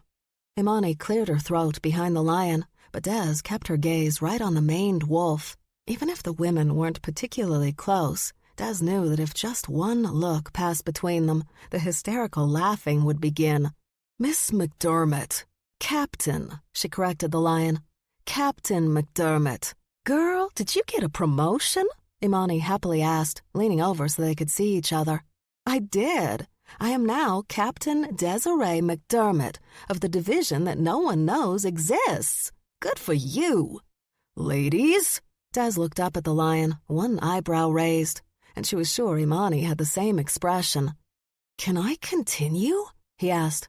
Des tapped her fingers against her desk. That was because what she wanted to do was pull her gun and shoot the kid in the leg, just to hurt him. But she knew that wouldn't work out well for her. He was representing the group. Wait, was he? Imani, from what Des remembered, always made it clear she would never willingly work for the group. She had a thing against hybrids, and she wasn't a fan of the Van Holt's wolves that ran the organization. And she didn't seem like the kind of woman who would change her mind about anything. Who do you work for? Des asked, and she immediately felt the tension in the room go up 10 clicks. But the lion male simply rolled with it. We work for a new organization, a sort of offshoot of BPC, Katzen House, and the group. Our work is very specific, though. Does your group have a name? I'm sure we do, but you don't need to worry about that.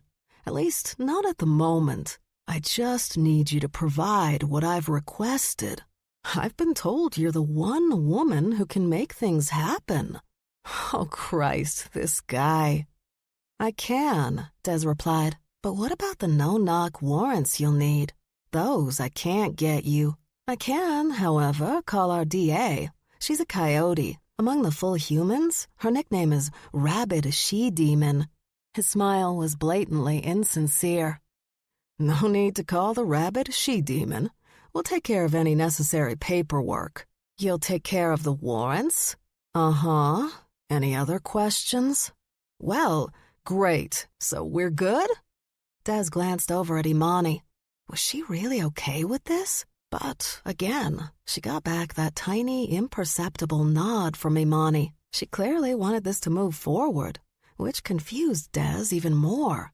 Before Imani's retirement, Des had worked several cases with her, and Imani was almost Marine-like in the way she ran her operations. As a former dog handler in the Marine Corps herself, Des had quickly grown to trust Imani's judgments and decisions. But she didn't trust these males.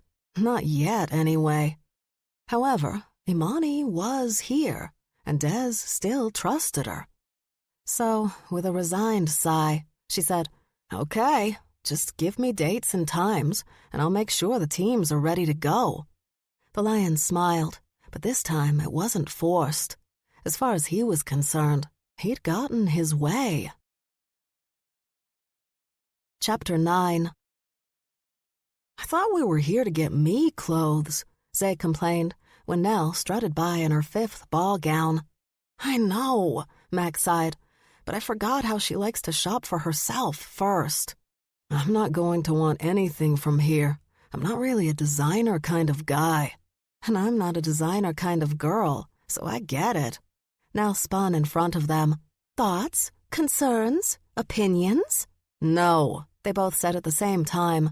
She rolled her eyes. I don't know why I bother. Neither do we, Max informed her friend. Can we just get him clothes, please? Fine, Nell motioned to a salesperson. I'll take this, and we need clothes for this gentleman. I'm not wearing clothes from here.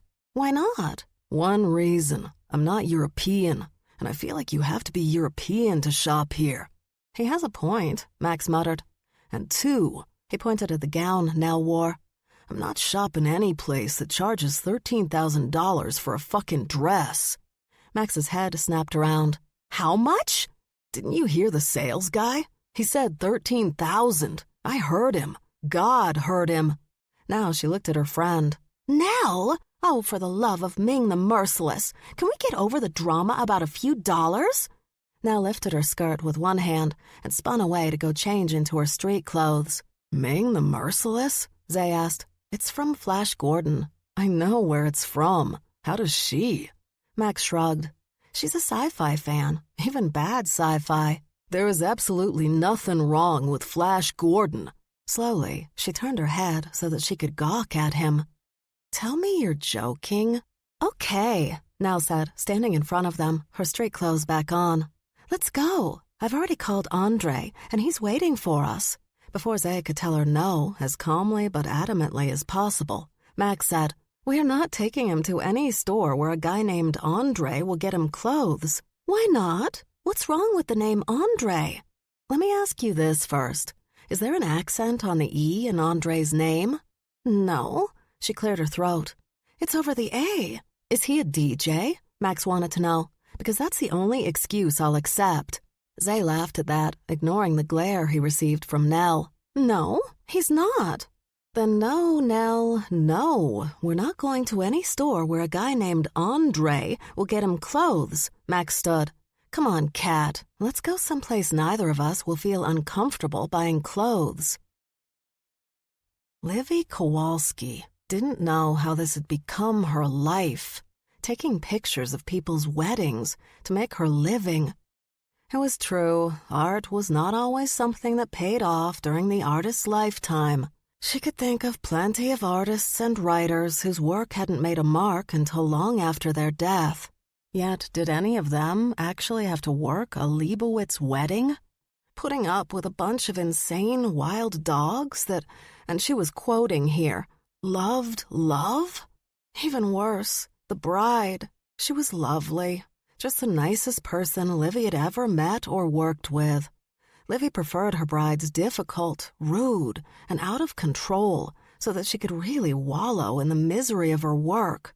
What she didn't need was a shining bride informing her that, despite your outright bitchiness, you are awesome. Livy studied the pictures she'd done for the Leibowitz wedding and knew they were so good. She was just going to get more work from brides willing to pay anything to have her as their personal photographer. How had her life become so pathetic? Hello, niece. Livy didn't bother to look away from her work. She'd learned long ago, living with her parents, not to be easily startled. Auntie, what do you want?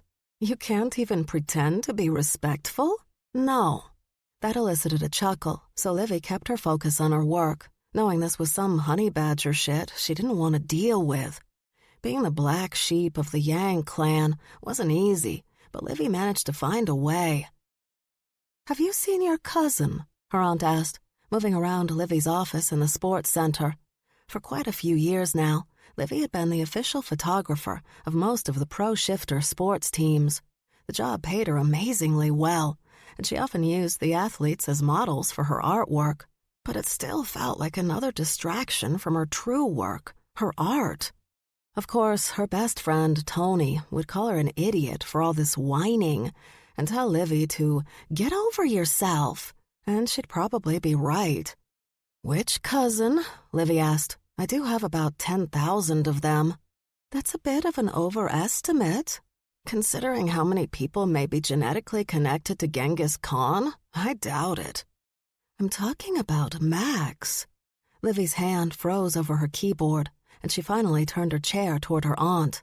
McKilligan? She asked for clarification. Yes. I thought the Yangs didn't consider Max McKilligan family. We don't, but her mother still is. How magnanimous of you. Cut the sarcasm. You should talk to her. Max? We're not exactly friends. She's actively attempted to kill me several times. Oh, who hasn't? Thanks, Livy said, returning her focus to her computer screen. And talk to her about what? Her mother's back. Back from where? Livy's hand froze again.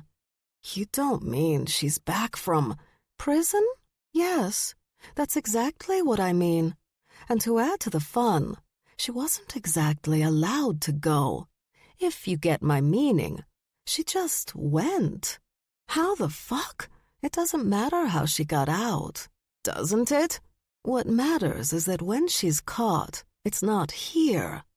I'm not sure how that involves me.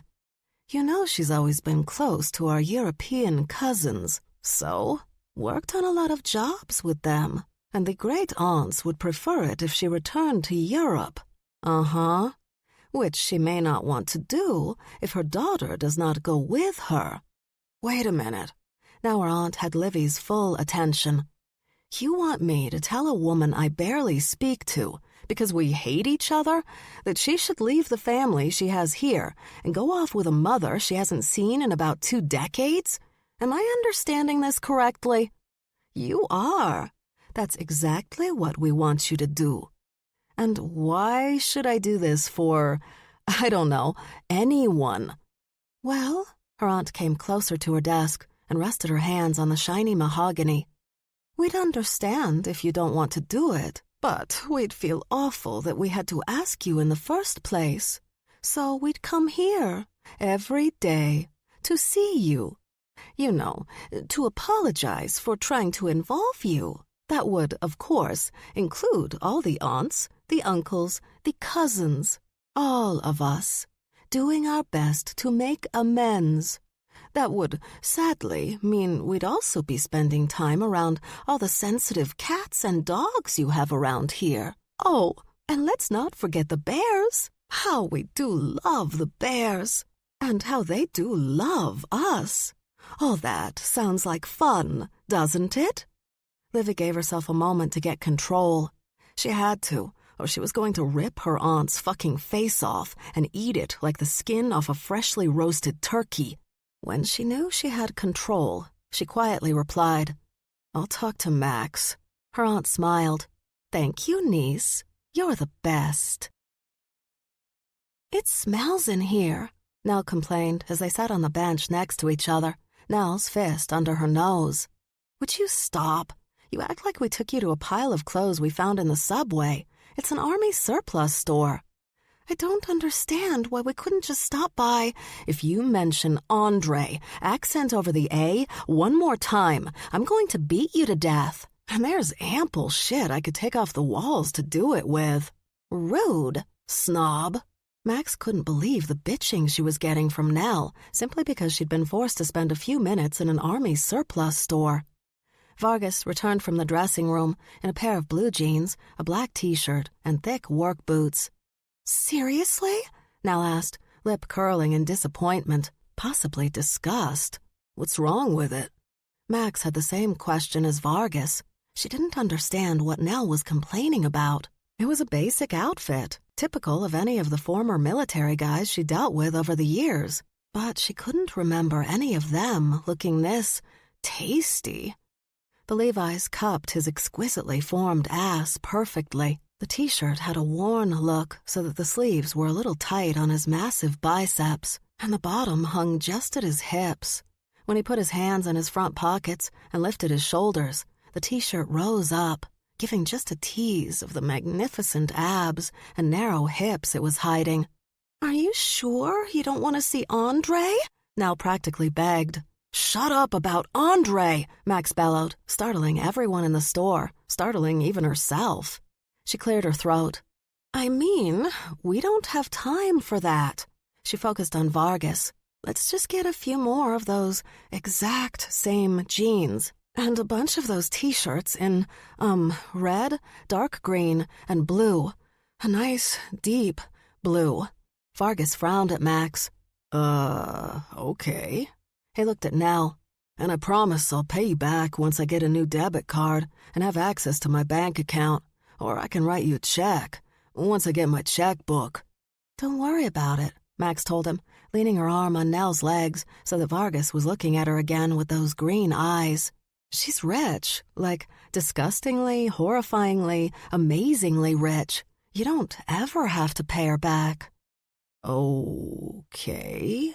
He blinked several times before saying, "I'll pay you back, Nell." "Sure," Nell replied. She waited until Vargas had gone back to the denim section before she brutally shoved Max off her lap. "What is wrong with you?" she demanded. "Well," a man who had been lingering near them while they spoke to Vargas suddenly sidled up to Nell. She turned only her head to nail him with one of her ball-shriveling glares and said, "Get the hell away from me, or I will kill you." He smirked and again started to say something, but she added, "You can look in my eyes and tell that I will kill you. You can feel it in your soul, like a dove when a hawk is nearby. So, what you're going to do at this moment is walk away from me, because if you don't, we both know I'll kill you and that it'll be messy, but that I'll definitely get away with it, because I'm pretty and I'm rich, and rich people get away with everything." Frowning, the man looked at Max next, and she replied with a fangless but spit-filled hiss that had him quickly scurrying off. When they were again alone, Nell asked in a whisper, "Are you into him?" Max knew that Nell was talking about Vargas, but a different full human male approached, apparently sensing an opening. Nell dismissed that belief by snapping, "I'm not talking to you, idiot." With that man gone, Nell again focused on Max. "Well?" Max sat back down on the bench. "I wasn't. But then, he came out in those jeans and t-shirt. God damn! You know what it was? He didn't smell like Dutch anymore. I told you he smelled like Dutch. I don't mind Dutch's funk, unless he's gone to a wolf party. All that tequila does not come through his pores well. No, but Dutch might as well be your brother. He's not someone you've ever had a thing for. And Zay was covered in that brotherly funk. But now he's in clothes that only reek of this horrible place, which allows you to drill down to his natural musk. She grinned, crinkling up her nose and nodding her head. Musk. Did you have to say that twice? I totally did. They took a ferry over to Staten Island, stopping at a diner that was apparently within walking distance of what both Max and Nell kept calling the old sports center. Zay had no idea what that meant, but he didn't care enough to bother asking any more questions, especially when the answers he got were off-putting. For instance, the diner they stopped at seemed to be manned by very large women with a less than friendly attitude toward Nell and Max, even though they were both being very nice. When Zay asked about it, he was told, well, they're bears. What did you expect? He expected people in a service business to know how to treat their customers. Growing up in New York as a Puerto Rican from the South Bronx, he was used to being treated in a less than friendly manner by some. But if service people wanted a good tip or his return business, they hid the bullshit. Not these people, though. They let their bigotry hang out there for the world to see. It wasn't color or religion they reacted to, though. It was species and breed. According to Max, wolves didn't like dogs. Dogs and wolves didn't like cats. Bears didn't like dogs, wolves, or cats. And absolutely nobody liked honey badgers. And none of that covers the internal bigotry. Internal bigotry? Tigers think very little of lions. Lions think very little of jaguars and leopards. Grizzlies tend to slap around black bears. Jackals find African wild dogs really annoying. The list goes on and on. Max took another bite of a burger that was nearly the size of her head before muttering, "It's endless. Just do what we do." Which is? Ignore it, the two women said together. After finishing a meal so large it would kill most people, they made their way down the street to the old sports center. You can wait in there. We've got to hit the locker room. Max gazed up at him. Need anything else? Wondering why she was looking at him like that, Zay replied, No, you can go away now. She chuckled and headed off. Okay, there was one thing that Zay did really like about being around his own kind, as Max called them. Their reaction to him, specifically their reaction to his attitude. Since childhood, everyone around him had made it very clear they didn't like it. There were comments on his report cards. His grandfather heard about it in parent-teacher conferences. His commanding officers told him often, "You have to work on your attitude, Vargas." He'd heard it so much for so long, he'd gotten used to it.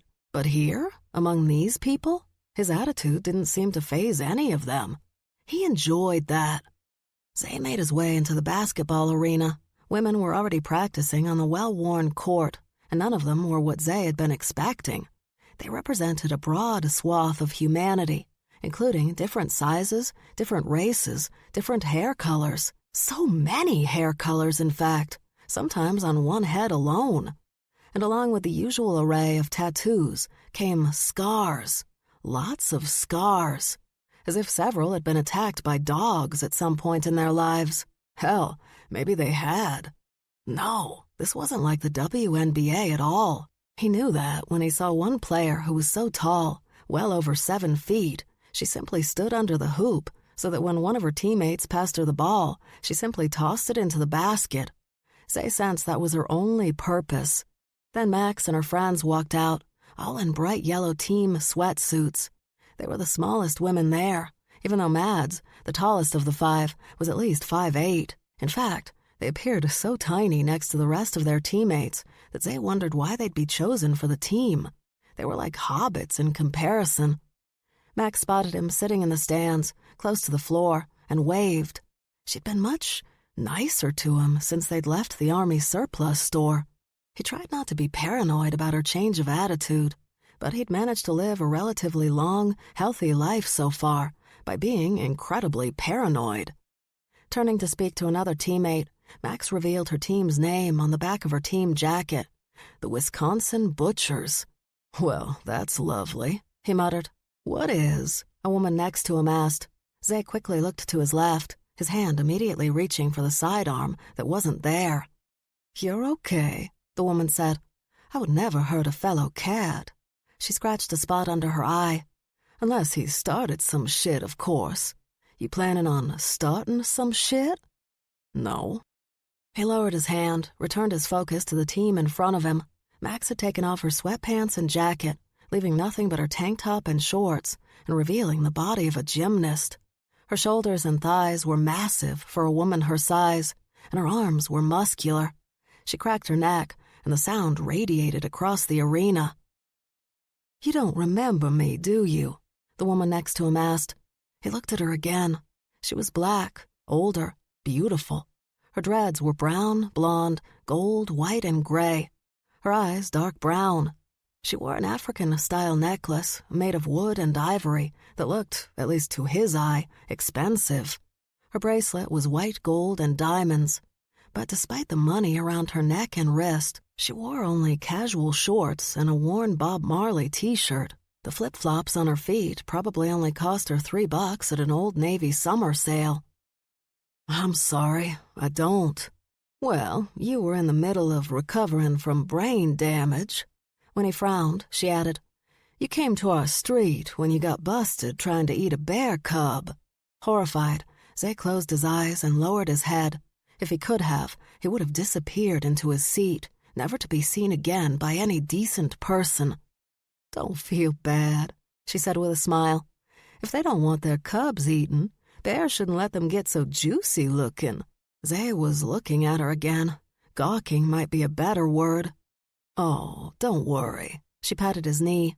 "Most of us don't eat humans anymore." "Most of you?" "Some hyenas, they still have the taste. There are some of them that do cleanup work, if you need it." "Please stop talking to me." She laughed, and it made her even more beautiful. But holy shit, this conversation was freaking him out. "The name is Imani Akko." She held out her hand, and he took it. Zay Vargas." "Nice to meet you, Zay." She refocused on the team practice. The players were doing warm-up drills, not exactly interesting. "So, you really didn't know that you were—" "No." "Wow, this must be hard for you. I mean, I've known all my life. Was raised to understand both sides of myself. I can't imagine finding out about all this when you're 30. 30? Wow." He really wished she'd stop saying wow. It was giving him a complex. She was silent for a bit, thankfully, until she asked, "Do you feel safe?" Zay frowned. "In life?" She chuckled. "With the McKilligans. Those sisters have made quite a name for themselves since they came to our neighborhood. The bears don't seem to mind them." Wait, did he just say that? Why had he said that? What the fuck did that even mean? "The bears don't mind for 2 reasons. 1, because the oldest sister can bake her ass off. The quickest way to get any bear on his or her knees? Baked goods. The second reason is because they're all so small. The grizzlies can just slap them right out of the neighborhood if need be. Which I thought they'd do right away when I heard there were honey badgers roaming around. The grizzlies and black bears are extremely protective of their hives. And yet, the 3 sisters are still there. And now, you." "Yes, me." "The little one, Max. She was very protective of you when you came to our street. She put those brawny shoulders between a group of confused cats and a gang of really angry bears. That's not something even a honey badger would usually do." She paused for a moment, then added, "I'm lying. Any honey badger would do that, but only for themselves. She did it for you." "Your point?" "That protectiveness could fade. Badgers are crazy and mean and hate everybody. Remember that, because if she changes her mind about you, well, don't let her tiny size confuse you. You might be a large cat, but honey badgers are not easy to kill. They're willing to take on anybody, and they won't stop. They'll attack and attack until you either go away or you kill them. That is lovely information you just provided. It should be put into verse. She laughed, and Zay had to ask, "Are you here for a reason, or just to freak me out?" "Just observing," was her reply, but there was something really weird about it. So weird, he decided not to engage in any more conversation, unless it was about the weather or something else inane.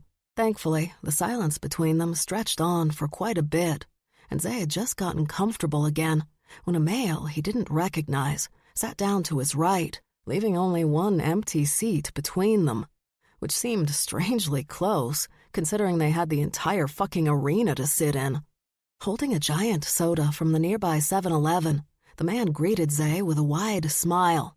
"Hey, I'm Dutch. Dutch Alexander, Max's best friend. I was the one who tried to help you when your brain was still healing. You're Zay, right? How are you doing? Holding up? You look really good, like you're all healed up. Must be a relief, huh? So, what's going on? You just hanging out here? Not that I blame you. Max's friends are cute, right?" Dutch was chatty. Dutch kept talking so much that Zay really just wanted him to shut up. But that wasn't happening fast enough for him.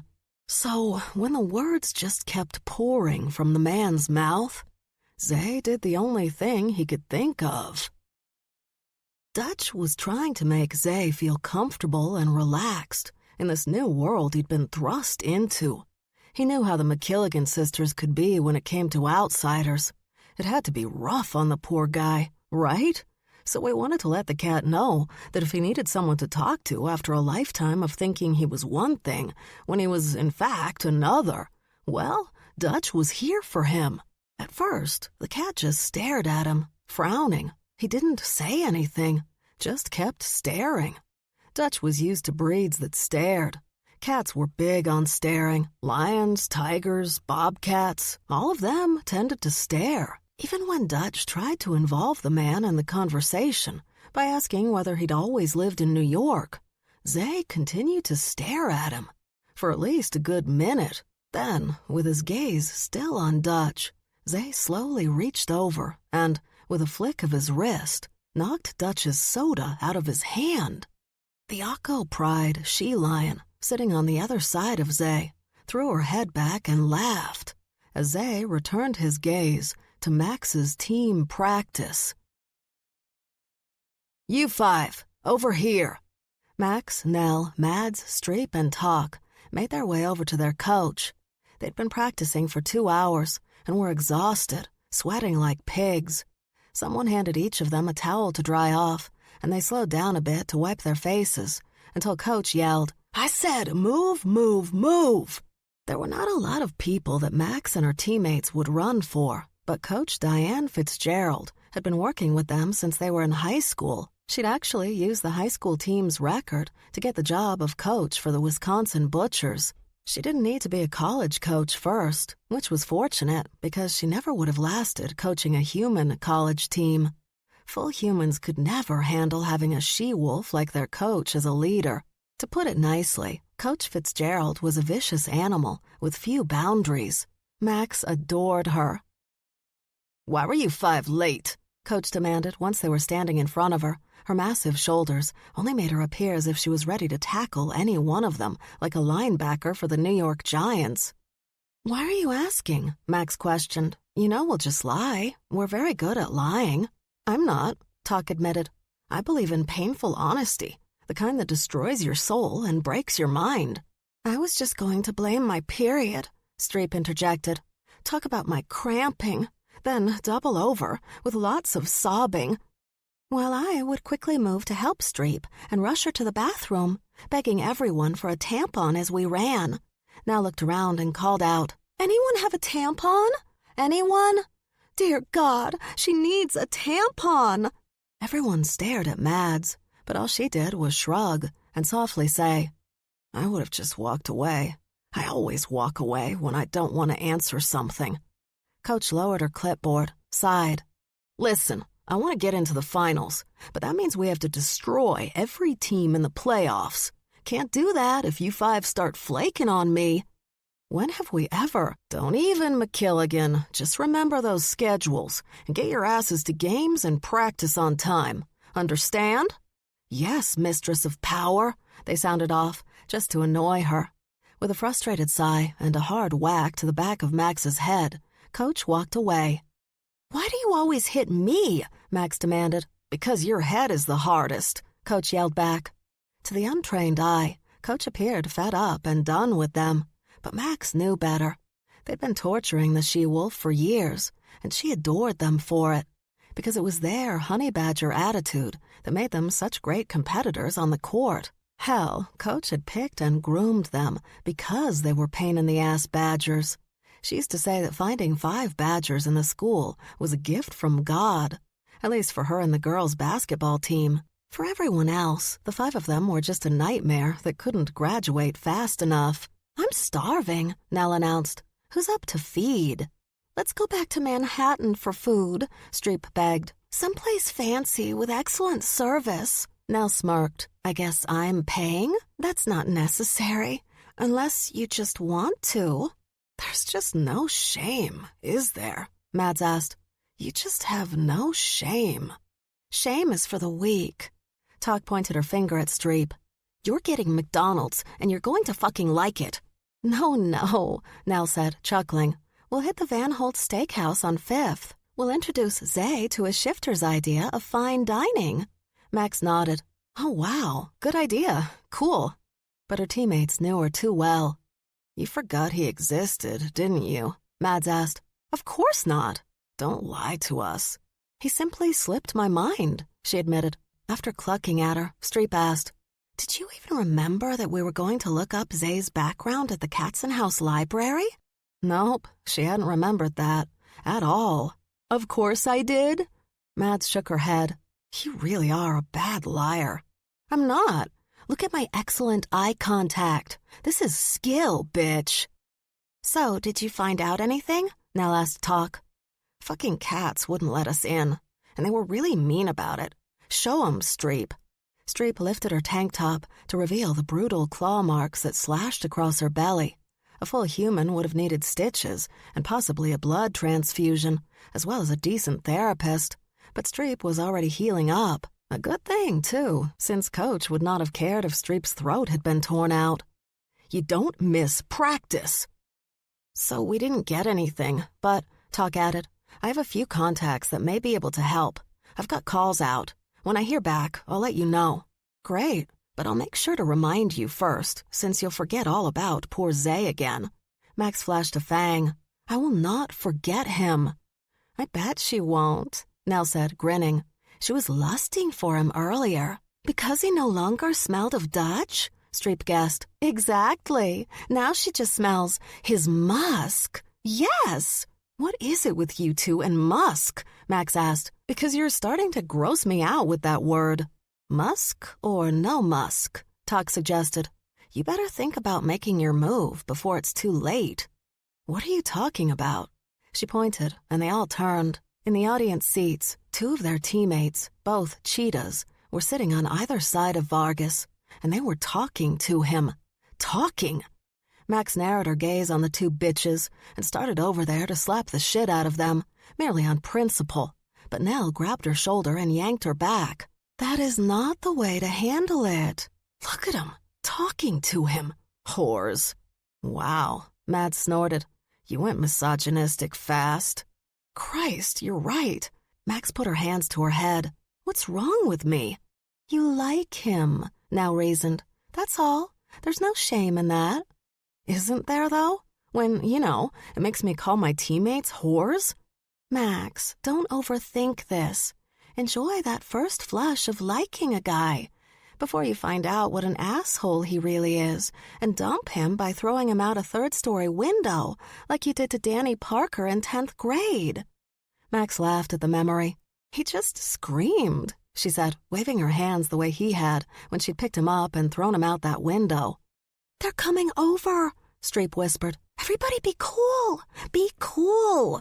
Max watched as her 4 teammates attempted to be cool by striking poses like they were at a 1993 Beverly Hills pool party photo shoot. She closed her eyes and sighed.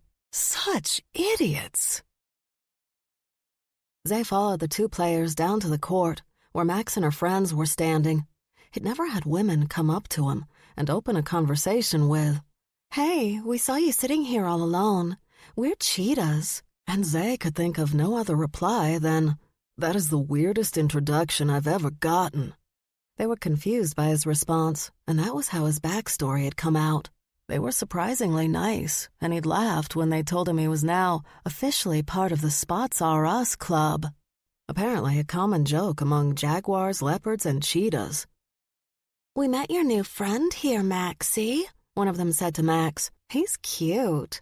Max took a step toward them, but now quickly cut in front of her. "What's going on?" she asked. "Look, we heard you're trying to help Zay. And?" She put her hand on Zay's shoulder in what he thought was just a friendly gesture. "We can teach him something right now, as a matter of fact, in front of everybody." "Whores!" Streep yelled, pointing a damning finger. "Okay," now raised her hands, palms out. "Everyone just calm down. We're all on the same team." The cheetahs gawked at the badgers, another sentence he'd never in a million years have believed would come from his brain, and one of them asked, "What is going on with you guys?" "Maybe," Tuck interjected, "and I'm just spitballing. Why don't you just tell us what you're talking about?" "A race around the court." "Why?" Zay asked. "Are you afraid?" one cheetah asked. "Hate to lose, do ya?" "Not to be insulting, but I'm taller than you. Way longer legs." They all laughed then. "He really doesn't know what we are, does he?" the other cheetah asked. "Come on, cutie," the first cheetah prompted. "You don't even have to change clothes. 3 times around the court. Whoever gets back here first wins." Zay sighed, rolled his eyes. But when he looked down at Max, expecting her to agree with him about not wasting his time, she asked, "Scared?" No, he wasn't scared, but he was competitive, leaning down so he could look right into Max's face. "Fine, you guys want to play? Let's play." The entire team sat on the sidelines, watching as the 2 cheetahs and Vargas lined up at one corner. Coach came out of her office to help, her whistle at the ready. She raised her arm. "Get ready, get set." She waited another few seconds, then blew her whistle. The 3 took off, charging down the line toward the first turn. Immediately, the cheetahs fell back, Vargas taking the lead. "Is this just going to humiliate the poor guy?" Max asked, already cringing.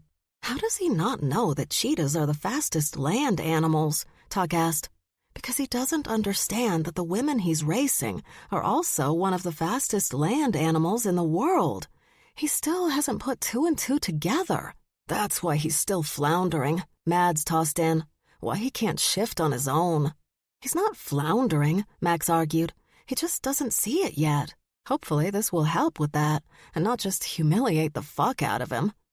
"Believe it or not," Nell explained, "they're not trying to humiliate him.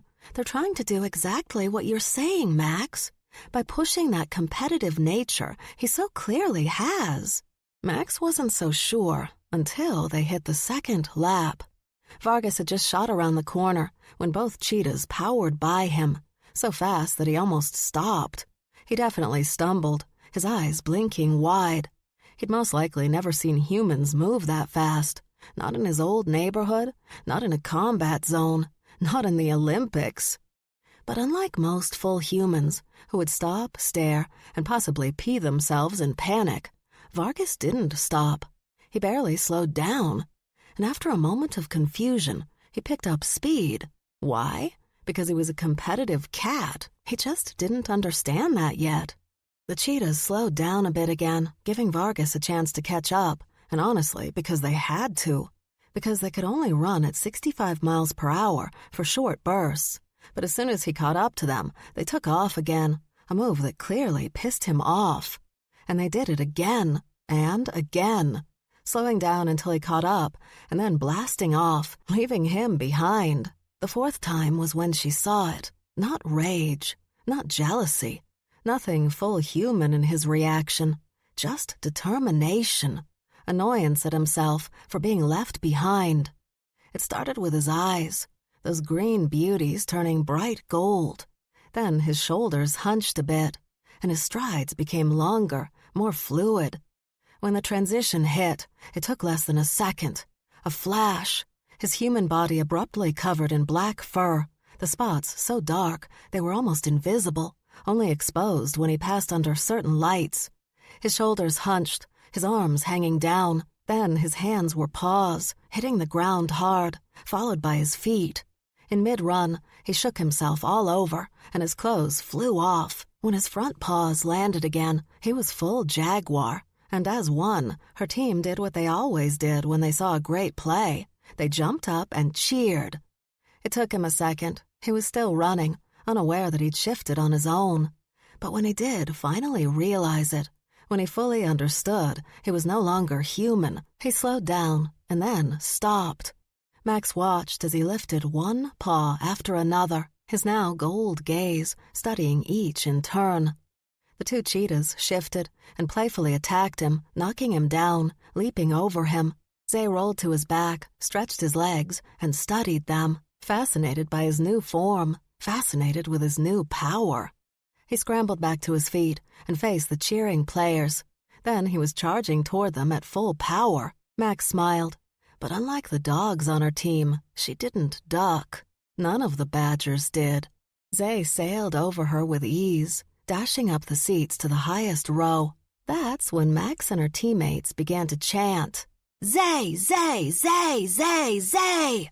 And even in his cat form, she could tell he was taking a bow. Chapter 10. The trunk opened, and for the first time in hours, Devin Martin could see something other than utter darkness. "Come on, Dev," that familiar voice said, although more than one set of strong hands grabbed him and hauled him out. He was mercilessly tossed to the ground. Then there was a series of brutal kicks to his gut, legs, chest, and back, almost everywhere but his head. When he was sure he couldn't take any more, he heard that voice again. "All right, that's enough." The kicking stopped, and Dev was able to pull himself up onto his hands and knees. He lifted his head. "Hi, Dev." She sat on the trunk of the car with another Asian woman, both of them eating carrots. Holding up the vegetable, Rennie Yang said, "You know, I really thought that when I got out of prison, I would be dying for a burger and fries. And that was the first thing I ate. But you know what else they don't have in a Bulgarian prison? Vegetables. And fruit. Something this omnivore has missed greatly." "I want my shit, woman." Rennie smiled, and Dev remembered how he used to love that smile. Now he just wanted to shoot it off. "You and that idiot double-crossed me," he reminded her. "What did you expect me to do?" "Not mess with my daughter?" Dev gazed at her. "Your daughter? Or our daughter?" Rennie frowned and eventually looked at the woman next to her. Then they burst into laughter. They were joined by the other Asian females, who came out of the darkness and surrounded the car. "You think I would have had a child with you? Her mouth curled in disgust. "Full human, with absolutely nothing to offer my bloodline? Oh, please." "I don't know which is worse," the woman beside Rennie said to him. "That you think she'd have a child with you, or that you think Max might be your child, and yet you attempted to kill her several times." "I never tried to kill her. She just... What?" Rennie asked. "Didn't stand for being a tool for you to use against me? You know, actually..." She slid off the trunk but didn't come closer to Dev. "It's a real shame that my girl didn't find you first. She's much nicer than I am, quicker, from what I've heard." "If you're going to kill me, bitch, then kill me." "I'm not going to kill you." She held up her hand. I just got my nails done. Gotta look nice when I see my daughter again. But I want to be able to tell her she has nothing to worry about anymore." Dev heard them first, a weird whooping noise that came from the forest surrounding the clearing. He looked around, trying to figure out what was happening, what that sound was, what was coming through the trees toward him. He forced himself to stand, expecting Rennie to immediately knock him back down. But she had her back to him, was adjusting her jeans on the much wider ass she'd grown since going to prison, and chatting with the other Asian women. She was ignoring him. Dev's first thought was to run up and kill her, just to snap her neck. He'd still die, but so would she, the bitch who had taken what he'd earned. But those sounds, that loud, long, whooping call, he kept hearing it, coming from all directions. Long whooping, then short, like barks. Whatever it was, it just kept coming. And sometimes, there'd be what sounded like laughing. Whatever the fuck it was too much for Dev. It terrified him more than the thought of Rennie Yang getting away with his money. Maybe she was just faking him out. Maybe she was just using a sound system to get him to panic. He didn't know. He just knew he didn't want to stick around to find out what that noise was. He couldn't. Dev turned away from Rennie and started running. He glanced back, but Rennie and the women weren't chasing him. That didn't make him feel better. It made him feel worse. She knew that if he got away, he'd be coming for her again. She knew it. So then, why was she letting him? It slammed into him from his right, grabbing hold of his arm between powerful jaws. He turned, trying to get the thing off, but it spun with him. Dev punched at it, but the creature only made that whooping sound again, even with its jaws closed around his arm. A dog? They were going to use a dog to kill him? But this dog didn't feel right. He used to breed fighting dogs, and they didn't feel like this. They didn't make these kinds of sounds. Headlights came on from behind him, and now Dev saw. Now he understood those sounds. Like any kid growing up, he'd loved watching documentaries on predators. Lions, tigers, hyenas. The hyena flipped him over and forced Dev to the ground. Dev tried to get up, but it wasn't one hyena that Rennie had sicked on him. There was a whole bunch, and they surrounded him, one climbing onto his chest and leaning over him. He knew this was it, and bared his throat, wanting it to be over quick. The hyenas made that sound again, a whooping combined with that short laugh.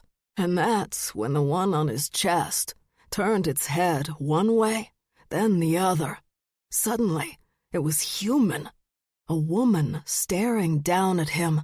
"Did you really think this was going to be easy?" she asked, her voice husky, almost male. "That you wouldn't suffer? Oh, my friend, you will suffer." Rennie heard Dev screaming as the spotted hyena clan devoured him while he was still alive. Her cousin handed over a wad of cash, and Rennie handed it to the matriarch of the clan. Giggling, the hyena walked off, apparently not in the mood to dine this evening. "You didn't short her, did you?" Rennie asked once the hyena was far enough away. No, promise." "Good. I don't need Dev's literal ass suddenly popping up in a river somewhere." Rennie held out her hand and accepted the keys dropped in her palm. "You're going now?" "I haven't seen my daughter. I need to." "Maybe you should wait," another cousin suggested, and Rennie finally noticed that her cousins were looking everywhere but at her. "Max isn't the Yang you left behind." "She's my girl." That's when several of the cousins laid into her, one after the other. "The aunts won't accept her. You haven't seen her in years. You didn't even raise her yourself. How attached could you be? And she's a McKilligan now. Hardly even that. The McKilligans don't want her any more than the aunts do. They don't want any of Freddie's girls. Rennie studied the cousins who had spoken. So, you want me to hold that against my own flesh and blood? Our flesh and blood? If you think you can bring her into this life, our life, you're wrong. I have no plans to do anything but see her. Rennie, I just want to see my daughter, that's all. Her cousins moved away from the car and Rennie got in. She started the vehicle and lowered the window. Rennie leaned out. I'll let you all know when I'm settled. Just be careful. With my own daughter? The cousins exchanged glances until one finally said, She's not alone, Rennie. And she's not normal, said another. Rennie looked through the windshield out onto the field, where she saw a hyena rip off one of Dev's arms and go running into the trees with several of its clanmates following. She returned her gaze to her cousins. You're kidding, right? They were given a private room in the back of the famed Fifth Avenue Van Holt's Steakhouse. Zay's grandfather had never had much money, so Zay had never considered eating at any of the Van Holt's restaurants in this city or in any other around the world that he had been to over the years. If there had been a Van Holt's Steakhouse next to a Sizzler in Taiwan, it would have gone to the Sizzler. His appetite, and the appetites of his teammates, made eating at an overpriced tourist trap an unacceptable move in his opinion. But here he was, at a Van Holt's Steakhouse on flippin' Fifth Avenue, no less. This wasn't the flagship restaurant, though. That was in Seattle. When the server handed him the menu, Zay already knew what he wanted, a T-bone with a side of broccoli. So he put the menu aside. Max, who sat catty-corner from him, smirked. You need to look at the menu. I already know what I want. Trust me, she said, her focus already on the offerings. Look at the menu. Rolling his eyes, Zay picked up the menu and opened it. The first page was a list of wines that even on someone else's dime, he would never order. Wines from the 1800s? Who would willingly pay for that at a chain restaurant? He knew the cost of those wines must be insane because the prices weren't listed. Already disgusted, Zay flipped the page and immediately saw the listings for his T-bone. Under that listing, however, were choices of T-bone. Zay frowned. He'd never heard of there being a choice of T-bone. T-bone was T-bone, right? He let his gaze move down the list, and he saw bison and ostrich. Not strange, just a little hippy-dippy for his tastes. But as Zay continued to read, he felt his face get hot and his brain start to hurt. Why? Because the menu included deer, elk, moose, antelope, buffalo, zebra, rhino, hippo, giraffe. Giraffe! What the fuck am I reading? Your dinner options. What the fuck is peccary? It's like a pig. A skunk pig, I think. I know people who've tried it, but I'm not risking anything with skunk in the name. Capybara? He asked. The giant rat? You might like that. They come from jaguar territory. Zay took a quick look around. He felt like he was being fucked with. Was he being fucked with? He turned the page and found a listing of seafood, but his eyes widened once he passed the usual salmon, trout, and ahi tuna, because that's when he hit bearded and ringed seal, walrus, beluga whale, narwhal. What the fuck is a narwhal? He demanded. Unicorn of the sea, Now replied with a grin. When Zay got to grilled monkey, he slammed the menu shut, got up, and stormed out. But he only got as far as the stairs that led to the second floor of the restaurant, right by the elevators. He sat down on the first step, his forearms resting on his knees. When he'd shifted at the gym, the feeling had overwhelmed him, but not in a bad way. He'd loved it, loved the power that surged through his body, the strength. But most importantly, it was the feeling of finally being whole, complete. After that, he'd stupidly thought he'd be okay, that nothing else would shake the foundation on which his world was built. He had shifted into another species. Nothing would shake him because he could change his entire physical being into something completely different. Then, however, he'd seen a listing for grilled monkey in a wine reduction sauce with garlic, asparagus, and broccoli. When he saw that one could substitute wild rice, he'd snapped. How could anyone eat monkeys? Looking into the eyes of a monkey was like looking into your own eyes. It was like eating your neighbor, wasn't it? You're still here. Max sat down on the step beneath the one his feet were on, her back against the stairwell wall so she could look up at him. I thought we'd lost you. Grilled monkey? Really? She chuckled. Jaguars eat monkeys, but that doesn't mean you need to eat monkeys. You can eat whatever you want. I was just going to get a T-bone steak, but you told me to look at the menu. You need to get used to it. If you hang around shifters, you're going to see them eat weird shit. What do you eat? Depends where I am. When I was in Italy, I found an amazing Badger-owned restaurant near Vatican City that made this. She closed her eyes, took in a breath, as if she were tasting that meal again. Viper bolognese sauce that blew my socks off. It was utterly divine. But in Germany, I found this black mamba bratwurst that was just wow. Zay held his hand up. Wait, black mamba as in... He shook his head. When you said viper, you meant vipers. Cottonmouth, rattlesnake, copperheads, like that. Because honey badgers eat whatever we want, down to the last rattle. And you need to know that and be okay with it. She patted his leg. You've traveled. I'm sure you've tried the delicacies of other countries. Yeah, sure. But giraffes? On tonight's specials, they had baby elephants. Okay, first off, those are not from out in the wild. Trust me when I say we are not decimating the wild population of any animal. We have farms and ranches all over the world. How is that better? She snorted. That steak you're planning to get? Where do you think it comes from? Zay started to argue, but quickly realized she was right. Everything on that menu is to fulfill the needs of certain breeds. There's no shame in it, and we give back. Most of the tough bastards that are protecting the world's wildlife preserves are shifters, and occasionally those stories about big game hunters being mauled by lions and such, that's usually us. Why? Because we can, and because we're dicks. And let's face it, those guys are asking for it. Now it was Zay's turn to snort. He even smiled, something he didn't really like doing unless he had to. I never got trophy hunting. Who does, except extreme assholes? So what do I have to eat? He finally asked. The rat? The capybara is not a rat, it's a rodent. What's the difference?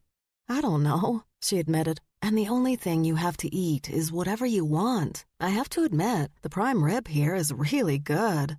Where is she? Zay heard from down the hall. He looked over his shoulder and saw a stunning black woman running toward them. Max, have you seen a child of mixed parentage running around? Frowning, Zay and Max exchanged glances. Mixed parentage? Really? Nope. If you see one, let me know. How do you lose an entire child? A male voice snarled, and Zay watched in horror as a massive human being stomped toward them. His hair was white, with brown layers under it, but he wasn't an old guy, just massive. Maybe 400 pounds, packed onto nearly 7 feet of thick bones. But he moved like a much smaller man, fluid and easy, as if all the world had been built for humans of his size. Zay, this is Bane and Beau. Blaine, the woman snapped, starting off down the stairs. My name is Blaine. Whatever. The male literally stepped over Zay and Max with those insanely large legs, so he could also go down the stairs. Beau, this is Zay, Max said to the man, which only got Zay a grunt in response. If more of them make a break for it, he said, pointing his finger to the very last room at the end of the hall. Grab 'em. Max nodded. Sure. Beau started to turn away, but stopped and looked Zay over. Do you play hockey? Zay was so surprised by the question, he began to answer that no, he did not, when Blaine, returned and barked, Seriously? Her voice was so high when she spoke that howls and yips from the other private dining rooms answered her. I was just asking. No need to get hysterical. I'm not the one who lost my child. Blaine pointed down the stairs. "Check the second floor." Beau stomped off. Was he physically able to just walk, or did he only stomp everywhere? And Blaine went back up the stairs. She, unlike the male, was forced to go around them, even though her legs were rather long, too. Just not as long as Beau's. Sweetie?" Max called out, catching Blaine's attention. Then she raised her forefinger and pointed up. Blaine looked up, and so did Zay. That's where they discovered a giggling child of, well, obvious mixed parentage, hanging from the ceiling. The disturbing part was that she didn't seem to be hanging from anything in particular. There were no beams or light fixtures. The kid was just hanging there from a flat ceiling, giggling. "Holy shit," Zay exclaimed, forgetting there was a child nearby. "When did that start?" Blaine wanted to know. Max only laughed. "When Stevie started doing that, she was about 6, I think. She was startled by a squirrel." "Oh my God! Oh my God!" Blaine dramatically pointed down the hall, and Shout whispered to her child. "You get back in there!" The child ran, still on the ceiling, to the last room. Blaine looked down at Zay and Max. "You cannot tell Beau," she whispered to them. "He'll flip out." "The man with tusks will flip out?" Max asked. Blaine bent at the waist so that she could put her hands very close to Max's face as she angrily explained. "They are not tusks. They're fangs, like the mighty saber-toothed cat of yore." "Did you know," Zay felt the need to note, "that saber-toothed cats are not really related to modern cats? Like your tigers and lions." "Stop talking," Blaine snapped before yelling down the stairs. "Found her." She pointed her finger at Zay and Max again and whispered, "Not a word from either of you two, ever." She stormed off and was halfway down the hall when she spun back around, now grinning, and happily told Max, "Oh, and tell Stevie I said hi." Max nodded and gave her a thumbs up. When Blaine was gone, Max muttered, "That bitch is a nut." A minute or two later, Beau returned. He stopped just below, gazing at them, and asked, "So was the kid on the ceiling?" Afraid to reveal anything, Zay and Max merely stared back, but he seemed to see through their clever silence. He nodded his head, started up the final steps. "Yeah, Blaine thinks I don't know, but I know." "Let me guess," Max said. "You thought that with both of you being hybrids, your varied genes would just wipe each other out, and you'd end up with full human children, right?"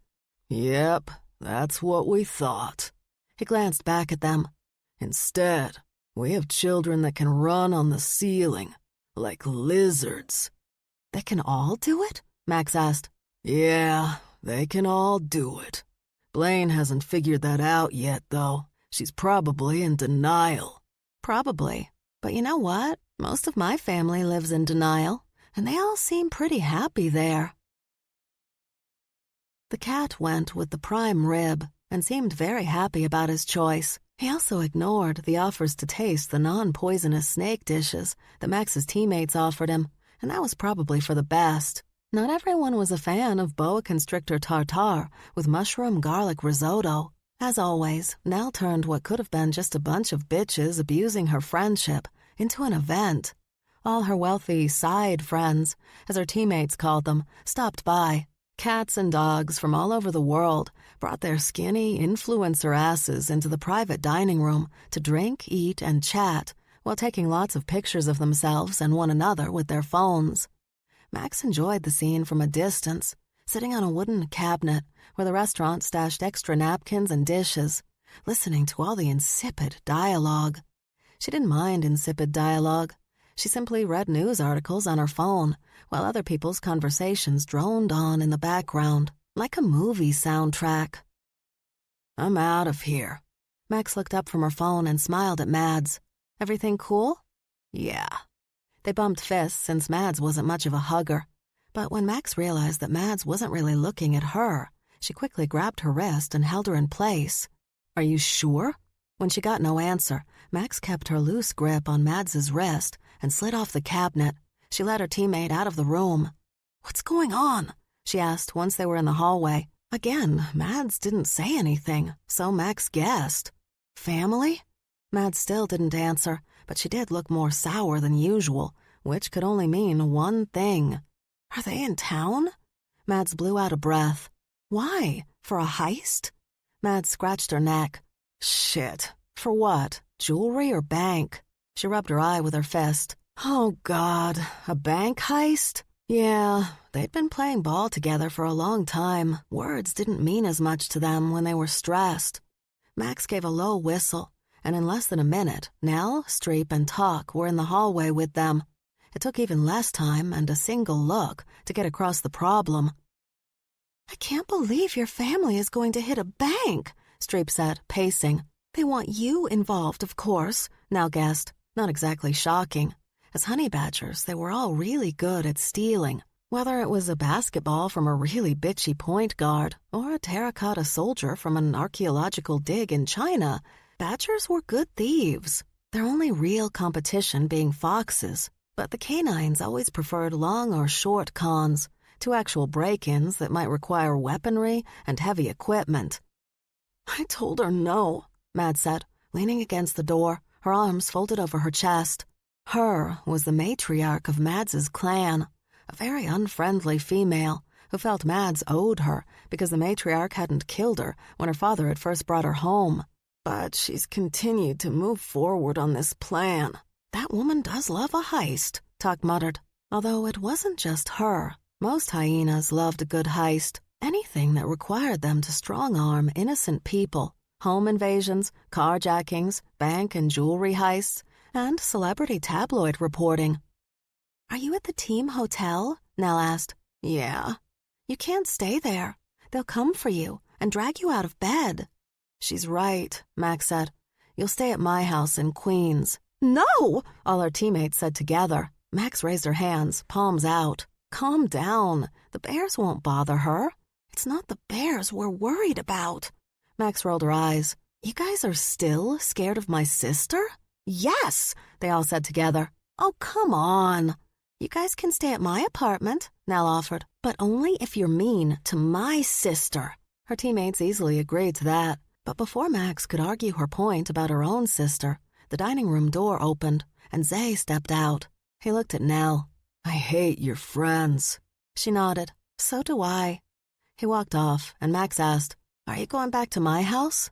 Can I tell anyone I'm still alive? He asked, continuing to move away. I'm not actually sure, because that depended on Zay. Then I guess I'm going back to Queens. Hold up, I'll go with you. She looked at her teammates. I'll text you guys tomorrow. Any problems, she said, looking directly into Mads's eyes. You call me, understand? Nell put her arm around Mads's shoulders, yanking her back when she attempted to pull away from the show of affection. Don't worry, we'll be safe at my place. She jutted her chin toward Zay and winked in a way that made Max want to tear her eyes out. Have fun. Ew, Max shook her head at her teammate. Don't be that girl, Nell. Just don't. They got into the back of the car that Max had called up on her phone. The driver, thankfully, was not chatty, so they sat in silence most of the way until Zay finally asked, So exactly when can I tell my friends I'm not dead? Never. She looked at him, and the passing streetlights reflected in her eyes, making them appear almost white, like something out of a horror movie. Not unless you want them all to die. Zay felt a brief moment of panic, but it went away so quickly he asked, Are you fucking with me? Yes, she laughed. Sorry, couldn't help it. Of course you couldn't, he sighed out. But it seems like you truly get it. It? What you are, what you will always be, what you have always been. Ah. Now that you understand everything, you can tell them whatever you want, except the truth. Just remember that each time you do tell a full human about what you are, you're not just risking yourself, you're risking all of us, even the cubs you occasionally like to eat, she added with a wink. She's right, the driver suddenly added, his gaze watching them in the rearview mirror. Most of them will never understand. Zay pointed at the driver's seat and mouthed, Him? No, Max said aloud. He's full human, but he reeks of dog. My wife's a jackal, the driver happily offered. Max gave him a thumbs up, but Zay asked, Can you go back to being quiet now? Cat? The driver asked Max, and Max's response was just to throw her arms up in faux exasperation, her hand nearly hitting his nose. He pushed her hand away. Do you mind? Are you mad about something? Zay thought a moment, finally admitted, No, the food, as you promised, was amazing. The drink, delicious. Your teammates were not nearly as annoying as Nell's friends, and Nell's friends went out of their way to avoid me. That's because you don't look like you have money. Good. Anyway, all in all, it was a pretty great night. Then why are you so cranky? This isn't cranky. At least not my cranky. Dear God, what is your cranky? Me, he answered. But more. What's terrifying is, I kind of get what you mean. They fell silent again, and Zay wondered if he should apologize for making her think he was mad at her. He wasn't. He hated to admit it, even to himself, but he kind of enjoyed hanging around Max. Or maybe it was simply the way people sometimes felt toward doctors or nurses who saved their lives. She had saved his life, literally, and had shown him his true self. So maybe he was simply giving her more leeway than he would normally give any cute girl who kind of irritated him, but was so cute he didn't care. He thought, dismissing the idea of apologizing. He wasn't going to suck up to her. So instead, he relaxed back into the seat and thought about the kind of phone he was going to get tomorrow so he could call his team leader and let her know he was not dead. As he stared out the window, he felt Max's head rest against his arm. Assuming she'd fallen asleep, he glanced down at her, but she was wide awake. What are you doing? He asked. Resting on your arm? Why? Because I want to. I don't get a say? Sure. Does my lightweight head on your massively built bicep bother your sensitive cat nerves? Or you could have just asked, can I put my head here? And I would have just said yes. Could have done that, she said, snuggling close. But, didn't. Chapter 11. The driver refused to go any closer than 3 blocks away from Max's street. When she asked why, she was told, bears. It really was the only answer she needed. Together, Max and Zay walked down the street. They had to stop a few times when one of her neighbors trotted by in bear form or fell out of a tree right in front of them. This is so weird, Zay finally admitted. I feel like I'm in one of those towns in Alaska where they have a polar bear season. I know it seems scary, but it's not. Really? Well, none of these bears have spent months on shrinking ice floes with very little food to eat. They're not starving or willing to get shot just to eat some tasty Alaskan wandering by. Because if there's one thing I know about New York bears, they always eat. A lot. Several times a day. But the last thing they want to do is tussle with a cat if they don't have to. So, you're safe. When they were a half a block from the house, Zay stopped. It took Max a few seconds to realize it. She looked back at him. What? How am I going to learn all this stuff? About what bears do, and lions, and dogs? She shrugged. Watch Animal Planet and Nat Geo. Pardon? While most full human toddlers are being left alone to watch cartoons on TV, we were being left alone with Nat Geo, or PBS, anything with nature documentaries. My adopted grandfather even had tapes of old programs. That Omaha show. Zay smiled. You mean Mutual of Omaha's Wild Kingdom? Yes, that's it. My grandfather used to talk about that show, but he just liked documentaries, especially anything military-related. She walked back to Zay and stood in front of him. You'll be okay. This stuff is easy to learn. You've already mastered the hard stuff. Shifting on command? Stevie learned pretty quick. Charlie can't shift at all, and it took me a while to figure it out. So you're halfway home. Zay moved closer so that they were only inches apart. Look, if I haven't, or if I don't, I just wanted to thank you. Max gazed up into those stunning green eyes and decided it was time to make her signature move. She was known for her move, and few men could resist it. So Max made that move, leaning in until their bodies were touching. Yeah, the move. But when Max looked up to continue staring deeply into Zay's eyes, he was gazing at something behind her. "Yo, what are you looking at? I just made the move." "Someone's lurking by your house?" "What?" Max spun around and tried to see what was there, but as a honey badger, she didn't have the amazing long-distance sight that cats had. She was worried that Devin or his men had come to get her, and that meant her sisters were in danger.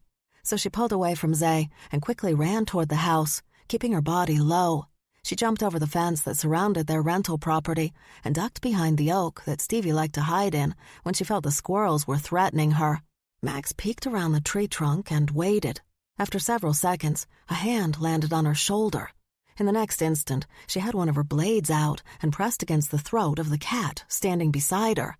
"Do not sneak up on me," she whispered, annoyed but impressed that Zay didn't back away from her blade. He knew moving was more dangerous than simply standing still when dealing with a predator.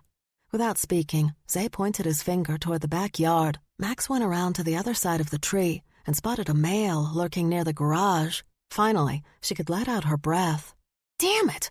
She stepped away from the tree and ran toward the male. He was peering into the clear glass doorway of the garage, so he didn't see her coming. She moved silently, without effort, and when she was a few feet away, she launched herself at his back. Once on him, she wrapped her legs around his waist and her arms around his neck, pressing the blade she'd used on Zay to her cousin's throat.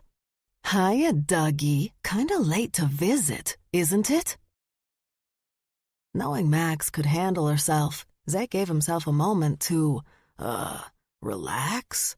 Although he had to admit, his current non-relaxation was due to Max and that move she'd made, just as he'd seen someone trying to break into her house. Now he was standing here, forcing himself to think about old football plays to help him get rid of the hard-on he currently had. He'd had past girlfriends who did stripper-like moves to get him turned on, but none had done more with less than Max. With his erection finally under control, Zay stepped away from the tree and strode across the yard to Max and whatever criminal she was currently dealing with. As he got close, he realized whoever the guy was, he should be happy Zay was around, because the knife Max had pressed to the man's throat was already drawing blood. "Want me to call the cops?" he asked. "Nah," Max replied, resting her chin on the shorter man's big shoulder. "You can't bury him here," he reminded her, not really in the mood to see her murder anyone. "Besides, won't killing him upset your sisters?" Max laughed. "I'm not going to kill him because this is my cousin, Dougie. Well, one of my many cousins. You may remember him. He and his brothers were at the house with my Uncle Will. They were here when you first arrived." "You were dribbling a basketball," Zay frowned, trying to remember. "And you were doing that just to annoy your sister?" "That's right. And I thought my uncle was staying in Manhattan at that fancy, overpriced hotel." "We are," Dougie put in, "and I'm not here for you, cousin." "Then who are you here for?" "Your father." It happened so fast, it was almost stunning. Max's always there smile dropped away, and her brown eyes darkened. She released her cousin, stepping away from him and sliding her knife into the back of her jeans. "What are you talking about?" Dougie faced her. "The word is he's back in New York, and every bastard who hates him is looking for him." "And you thought he'd be here?" "Your father has no money. You know that as well as I do. And he's hoping your little sister will give him some, just like she always does." "Talk about my sister while sneering again, and I'll tear your handsome little face off and wear it as a Halloween mask." It must have been something that either Max had done before or people had no doubt she'd actually do, because her cousin immediately changed his tone. "Look, my father, bastard that he is really pushing me to find your father, bastard that he is. I could use your help." "If he were here, you know I'd tell you. So would Charlie. But he hasn't come near us since Charlie threw him in the street and he got run over by a truck. You know, after that funeral." Zay glanced off, not sure he'd heard that story correctly.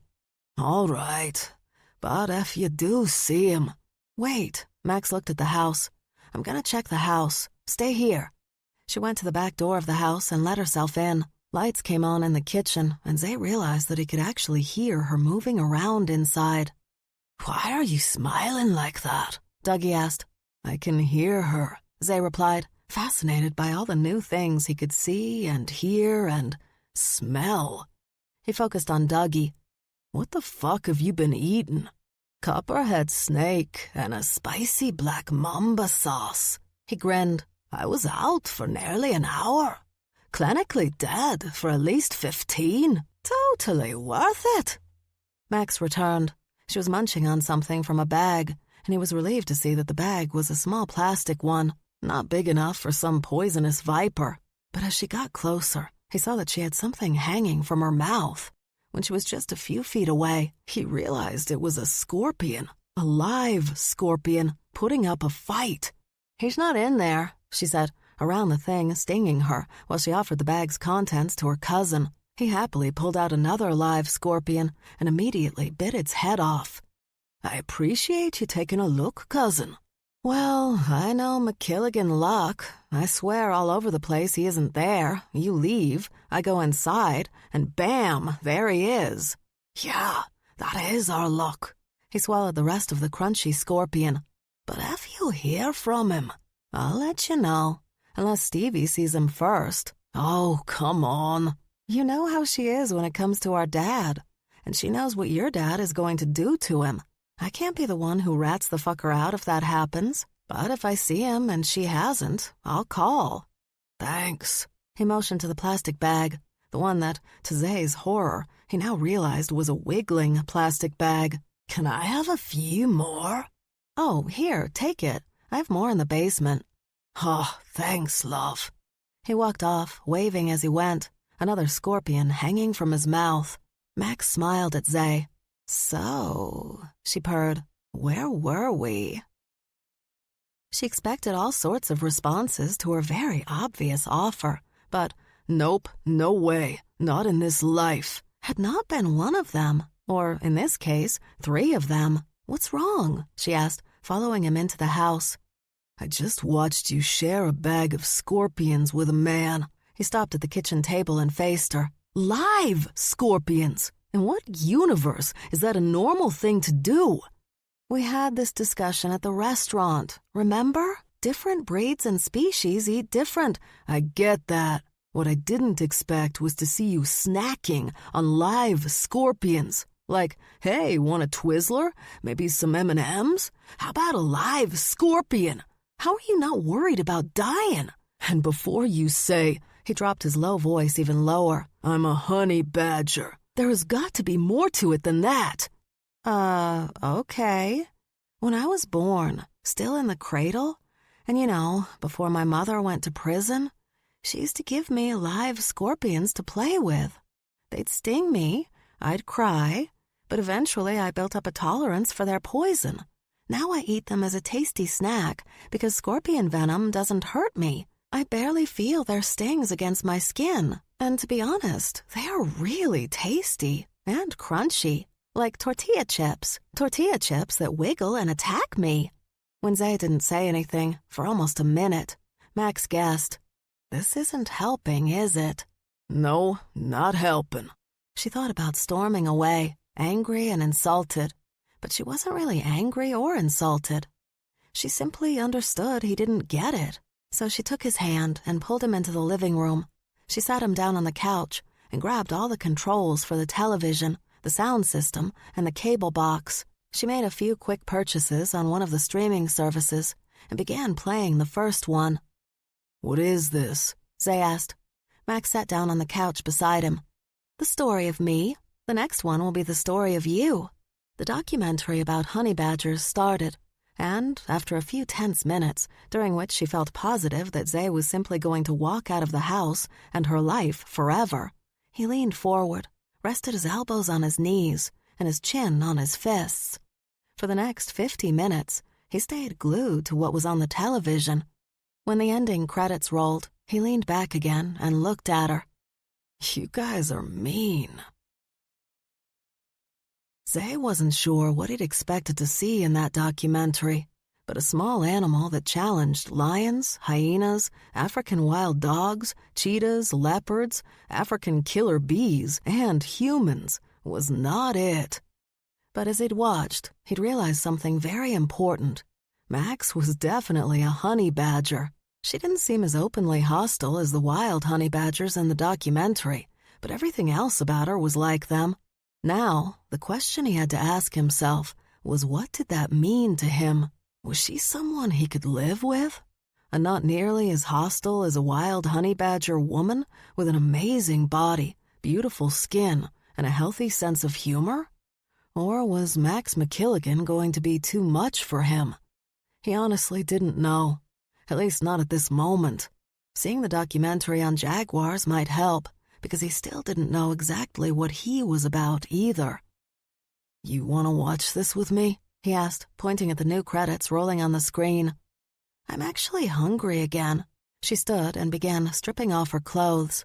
Max, I'm, going through a thing right now, and—" "Oh, dude, get over yourself," she laughed. She finished taking off her clothes. "I'll be back later," she promised before she shifted right in front of him, turning into what could only be called a giant version of a honey badger, especially since most of them weighed, according to the documentary, no more than 35 pounds or so. This badger was a healthy 120, just like Max. Max trotted out of the house, and Zay followed, curious to see if she could open the door with those ridiculously sized claws. She didn't try, though. Instead, she went to the window and opened it by using her snout. Then she jumped out and disappeared into the night. "Yep," he said to the air. "My life just keeps getting stranger and stranger." He continued watching the McKilligan house from inside his vehicle. The man who'd come out earlier was no one. Definitely not the badger they were looking for. Not the one he had to find. He snarled in annoyance, and his brother leaned forward, sticking his head through the seats. "Maybe we should just go home. You need to sleep." "We're not going anywhere. Not yet." "Well," his other brother said from the passenger seat, "I don't think we should be hanging around here, because the bears are getting nervous." "Fuck the bears." "You know, big brother, you say that. But when they drag us onto the street and start ripping our arms off, we won't be able to help anybody. Now will we?" He hated that his brother was right. Hated it. "Fine," he growled. "We'll come back in the morning. Ask questions." "Politely," his brother insisted. "We'll ask questions politely." Fuck polite. He didn't do polite. A hand fell on his shoulder, and his brother softly insisted, "I'm sure she's fine." "She better be," he said, starting the engine, "or I'm going to kill them all." Chapter 12. Zay woke up with Max staring down at him, her body resting against his. "You were wonderful last night," she purred. "Don't even try it," he told her, sitting up and pushing her off with his arm. "I know for a fact that I didn't drink enough of that foreign beer you guys had in your fridge to forget anything that might have happened with you." She rolled onto the couch with a laugh. "I'm going to take that as a compliment." "If it makes you feel better." He yawned, scratched his head, and was a little relieved to see they were both wearing their clothes from the day before. "Where did you go last night?" "Just around." Zay frowned, motioned to his cheek.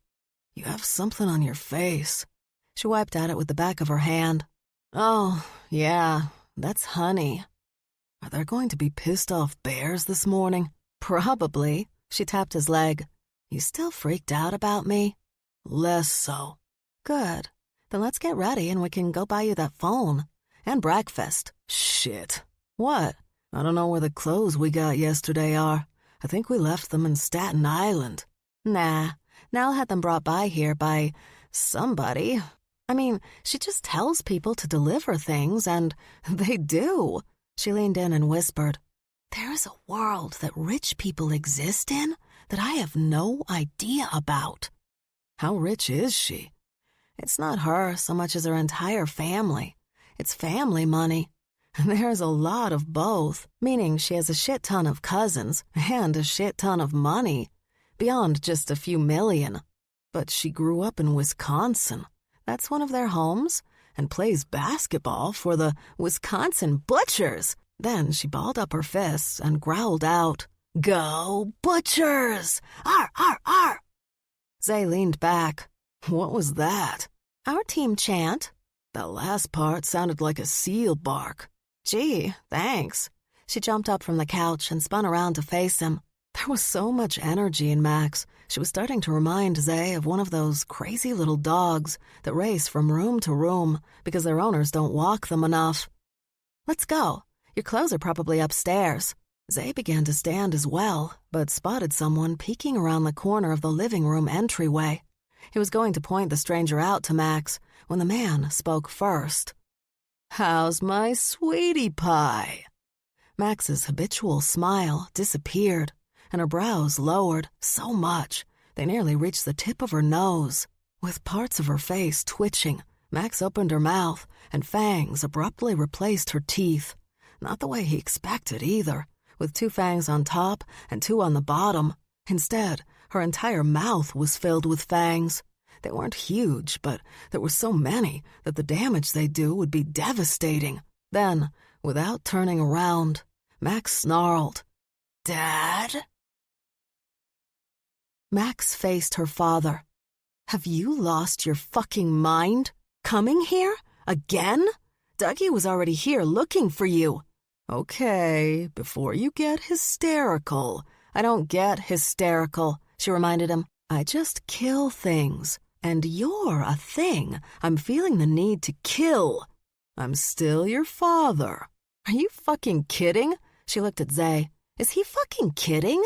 Knowing the poor cat wouldn't have an answer, and not caring either way, she again looked at her father, Freddie McKilligan. Con man, thief, idiot. "You need to go."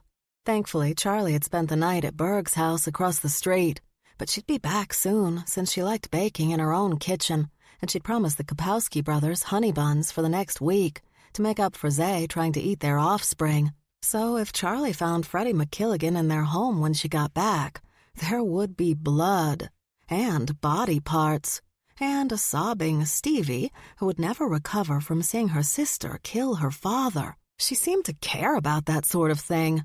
"Get out now." "I'd love to," her father shrugged. "But I need some cash." Max again snapped.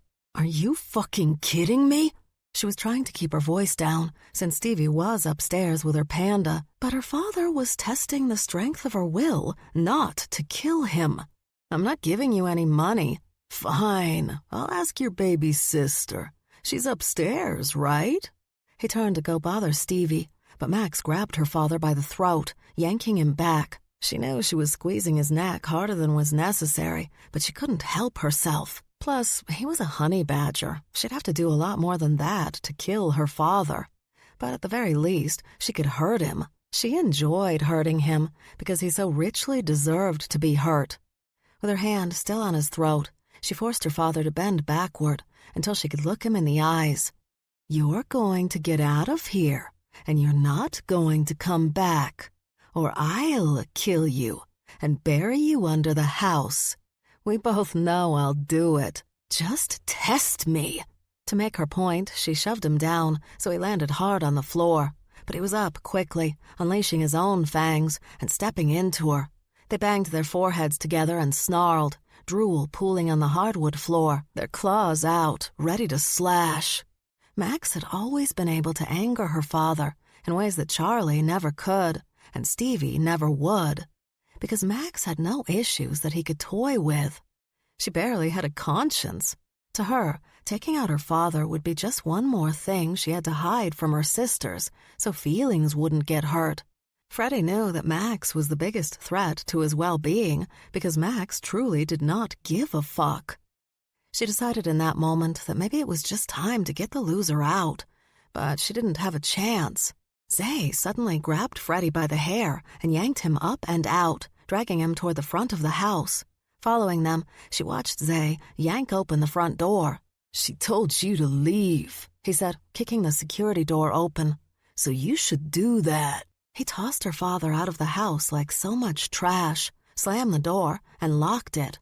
Zay faced her. What an asshole. Max nodded. Yeah, he is. He didn't even do anything, but just the sight of him irritated you. Yes, just the sight of him irritated me. Yep, that's my dad. He does great with full humans, but shifters aren't fans. Except our mothers. Zay cringed. Why? Dude, if I knew why, I'd tell you. Max went to the door, pushing past Zay. She unlocked it and opened it again. Her father was standing in front of the house now, and she could tell just by looking at him that he was about to start screaming, just to get Stevie's or Charlie's attention. She stepped out of the house, but didn't have to go any farther because her saviors were right there. Hey, Kapowskis, she called out to the 4 grizzly bears about to drive their kids to Shifter summer day camp, including the one almost eaten by Zay. If you want my sister to have those honey buns ready for you when you get back, she pointed at her father. He needs to go. Those big grizzly heads turned, those cold brown eyes locked on Freddie McKilligan, and their grizzly humps abruptly grew, giving their already powerful arms and shoulders even more strength. Freddie glared at his daughter. You evil little... Ah! He screamed, running from the 4 bears chasing him down the Queens, New York street. With a smile, Max went back inside and closed the front door. All done. What about those kids? Zay asked, pointing at the cubs through the front windows of the sunroom. Should we leave them outside like that? They'll be fine. Every bear mom in this neighborhood is genetically tuned to the cries of any cub under threat. And one of those kids is the one you tried to eat, so I'm not sure his dad would want him in here with you. Zay glared. Thanks for that. You're welcome, she said, ignoring the sarcasm in his tone. And thanks for your help. Max headed back into the living room and found Stevie standing there in one of Shen's way too big Pittsburgh Steelers t-shirts. Dad? She asked. Max nodded. Yeah, Dad. Sorry. No, don't apologize. You didn't do anything. What did he want anyway? What else? Money. She nodded at Zay, who'd followed Max into the room. Hey, Zay. Hey, Stevie. You okay? I'm going to be fine. She held her hand out. Give me your phone. Max let out a sigh. Dude, don't give him any money. I'm not. I'm doing something I should have done a long time ago. Handing over her phone, Max asked, What? I'm going to rat him out to Uncle Will. Let his brother deal with him the way he's always wanted to, brutally. Max couldn't help but be shocked by that response. Well, that response from Stevie. No one in the family had ever thought she'd be the one to tell Uncle Will. You're going to call Uncle Will? Are you sure you want to do that? I'm not letting our sister's therapy go to waste. She's been doing so well. Max winced a little, glancing at Zay. Yes, let's tell the world our sister's in therapy. Stevie stopped searching for Will's number in Max's phone to glare at her. I'm in therapy. Are you embarrassed by that, too? I'm not embarrassed by you or her being in therapy, but perhaps she doesn't want the world to know. That sounds like shame. That is not shame. I've been in therapy a few times, Zay suddenly announced, and both sisters looked at him. He shrugged. PTSD, when I was a Marine. You know, being shot at, things blowing up around me. It takes its toll. See? Stevie said, again searching for Will's number. He has no shame. I'm not ashamed. Max stopped what was about to turn into a tirade. She wasn't going to let her father and sister get under her skin. Not today. I'm going upstairs to take a shower, and then, by him, she pointed at Zay, a new phone. Did I ask what you were going to do? Stevie demanded. Because I don't really care what you're going to do. It took all of 30 seconds, but the sisters went from general sadness about having such a weirdly irritating father to screaming at each other. So much screaming that Zay couldn't understand a word they were saying. He thought about stepping in before the two could come to blows, but that seemed like a bad idea. Zay had already seen Max's fangs. He didn't need to see them again. Behind them, though, standing outside the window in the yard, stood Shen. He waved at Zay, urging him to come over. Zay looked at the sisters, then back at Shen, but Shen motioned again. He walked through the house and out the back door to meet Shen. "Morning," Shen greeted. "Hey, you needed me?" "No." "Then why did you tell me to come outside?" "Oh, because you don't want to get in the middle of a McKilligan sister fight. For a second there, you looked like you might." Zay glanced back at the house and nodded. "You know, I sensed that wouldn't be a good idea. Instincts, man. You've lived this long because of your instincts. Trust them. Besides, it always gets like that when their father comes around, especially if Charlie's not there for them to focus on instead. They're trying to keep it from Charlie. Probably a good idea. She really hates her father. I've only met him once, but I get that. Anyway, it's better if you stay out here with me." Shen held up what he had been holding in his hand. "Bamboo?" Zay shook his head, forcing himself not to look disgusted about a man offering him what seemed to him to be nothing more than a piece of a cheap chair, and simply replied, "No thanks." Shen motioned behind him. "Want to climb a tree with me?" At that point, Zay couldn't do anything but look as confused as he felt. Why the hell, as an actual adult, would I want to climb a tree with another man? Shen simply looked at the tree, and so did Zay. It was a good-sized tree with a wide trunk. The branches were extremely thick and covered in lush leaves.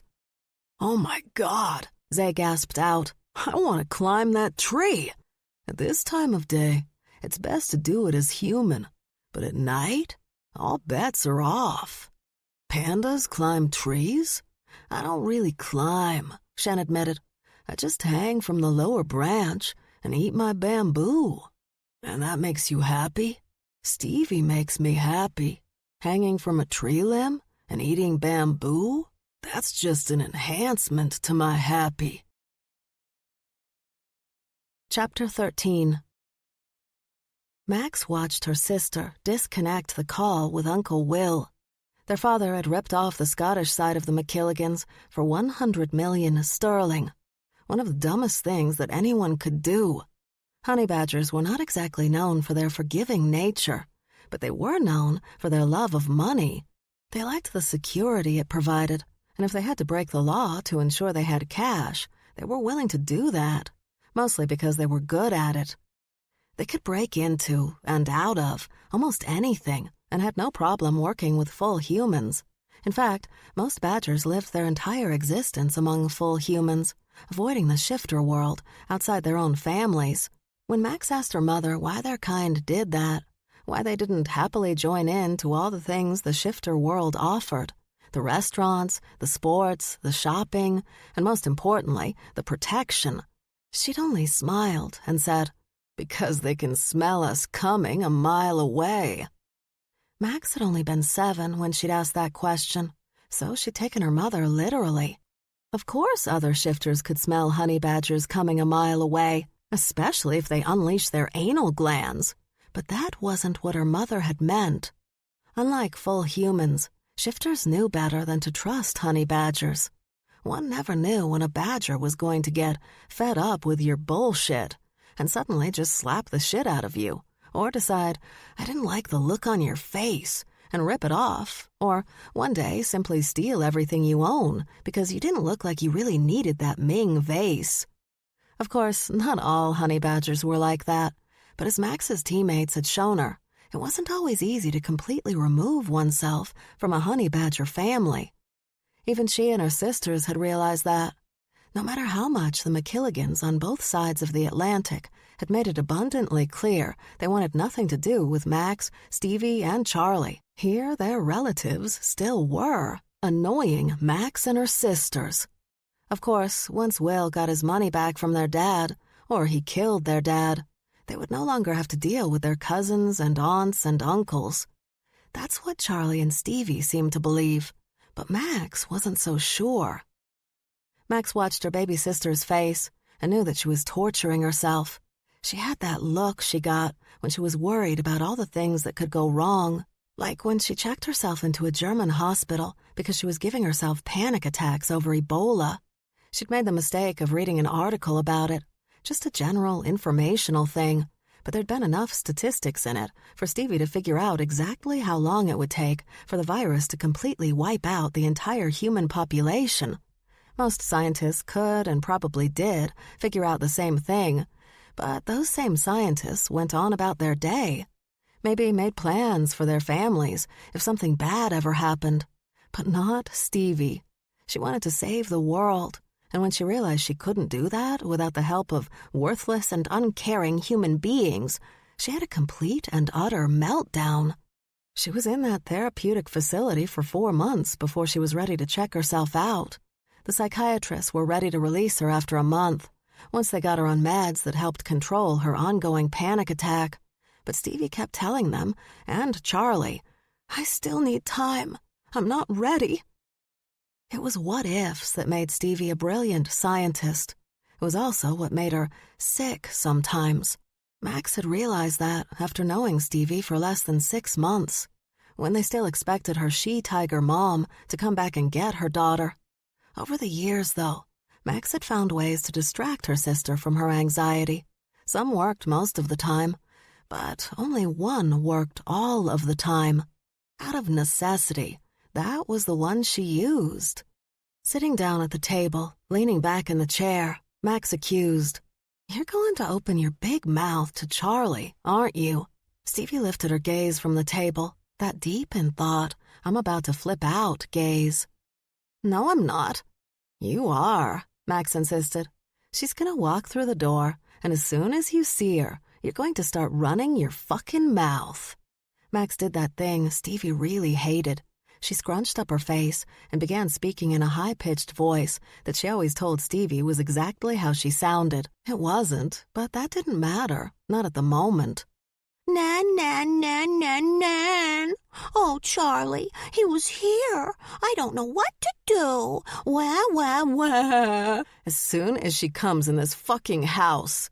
Stevie looked away, took in a breath, let it out, then exploded. Pointing her finger and jumping up from her seat, Stevie screamed, "You are a fucking bitch, and I wish I'd set you on fire when I had the chance."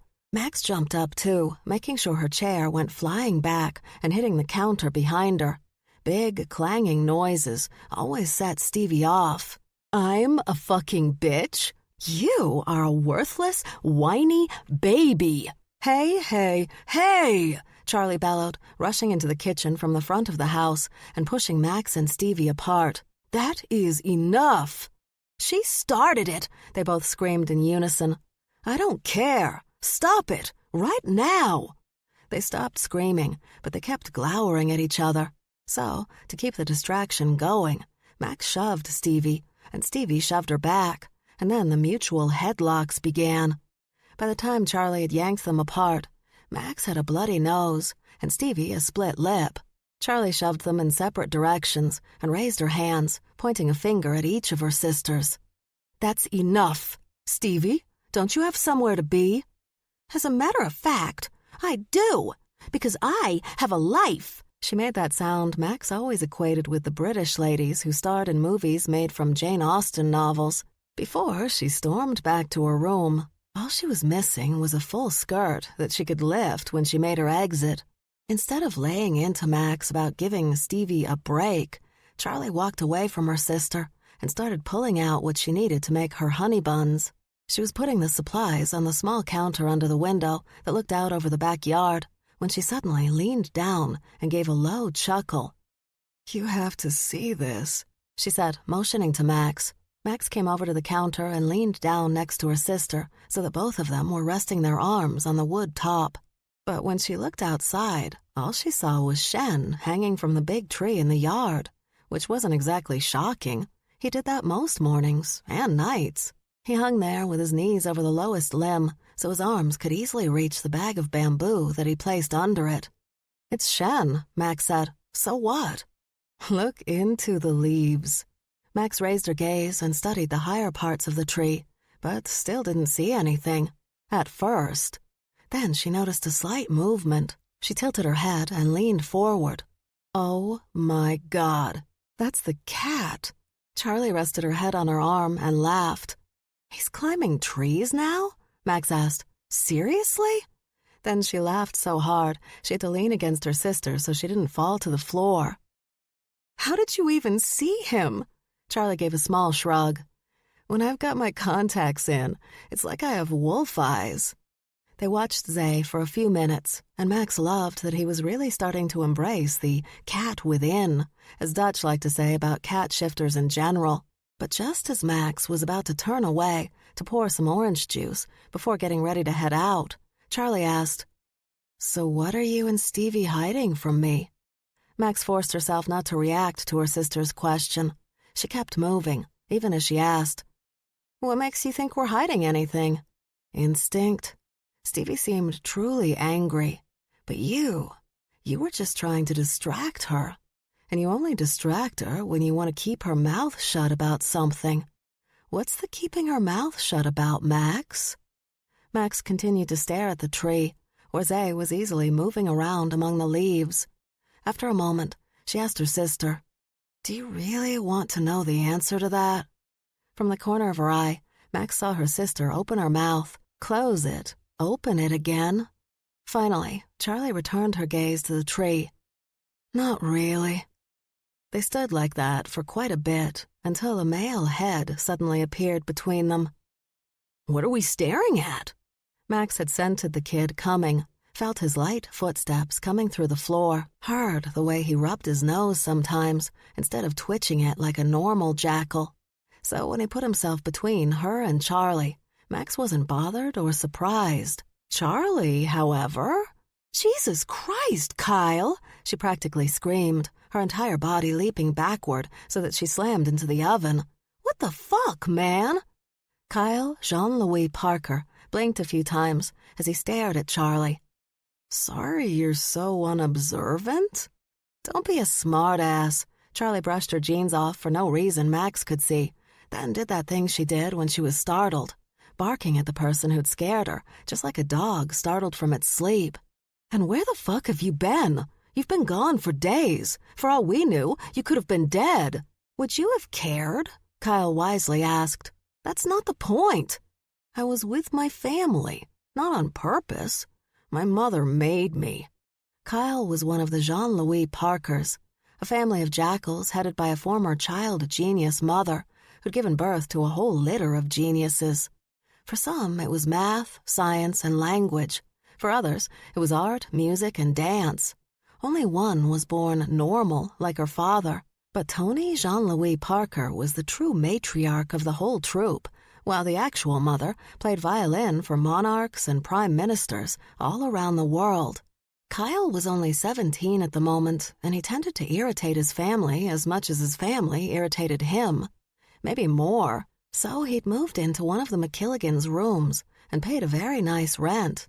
It helped that he and Stevie were close friends, each of them understanding the other as only a former child prodigy could.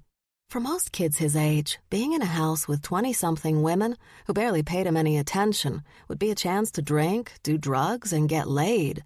But this was Kyle.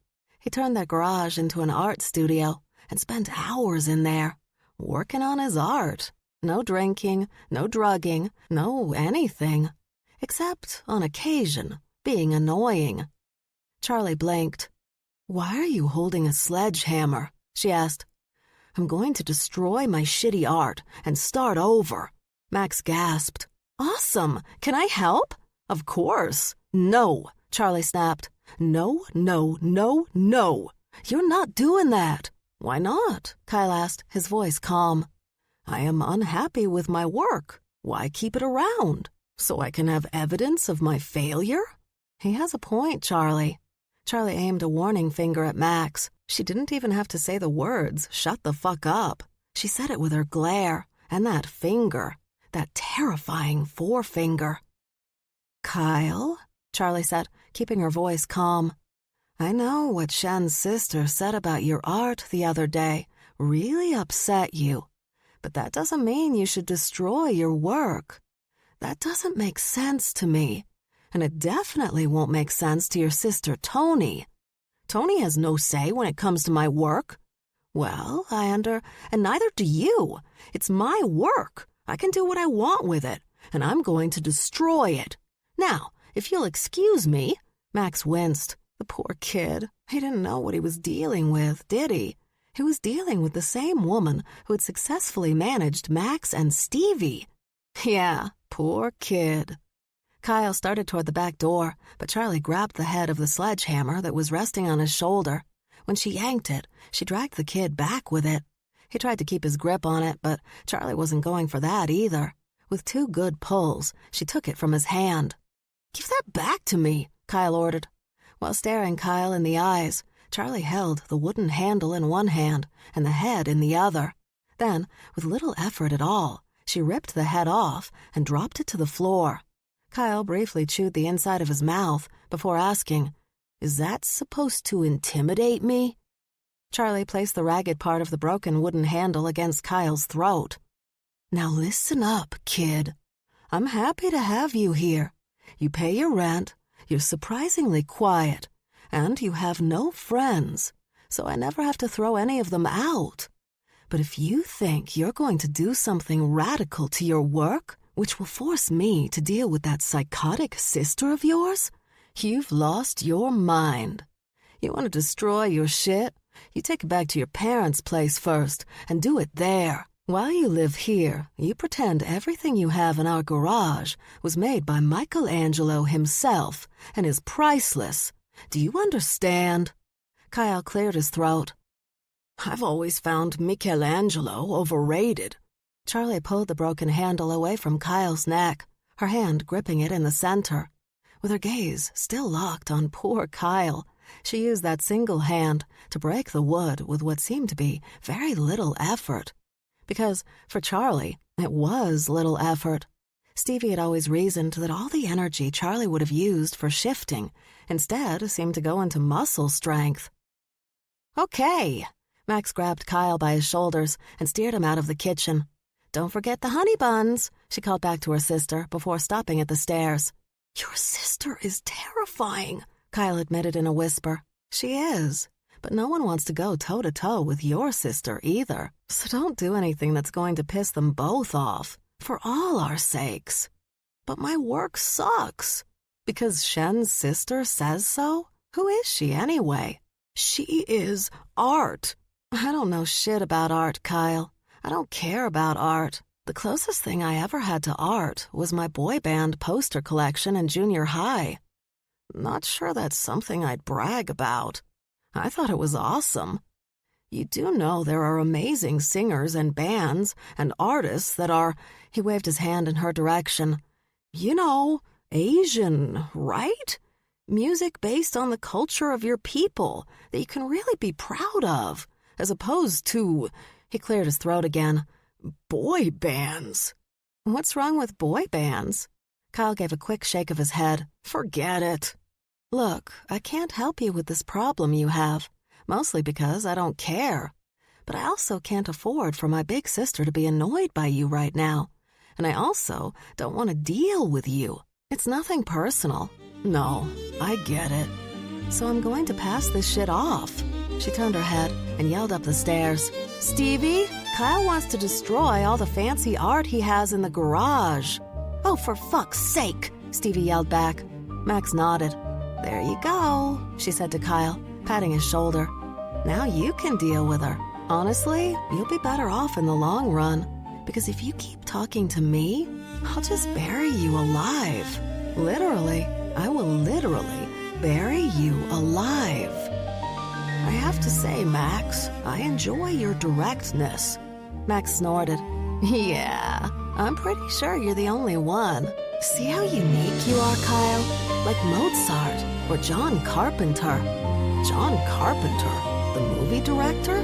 The brilliant horror movie director?" "Wow." His eyes blinked wide. "Mozart and Carpenter in the same sentence. Okay."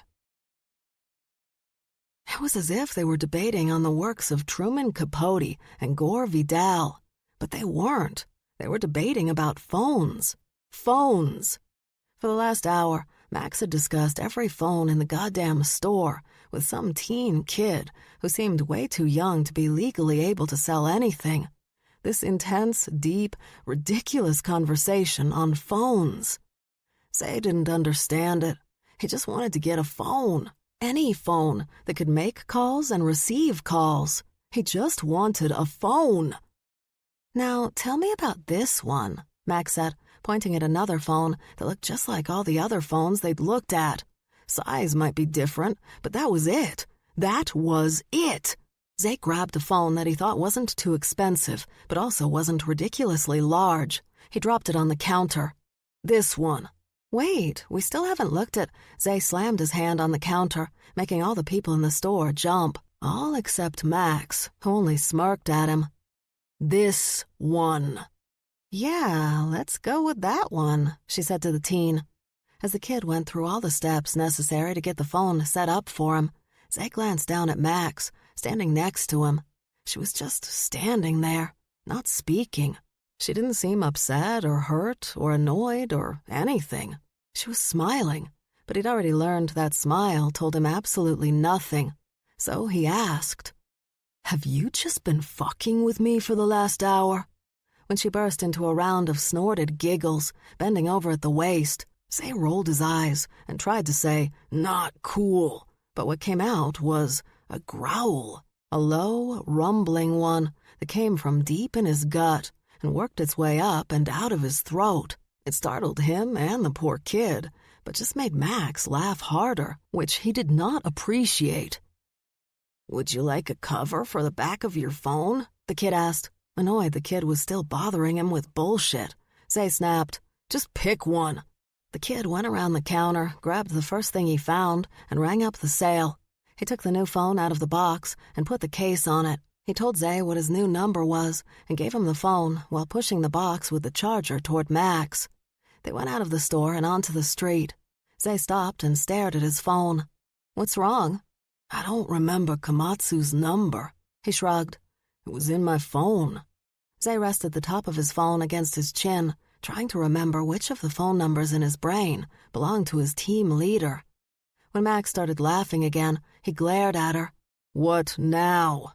"Unicorn," she gasped out. "What?" She took the phone from his hand and turned it around. The color of the case the kid had picked out for him was bright pink glitter, which Zay had noticed but not cared about. But the white unicorn, with rainbow-colored wings that decorated the back, was too much for him. Just too much. "God damn it," he snarled, snatching the phone from Max and returning to the store to scare the kid into changing it for a simple black protective case. He didn't have to try too hard to scare the kid. Apparently, just staring at him did the trick. The whole exchange took only about 3 minutes, but when Zay got back outside, Max had been slammed over the hood of a cop car and her wrists zip-tied. "What the hell's going on?" he demanded, not really thinking about the fact he was mouthing off to cops. A big, blonde, uniformed male pulled Max off the car. "Out of the way, house cat," the blonde ordered as he pushed past Zay. "Whatever you do," Max told him before she was unceremoniously shoved into the back of a police van, "do not tell Charlie. Understand?" Of course he understood, but he wasn't going to listen. There was just one problem. He didn't have anyone's phone number or any money. He'd been planning to get all that together back at the house when he had access to Max's computer. Zay looked up at the corner street sign, and that's when he remembered where they'd planned to go after they left the phone store. Nell was in the middle of a wonderful massage while her teammates got mani-pedis when the front door was battered open and cops came charging in with weapons out. The full human women giving them the in-home spa day screamed and dropped to the ground, most of them sobbing in fear. But Nell and her girls, well, they were honey badgers. They weren't hard to startle, but they were hard to scare. Big NYPD lions and bears grabbed each of them, and as they zip-tied their wrists in front, one of them warned, "We're being nice here, Badger. Don't make us regret it." Female cops got Nell clothing from her room and let her put it on, since she'd been naked under the sheet while getting her massage. "What are the charges?" she asked, ignoring the laughter of her bitch sister from the other room. The grizzly holding her didn't answer, just pulled her out of the apartment. But Nell could still hear her sister from inside, cheering, "This is the best day ever, the bitch." Mads was glad she'd only agreed to the manicure. Her teammates didn't have on shoes, and the thought of walking around without shoes in fucking New York City made her skin crawl. Honey badgers might be hard to kill, but diseases were different from a knife or a gun. Diseases were worse than any serial murderer when it came to killing shifters. As they were removed from the building, none of her teammates seemed to show any concern. But Mads was concerned because she was worried this was her fault. She hadn't gone to her family's heist, despite the multiple calls and texts that had hit her phone the night before. But maybe the cops thought they could get to her family through Mads and her friends. The thought made her sick to her stomach. Her teammates had always been tolerant of the hyena side of Mads's family, tolerating the rudeness, the mocking laughter, and the inappropriate man moves of her male cousins. But if they were all being dragged to a police station because of her family, Mads wasn't going to do what she usually did when her family got out of hand. Walk away and ignore it. Nope, not this time. The cops opened up the van doors and began to put each of her teammates inside. But just when it was her turn, she saw Zay run around the corner. He had not yet noticed her. Glancing back and forth between the Siberian tiger male on one side and the black bear on the other, she decided to risk it and let out one of the whooping calls that came from the hyena side of her family, a communication skill that only her teammates knew about because it would weird out other shifters who already hated hybrids on principle. The full humans walking down the street looked around and up, which was just weird, in confusion at the sounds they heard. But Vargas immediately stopped running, and those bright green eyes locked on her and the NYPD van. He ran toward them, but the tiger lifted her up and threw her into the van. They slammed the doors closed and locked them, but they hadn't bothered to secure Mads or the others to their seats, since there were 2 grizzlies and 3 lions in the van with them, confident that so many trained apex predators could eventually dismantle 4 honey badgers. But as a team, Mads and her friends had been playing against bears and cats for years, often communicating with nothing more than a look or a hiss. Using that look, Mads sent her teammates into immediate action. Streep stood up, her eyes rolling into the back of her head, and dead dropped right there on the van floor. For added drama, she began convulsing. Nell and Talk dropped to the ground beside her. "Help!" Nell called out. "Help her! Dear God! Someone please help her!" One of the grizzlies glanced down at Streep. "She'll live," he muttered. Streep immediately sat up. "I'll live? Look at you. You're already better." Insulted, Streep had really been putting her all into that seizure. She snarled, "Shoes!"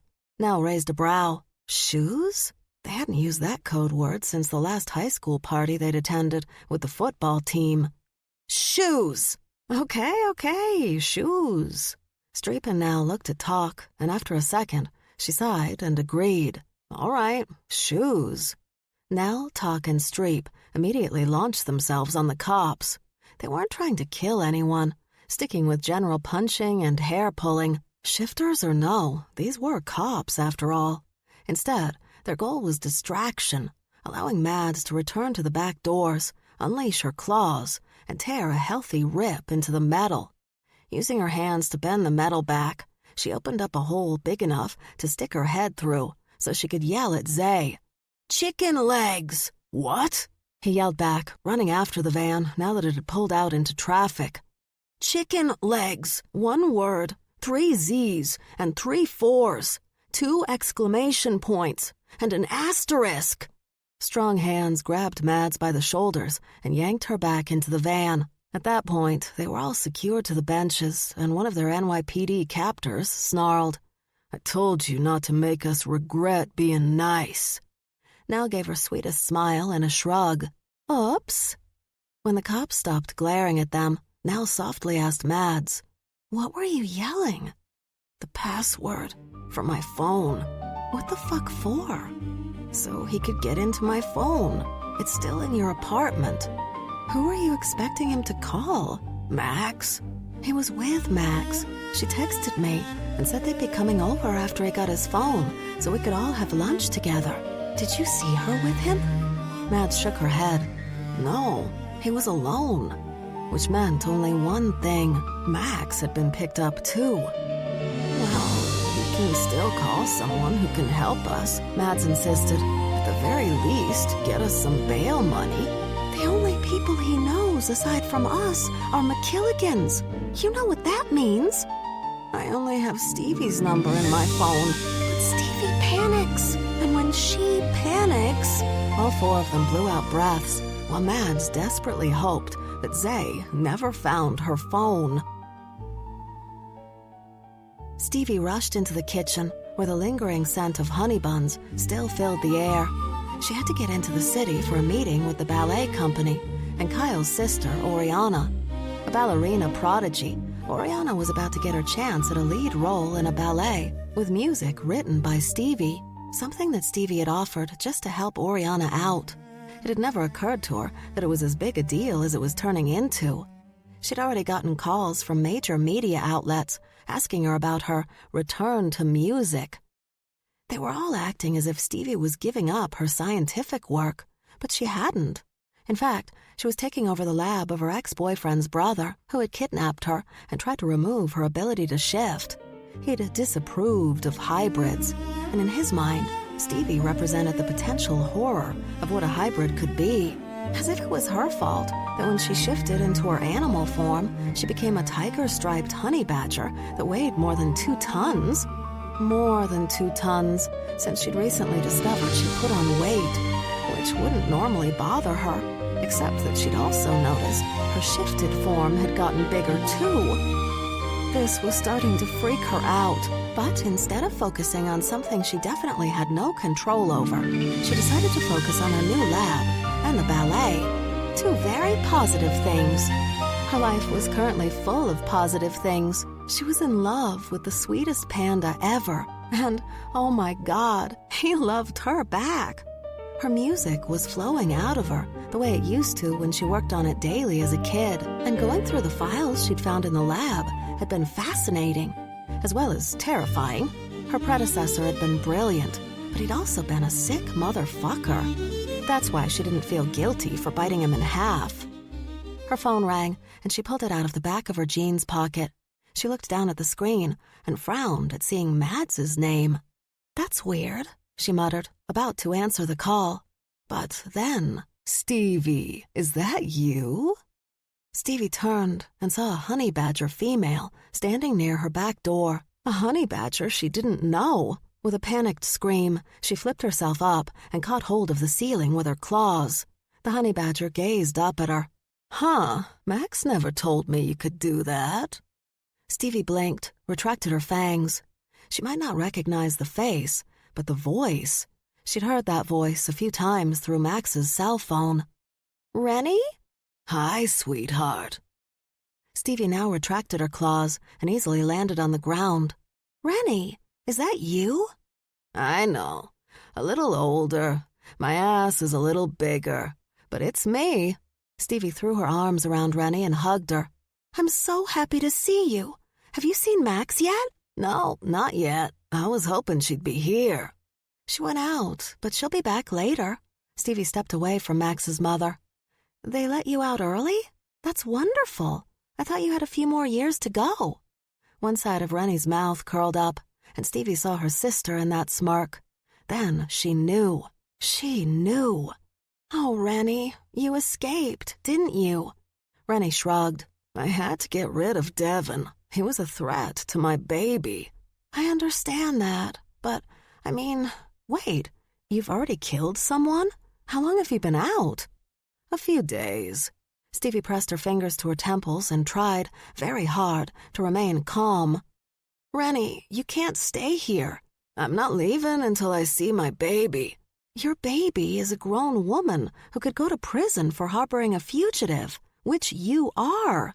You're a fugitive, and I'm not letting my sister go to prison for you. Sweetie, I get it. I'm not trying to cause a problem for any of you guys, but... And if Charlie finds you here, Charlie loves me. Wow, you have been gone for a very long time.